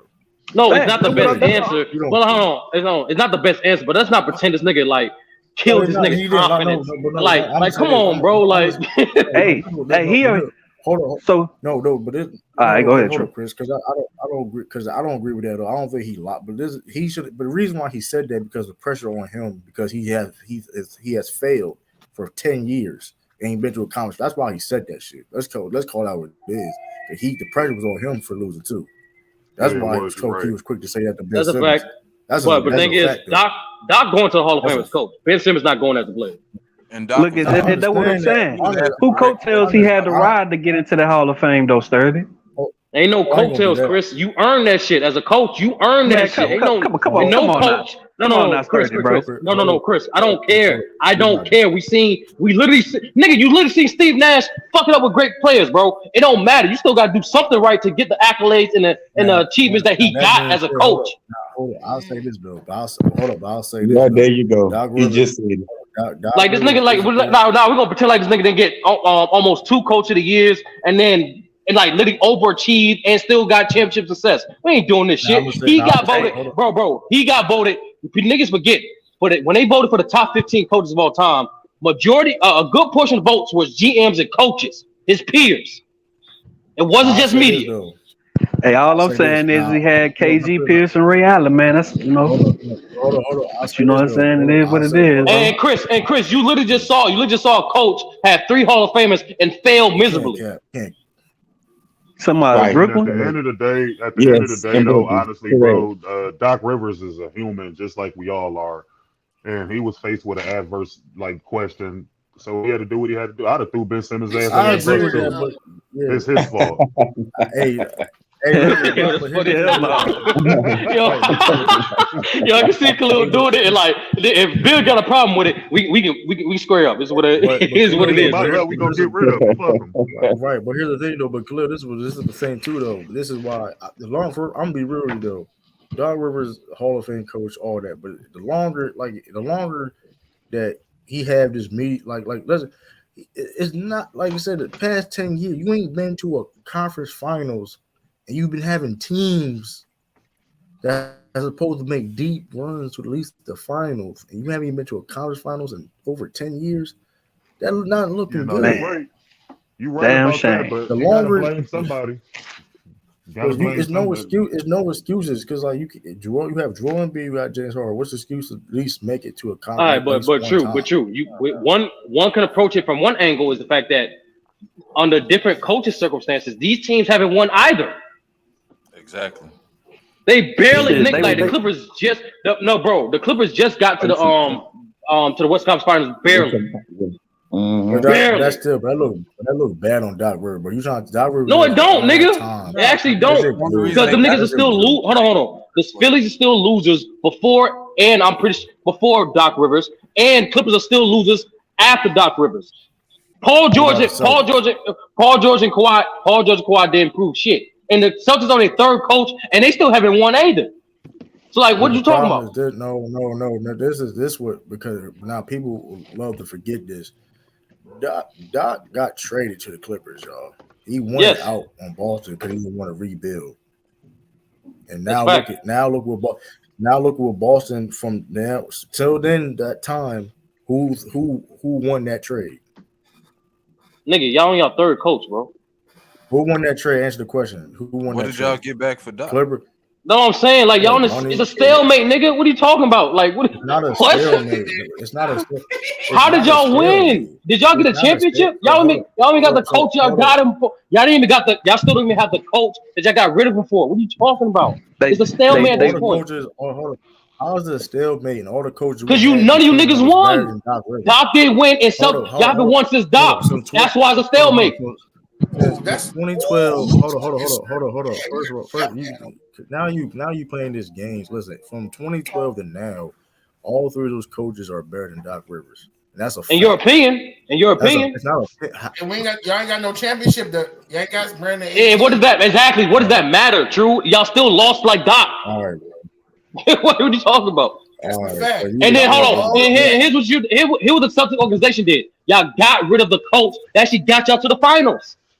I guess results don't mean over a hole. I guess results don't mean nothing. You bring it up. No, it don't mean shit. Hold on, true, you're right. It don't mean shit to y'all. It don't mean shit to the Celtics because y'all got rid of a coach because he fucked the hole. Consensually. Hold on. Let me get in while I sit in there, man. Shit. Say, inmate, man, send him my way, man. You heard me? He just deflect because that had nothing to do with the fuck I just said. That had nothing to do with the fuck I just said. Correct? I'm tripping. No, you asked who won the trade between the Celtics and Doc. I said it's a stalemate because since that trade, you niggas were losers. Both you niggas are losers. That's a fact. That's not an opinion. Who had more success from 2012 to now? Answer that question. Can you answer that? You answer that. I'm supposed to compare a coach to a whole franchise. All right. Who? So let me ask you a question. Who a better player, Jokic or Joel Embiid? Jokic. Why? They both losers. They ain't winning shit. Yeah, but did you ask me who's better? No. See, you see what I did there? Hold on. Who's no, nigga, it shit don't make any sense because you asked who's the winner between the Doc Rivers and the fucking Celtics trade. I get what I just did, right? And then true, you told us. True. I did answer the question, but you told us. I answered the question already. You told us as a Celtics fan, y'all championship. Y'all are championship pedigree. Y'all only measure yourself by championship success. So if you ask me, I did answer the question. If you ask me who won the trade between the Celtics and Doc, I'ma still say both you niggas lost because both you niggas didn't win. And I answered the question already, nigga. I literally answered the question. So you're trying to tell me Jokic and Joel Embiid don't want to win championships?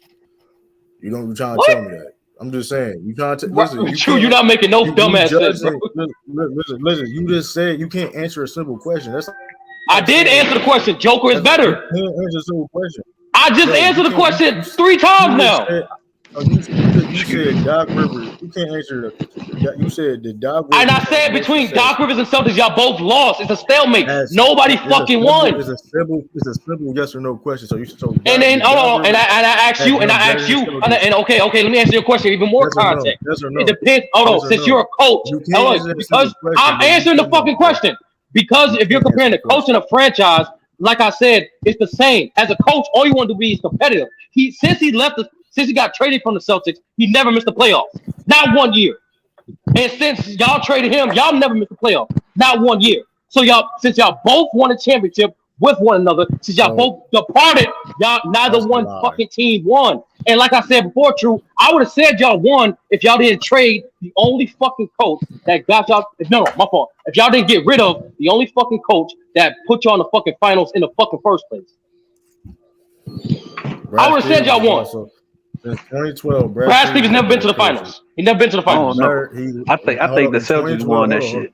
Hold on. So 2012 to now, Brad Stevens was not a better coach than Doc Rivers. So when Brad Stevens was coaching the league, he wasn't better than Doc Rivers. Yes or no? Are you want? In your opinion, in my opinion, no. Lie. No. In my opinion, no. Okay.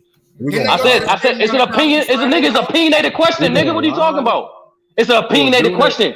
You as a Celtics fan gonna say because Doc Rivers wasn't there. No. But I would say I was an objective fan. I would say I'm an objective fan that Doc Rivers' stay as a Celtics was way better than fucking Brad Stevens.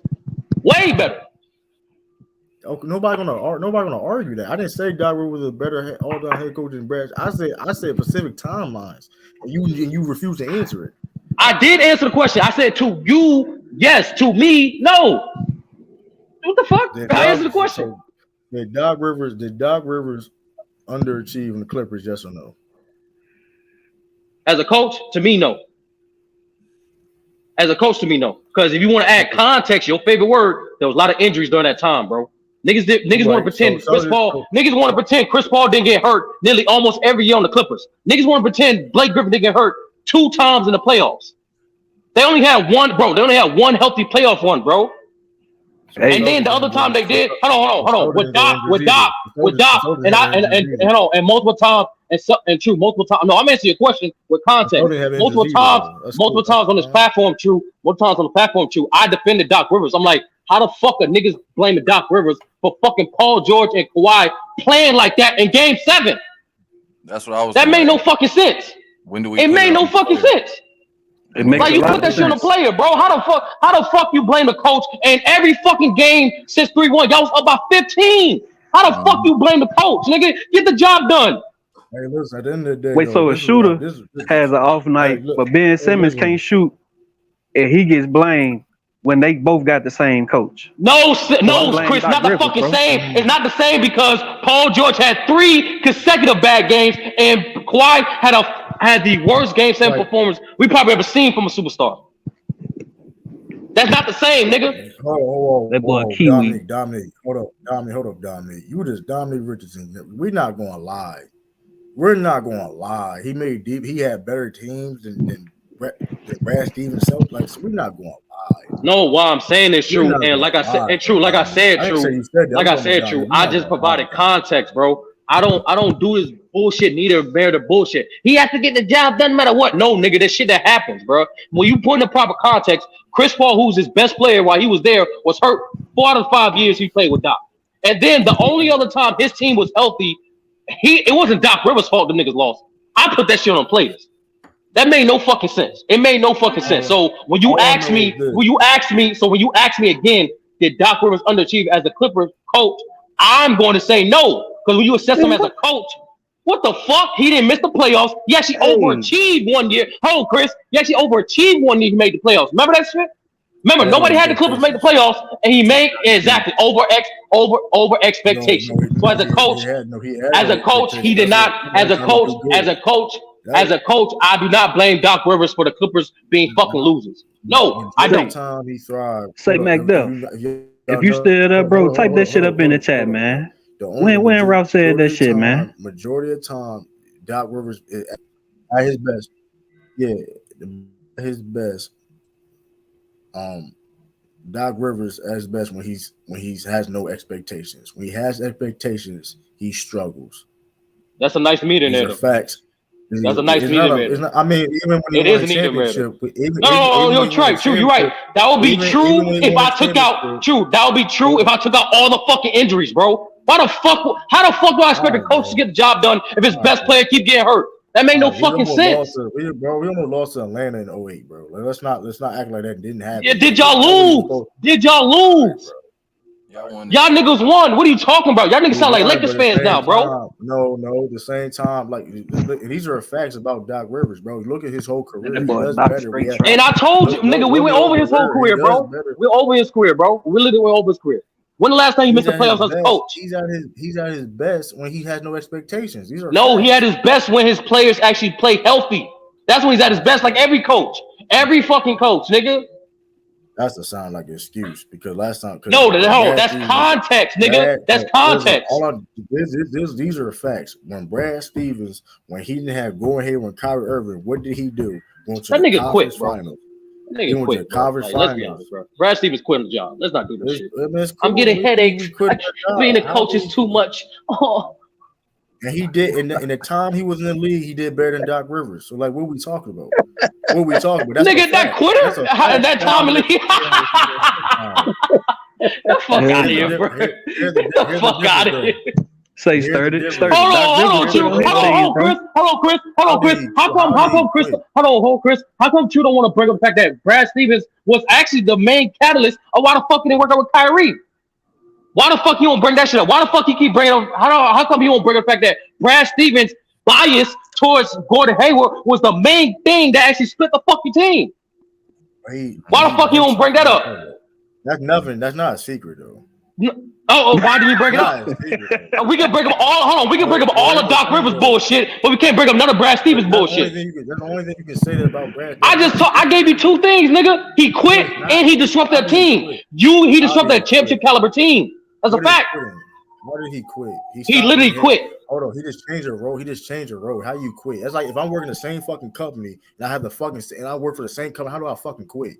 Yes, you can resign from a position to do another position. The synonym for resign is quit. A synonym for resign is quit. True. That's dumb as shit. Discontinue. All right, I'm gonna say better words for you. Discontinue. He moved on. He didn't want to do it no more. That's better. True. That's better than the Q word. That's better. Hold on. So if I'm in the army, right? And so you're trying to tell me if I work for the same company and I don't leave nowhere, if I change a position, I quit. You resigned your position. You resigned your position. You did. You did resign your position. Where in the job place where they say that's called? Yes, nigga. I'm at a job. Nigga, I'm at a job right now. The niggas do this shit all the time. Right, they call it. Yes, you resign your position. Same thing, bro. You don't want to do it no more. Anybody on the panel can they contest today? And then what happened? Hold on, hey. And what happened? I'm gonna go with Ralph thing. He got jealous of Mendoka. Oh hell no, this nigga went to the finals and he fucking bitches. Oh hell no, I gotta get rid of this nigga. Oh hell no, I gotta get rid of this nigga. Hell no, I haven't had no black man show me up and fuck with these white bitches. Oh nah, dog, not in Boston, not in Boston. Somebody did snitch on that boy Ime though for sure. Hold up, though. Somebody ratted that boy out, man. Hold up, 30 is spread on some misinformation. That wasn't even his call. You just spread misinformation out there. The lady that he was sleeping with. How do you know 30 getting cooked because he said lying and spread misinformation? That wasn't. What you talking about? He did get suspended for fucking a hoe. What are you talking about? That's not misinformation. Hold on. So the owner don't control. So the owner don't control the team. So the general manager controls the team. What are you talking about? Yes, the whole front office control the team. True. The whole front office. All right, Sturdy. You see what Sturdy doing, right? Okay. What are you talking about, nigga? What are you talking about? You see the awkward laugh. So you are you standing? So you said Brad Stevens was jealous of Ime.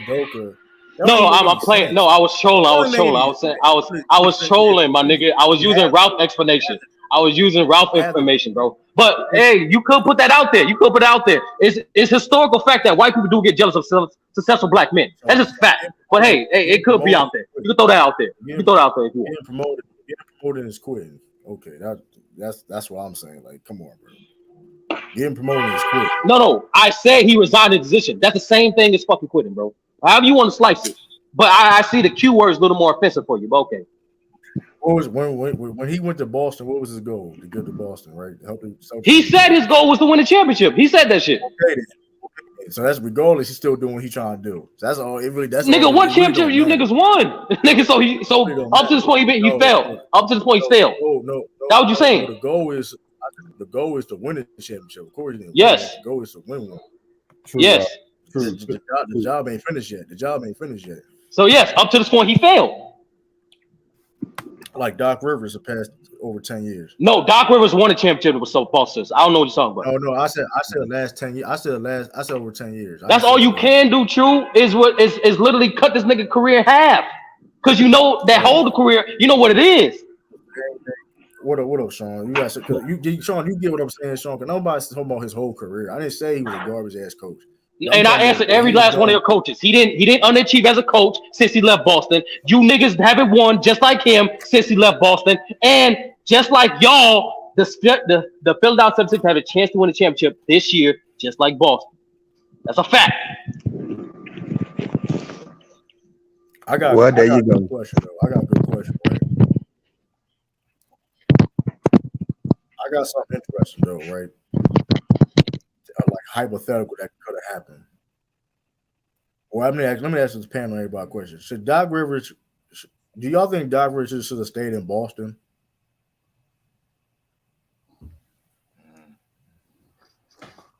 Not if they didn't want to be there. I'm just saying. Not if he was going to be throwing his players under the bus like he did Ben Simmons. Oh Lord, you still on Ben Simmons? Never mind. He was throw Tatum under the bus. He never throw Tatum under the bus. And Jalen Brown and Marcus Smart. Yeah. I mean, that's when Ben Simmons had a mental breakdown. I'll be honest with you. When you do your research, especially some of these coaches back then, bro, these niggas said hella worse shit. Way worse shit. And to be honest with you, bro, he didn't throw the nigga under the bus. He just spoke the truth. He's had his honest opinion. Do you believe Ben Simmons can be a championship? And what type of fucking question is that? How the hell you get offended over a question like that? Do you believe Ben Simmons will be a championship point guard on a championship team? And you said, I don't know. He didn't say no. He didn't say no. He said, I don't know. Like, get the fuck out of here, bro. Yeah, because he lying. Some bad shit. Nigga, get the fuck out of here. He don't know what the hell he thinking about, bro. Nigga, get that sensitive shit out of here, bro. Nigga. Man, Doc Rivers a straight up fucking liar, man. Don't nobody what he lied about? Nigga say, bro. What he lied about, nigga? Breakdown in the middle he of lied the about my nigga Big Ben, man. I wanna. Nah, let me chill out. Let me chill out, man. Hold on, Chris didn't lie. He didn't lie, but like that was. I mean, he was trying to insinuate some bullshit. That's what he did. I would have said the same thing. Nigga, all he did was answer a question honestly, nigga. He didn't even say no. Chris, he didn't even say no. He didn't even say no. He said, I don't know. I'm not gonna lie. I believe Doc Rivers prompted that man to ask him that question. What? Like real talk. Come on, hold up. I would say the same thing. Well, let me say this. Nigga, how you have a mental breakdown in the middle of the playoff run? Come on, bro. Let me say this though. Like for real though, like I'm like you say, what did he say was truthful? Yes, but at the same time, like you didn't have to answer that. He didn't have to answer that question. And like, true, he didn't really answer the question. All he said was, "I don't know." That's a maybe, nigga. Hey, if he would have said no, that would have been worse. No. Listen, all he had to say, I'm gonna tell you, this all he simply had to say was, "Listen, I mean, he's the point guard on his team now, and listen, hey, it is what it is. I believe in him. Move on. Simple as that. Move on." I would have called. Move on. If he'd have answered it like that. I'll just say at the time, I didn't like the way he answered the question. I thought he could have,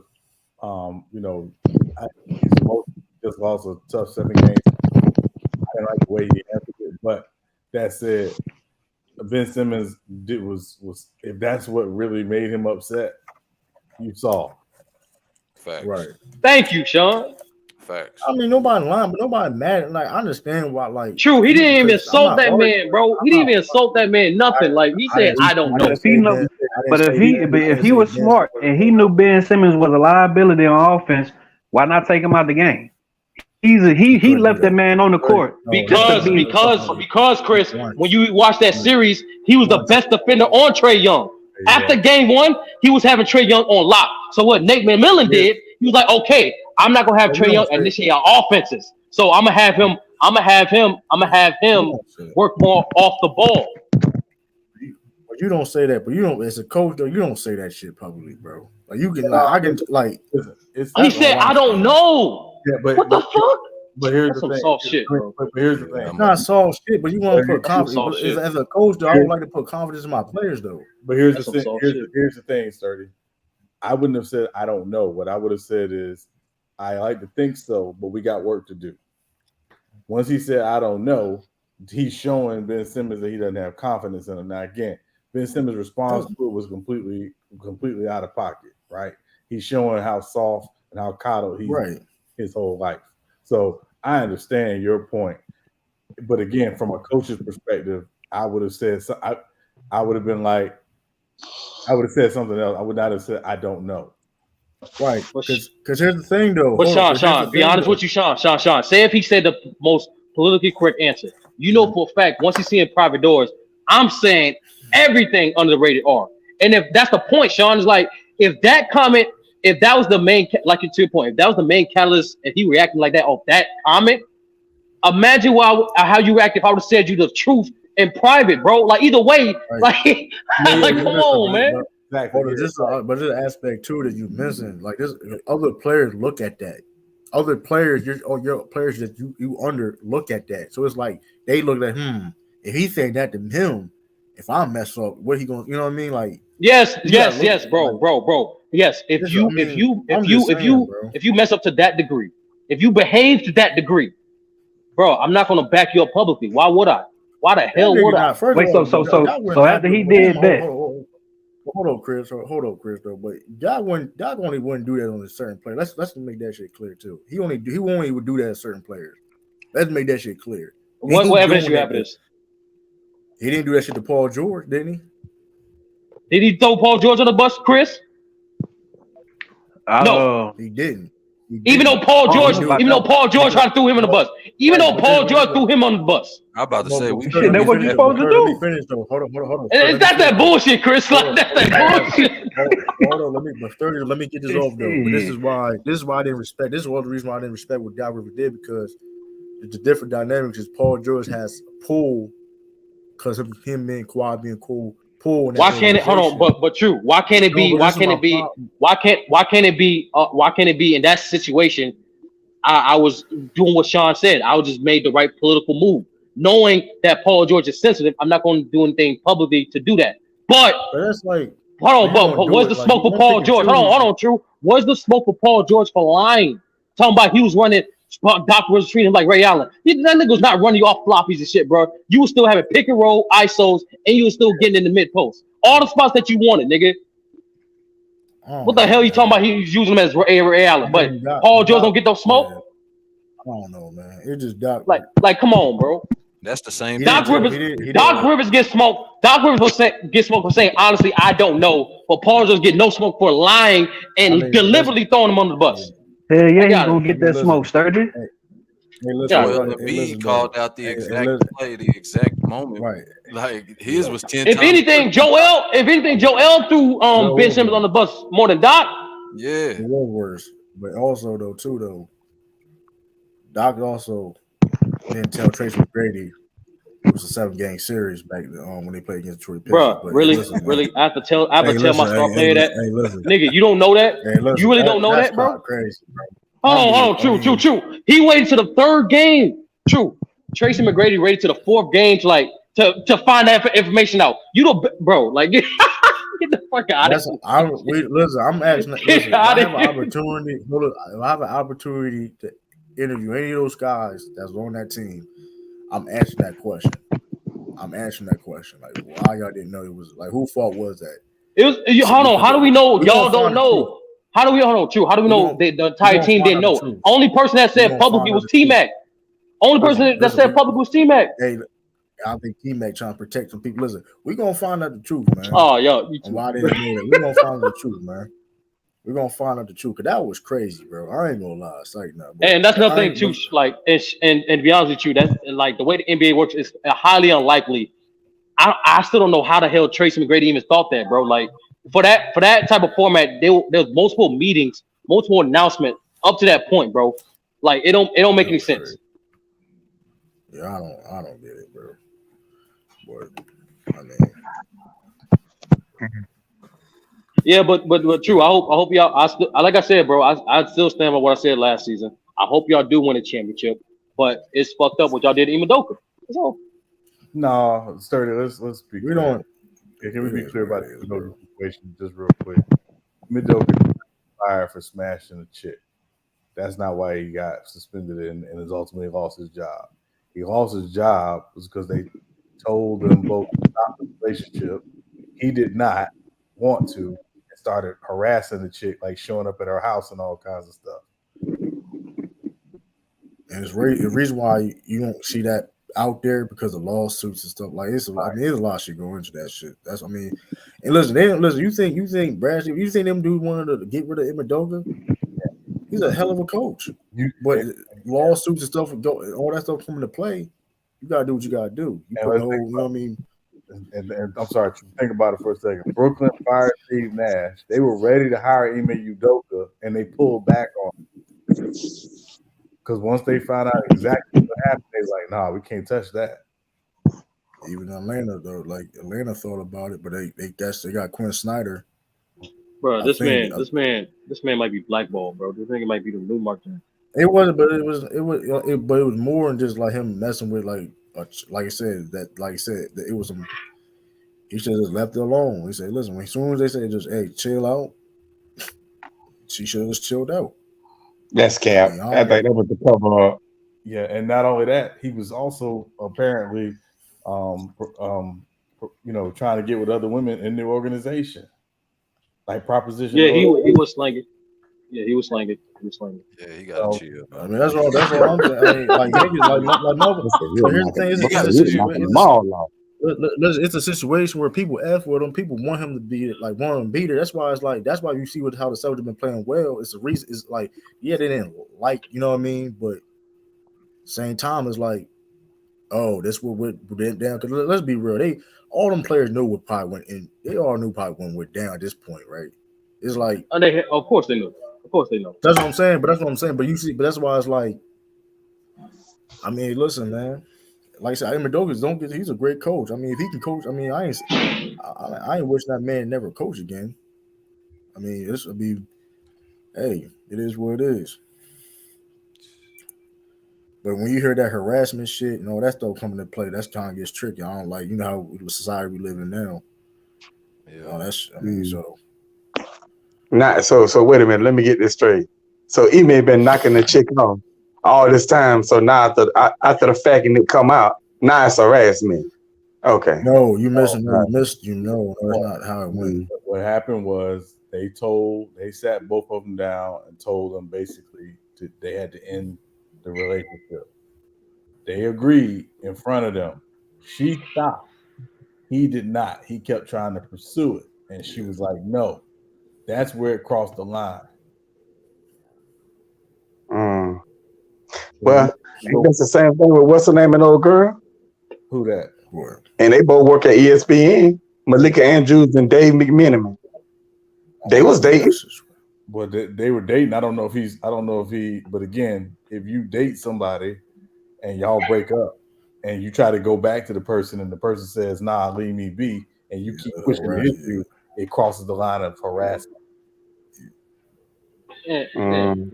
I'm not gonna lie.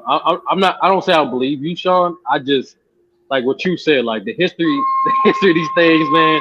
Is always turned that way when, you know. I don't. Yeah, here's the thing too, though. Yeah. But they was saying also when I was like all that stuff was coming out. They were saying, well, why it took him so long to be a head coach in the first place and all that. They were saying the rumors that him doing that from other organizations. So I don't know. But it's like, bro. That was out. The reason why I don't, but you. But the only reason I don't say that because hold on, the Boston Celtics job was not the only head coaching job he was up for. There was other times he went for a head coach job and none of that stuff got brought up. Right. Now get brought up for this, like. Well, my whole thing, but like I said before, and I said this months ago, why would they do this when they trying to win a championship? They don't make no sense. Yeah, we agree it was personal. We agree it was personal. Personal on who though? Motherfucker. It wasn't business. No, it wasn't business on both sides. Like clearly from both sides, it wasn't business. It was not a business decision. That was clear. When lawsuits, but when you can potentially get lawsuits like that, when teams don't want to deal with that type of shit and all that, I mean, motherfucker can get sued and all that shit. No, but that's what I'm saying. To Sean's point, if that was the case, right, you would have got rid of him right then and there. Because at any professional company, there's always that specific term in any sexual harassment case. They don't tell you directly not to date nobody, but they kind of imply it.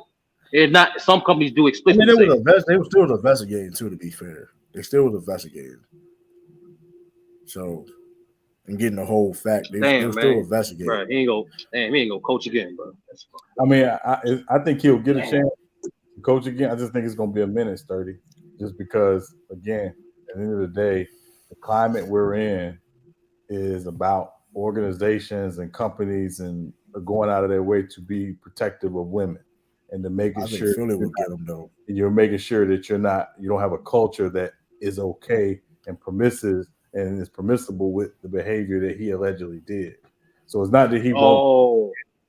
It's just you got to be very, very careful about the optics if you bring him in. Cancel culture and all this stuff going on. Do you think so? It's okay. Actually, I get what you're saying. Especially the timing of it. Like, there's no way you can be that lenient on them right after the Robert Sarver investigation. Right. Exactly. Yeah. Okay. I got it. Cancel culture and all that stuff going. No way. Yeah. It's like they didn't question. Then let's say they didn't. Let's say they let them coach the whole year. Like the questions would have been like that would have been crazy. Yeah. They didn't want. I mean, it is what it is. Yeah, and then you think your head coach really is the non-player face of your franchise. Like if no players are out speaking, your head coach is out speaking. Yeah, most of the time, yeah. So I mean, it's not your GM, it's not your owner, unless it's Jerry Jones. But for the most part, I mean, that's the person that's representing your franchise publicly. So these franchises are going to be very, very hard pressed to bring him in to be their head coach immediately. Maybe it's a situation where he'll get an assistant job, and then, in a couple of years as things die down and he's shown like, okay, yeah, this isn't an issue no more, that, he'll get another chance. But right now, he ain't saying nothing at all, though. He's smart for that. Yeah. And notice he hasn't said anything publicly either. Nothing. I'm be real. I think Philly will hire him though. If I was the Grizzlies, I'd hire him. If I was Philly, I would hire him. I would say Cavs. Cavs Osman do good. His second, if now he ain't going nowhere. No, he ain't going nowhere. Osman ain't going nowhere. If the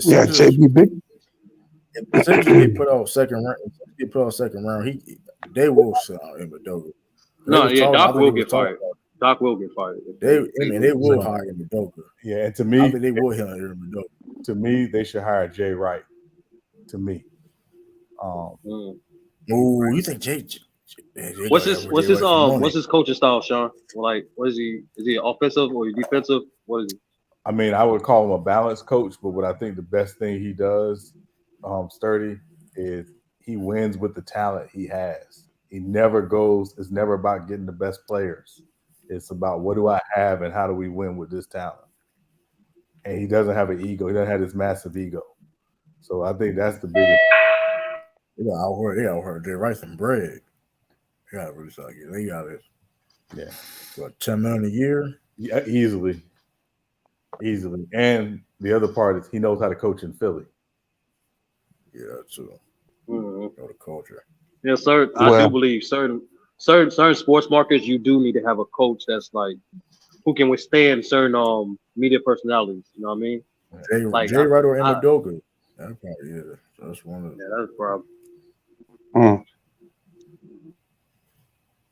Yeah, Udoka, that shit gonna be changed up. Udoka, I mean, James Montrezl Harrell won't be over there no more. I can't forget. Yeah, y'all Philly fan was hyping up Montrezl Harrell. Man, no, real talk to you. I don't know what happened to Montrezl. He was a good backup center. Like I don't know. Since he got that $6 million a year. Yeah, since he got that $6 million a year, I don't know. I don't know if it's personal stuff. I don't know if it's personal stuff. I mean, I don't know. I think somebody passed away during that same time in the bubble. I don't know what it is, but you an undersized center. That's not really agile. He said his grandma. That's not. Yeah, his grandma. I don't know what it is. But when you're undersized center, it's not really agile like that. You're a defensive liability. You don't space the floor. I mean, that's like that. You think he got exposed to that degree? Like that's a lot of. I mean, you like I said, you are undersized center that can't space the floor. That's a defensive liability. That's not. I mean, that's. But he got. What I'm saying, bro, like he proven to be productive. Like he won $6 million a year, bro. Like when you notice though, he should. You notice in the playoffs. You notice in the playoffs, his minutes go tremendously down, and his play go down because that. Listen, in the half court setting, like he's good, but in the half court setting, and that's why he's struggling in Philly because Philly is a half court type of team. Yeah, that's why he's struggling in Philly. And that's why he was struggling. That's why he'd be struggling for most part. Clippers was there wasn't really. I mean, that year he won. They were a little bit up and down, but they spread the ball a lot. Like the only time they went to ISO was on occasion Lou Williams, but like he like a 5-out type of stuff. But like you said before, that's he. But like you said before, and you're a defensive liability, and you undersized, so it's like you only like 6'7". And like you're gonna be in pick and roll situation a lot. Is he a decent rebounder? He's a decent rebound, but okay, for example, picture Enes Kanter. You know what I'm saying? Like, he's like a small Enes Kanter, but more energetic. That's basically like it's the reason why Enes Kanter not in the league no more. Probably because of the other shit. He a lot of shit. Well, I'm saying, like, you telling me he can't be a ninth man? He can't be a ninth man on a playoff team? Like, that's all I'm saying. But still, Enes Kanter he still struggled because, like I said, the fact that now his defense is fucking garbage. Yeah, he can rebound and he can't space the floor. You get what I'm saying? I never seen a player get pulled so fast. Like, you would have like within a 16 possession, right? You have like 8 and 8. Like, no, real talk. He used to have like 8 and 8, but he used to give it like 10 points. It would be wild. I ain't gonna lie though, Brad. How Brad had to just try to have to coach through that shit was kind of crazy, bro. Like he really had like he really was trash for us, man. His defense was terrible. Bro. But that's what I'm saying though. Like Montrez, you ain't like it's hard to be in an undersized big. You don't stretch the floor like that. Like it's the reason why Draymond Green is still can play at a certain level because of his defense and he can play making stuff like that.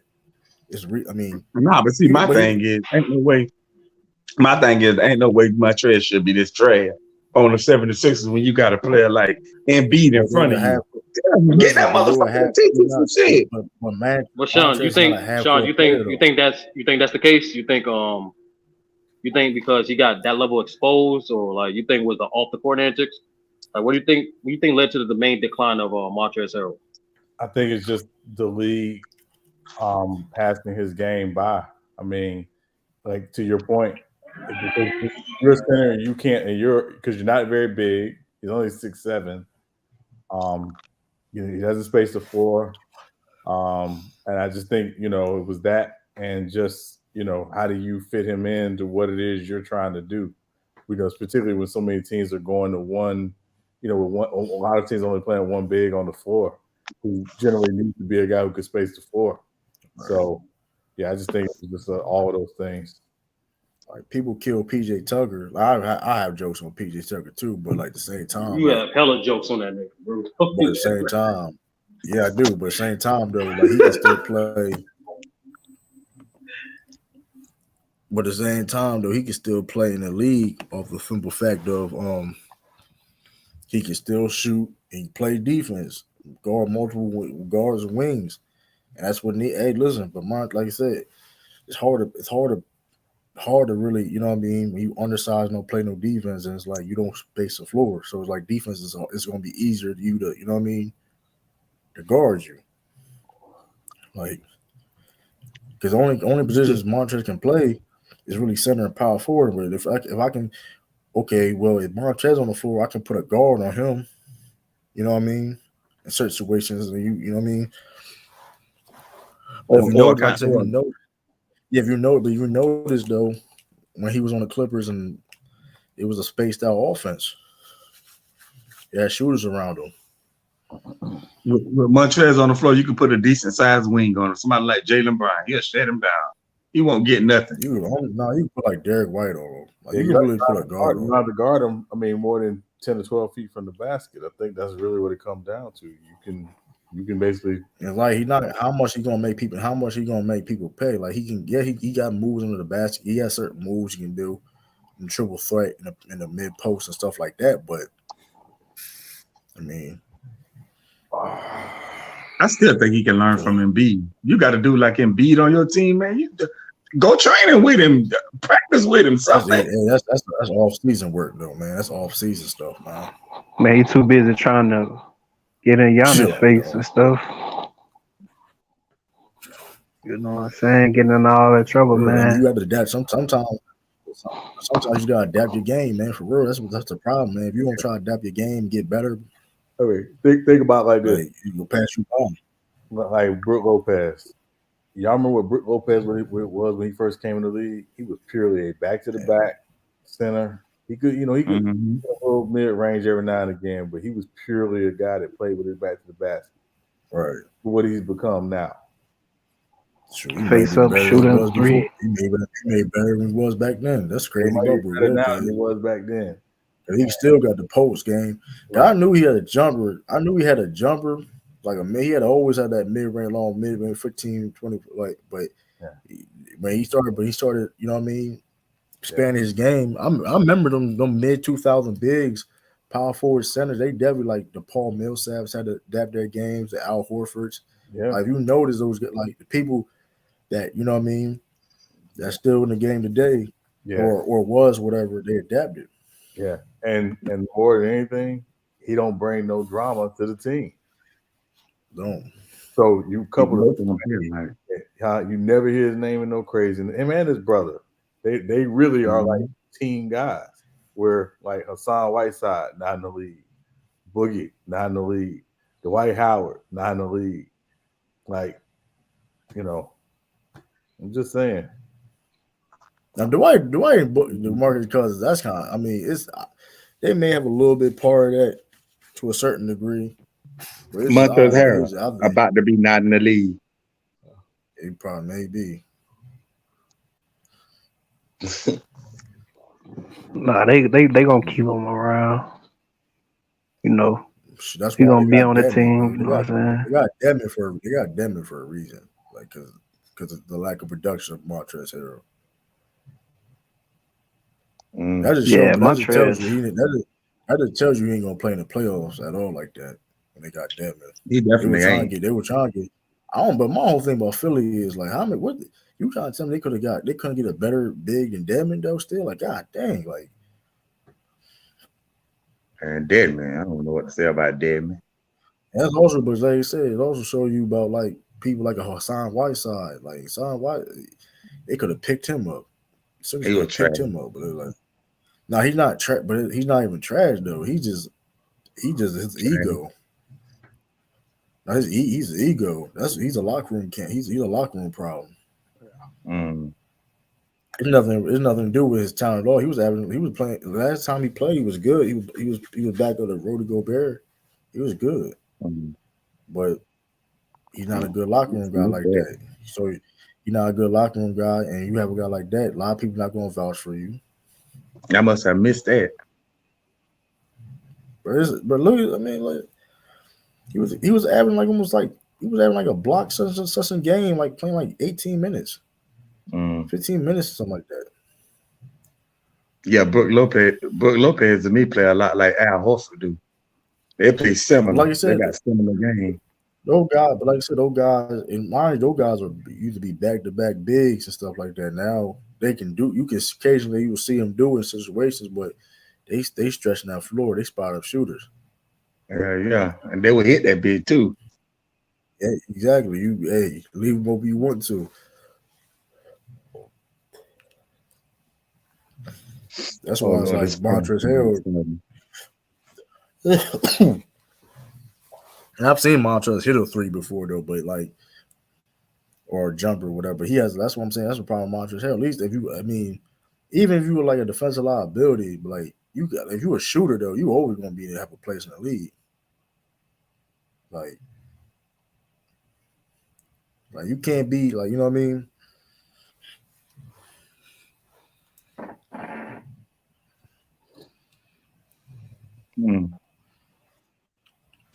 Like you would never like you always want like even like guy like Robert Williams is like only 6'8", only like an instant. Yeah, but he can rebound well. And he can, you know what I mean, high IQ, and he plays hella defense. Montrezl, like I said, he's an energy guy, but he don't play no defense. You gotta be more. Yeah, and what offense do you bring? Like besides this, I mean, if he was like he's not like a dominant paint presence. I don't know that type of style of play. It's just hard to be efficient in this day's league. Like back in the past when he, of course, but more small ball now. It's like it's gonna be hard. Like it's gonna be hard to do that. Like, I mean, but you know the 76ers not gonna play small ball because they got Joel Embiid, so ain't no way they can play small ball. They play a little small ball, but you would put Joel at the 5 and have like Tobias at the 4. But the Sixers' problem is they need a backup big. They had Andre Drummond, it was good for him, but he went to the Bulls. Got rid of him last year, so that's one. That's one of the reasons why too. Though I got the Celtics beating the Sixers. Like, okay, that's cool, but who's go there? Like, who gonna be their backup big? Because, like, mind you, like, it's gonna be time. Like, let's say if Jerome B gets on foul troubles like that, like, who you gonna put in? I guess they're gonna put Montrezl Harrell in. Like, you lost the game. You lost the game at that point. Like, I'm being real, like in a playoff situation, don't even matter who they play. If Jerome B gets in foul trouble, bro, it's like, which can happen, because like he's the only really rim protector, really. Yeah, he is. Yep. You really look at it, he really the only rim protector. So it's like, and PJ Tucker can do a little something at time or in spots. Yeah, but he's more on the perimeter. Like, he plays deep, he can help, and so but if you, I mean, that's what I'm saying. Like personnel wise, that's why it's like, yeah, they have some talent on that team, but personnel wise, it's they still need some pieces. I mean, they got a lot of talent on that team, actually, if you think about it. They got they got to be on. They got hit on all cylinders and be consistent. That's the only way. That's real. That's really the only way. But like, it's gonna be hard to do. Like, one thing about, or I mean, you understand. What time? Oh man, I mean, it's 12:10 over here. Oh, took a Hail Mary shot for y'all to win. But you praise an almost Hail Mary shot. Like, you crazy, bro. What you mean? But you praise for almost Hail Mary shot. That's crazy, man. It was a win to overtime. Oh man. You say it's 12:10 over there? All right, though, Sean. Yeah, in the morning. Yeah, it's 14 over here. No, it ain't. Yes, it is. Where I'm at, it's 14. Where you at? I'm on the East Coast. East Coast. It's 4:11, ain't 14. It just turned 4:11, Ralph. That's petty as shit, man. But yeah, I ain't gonna lie. I'm gonna get off here. It's late, right? I'm gonna catch y'all. Appreciate everybody for tuning in. I'll be forgetting the time. I'll be forgetting. Yeah, I gotta get up, man. Yeah, man. Like I said, man. You gonna see? You know what I mean? Hey, man. Appreciate y'all. It's your boy True. Peace, deuces. Hey, man. Subscribe to the channel. Hit that like button. Appreciate all y'all. Hey, I'm out. Yeah.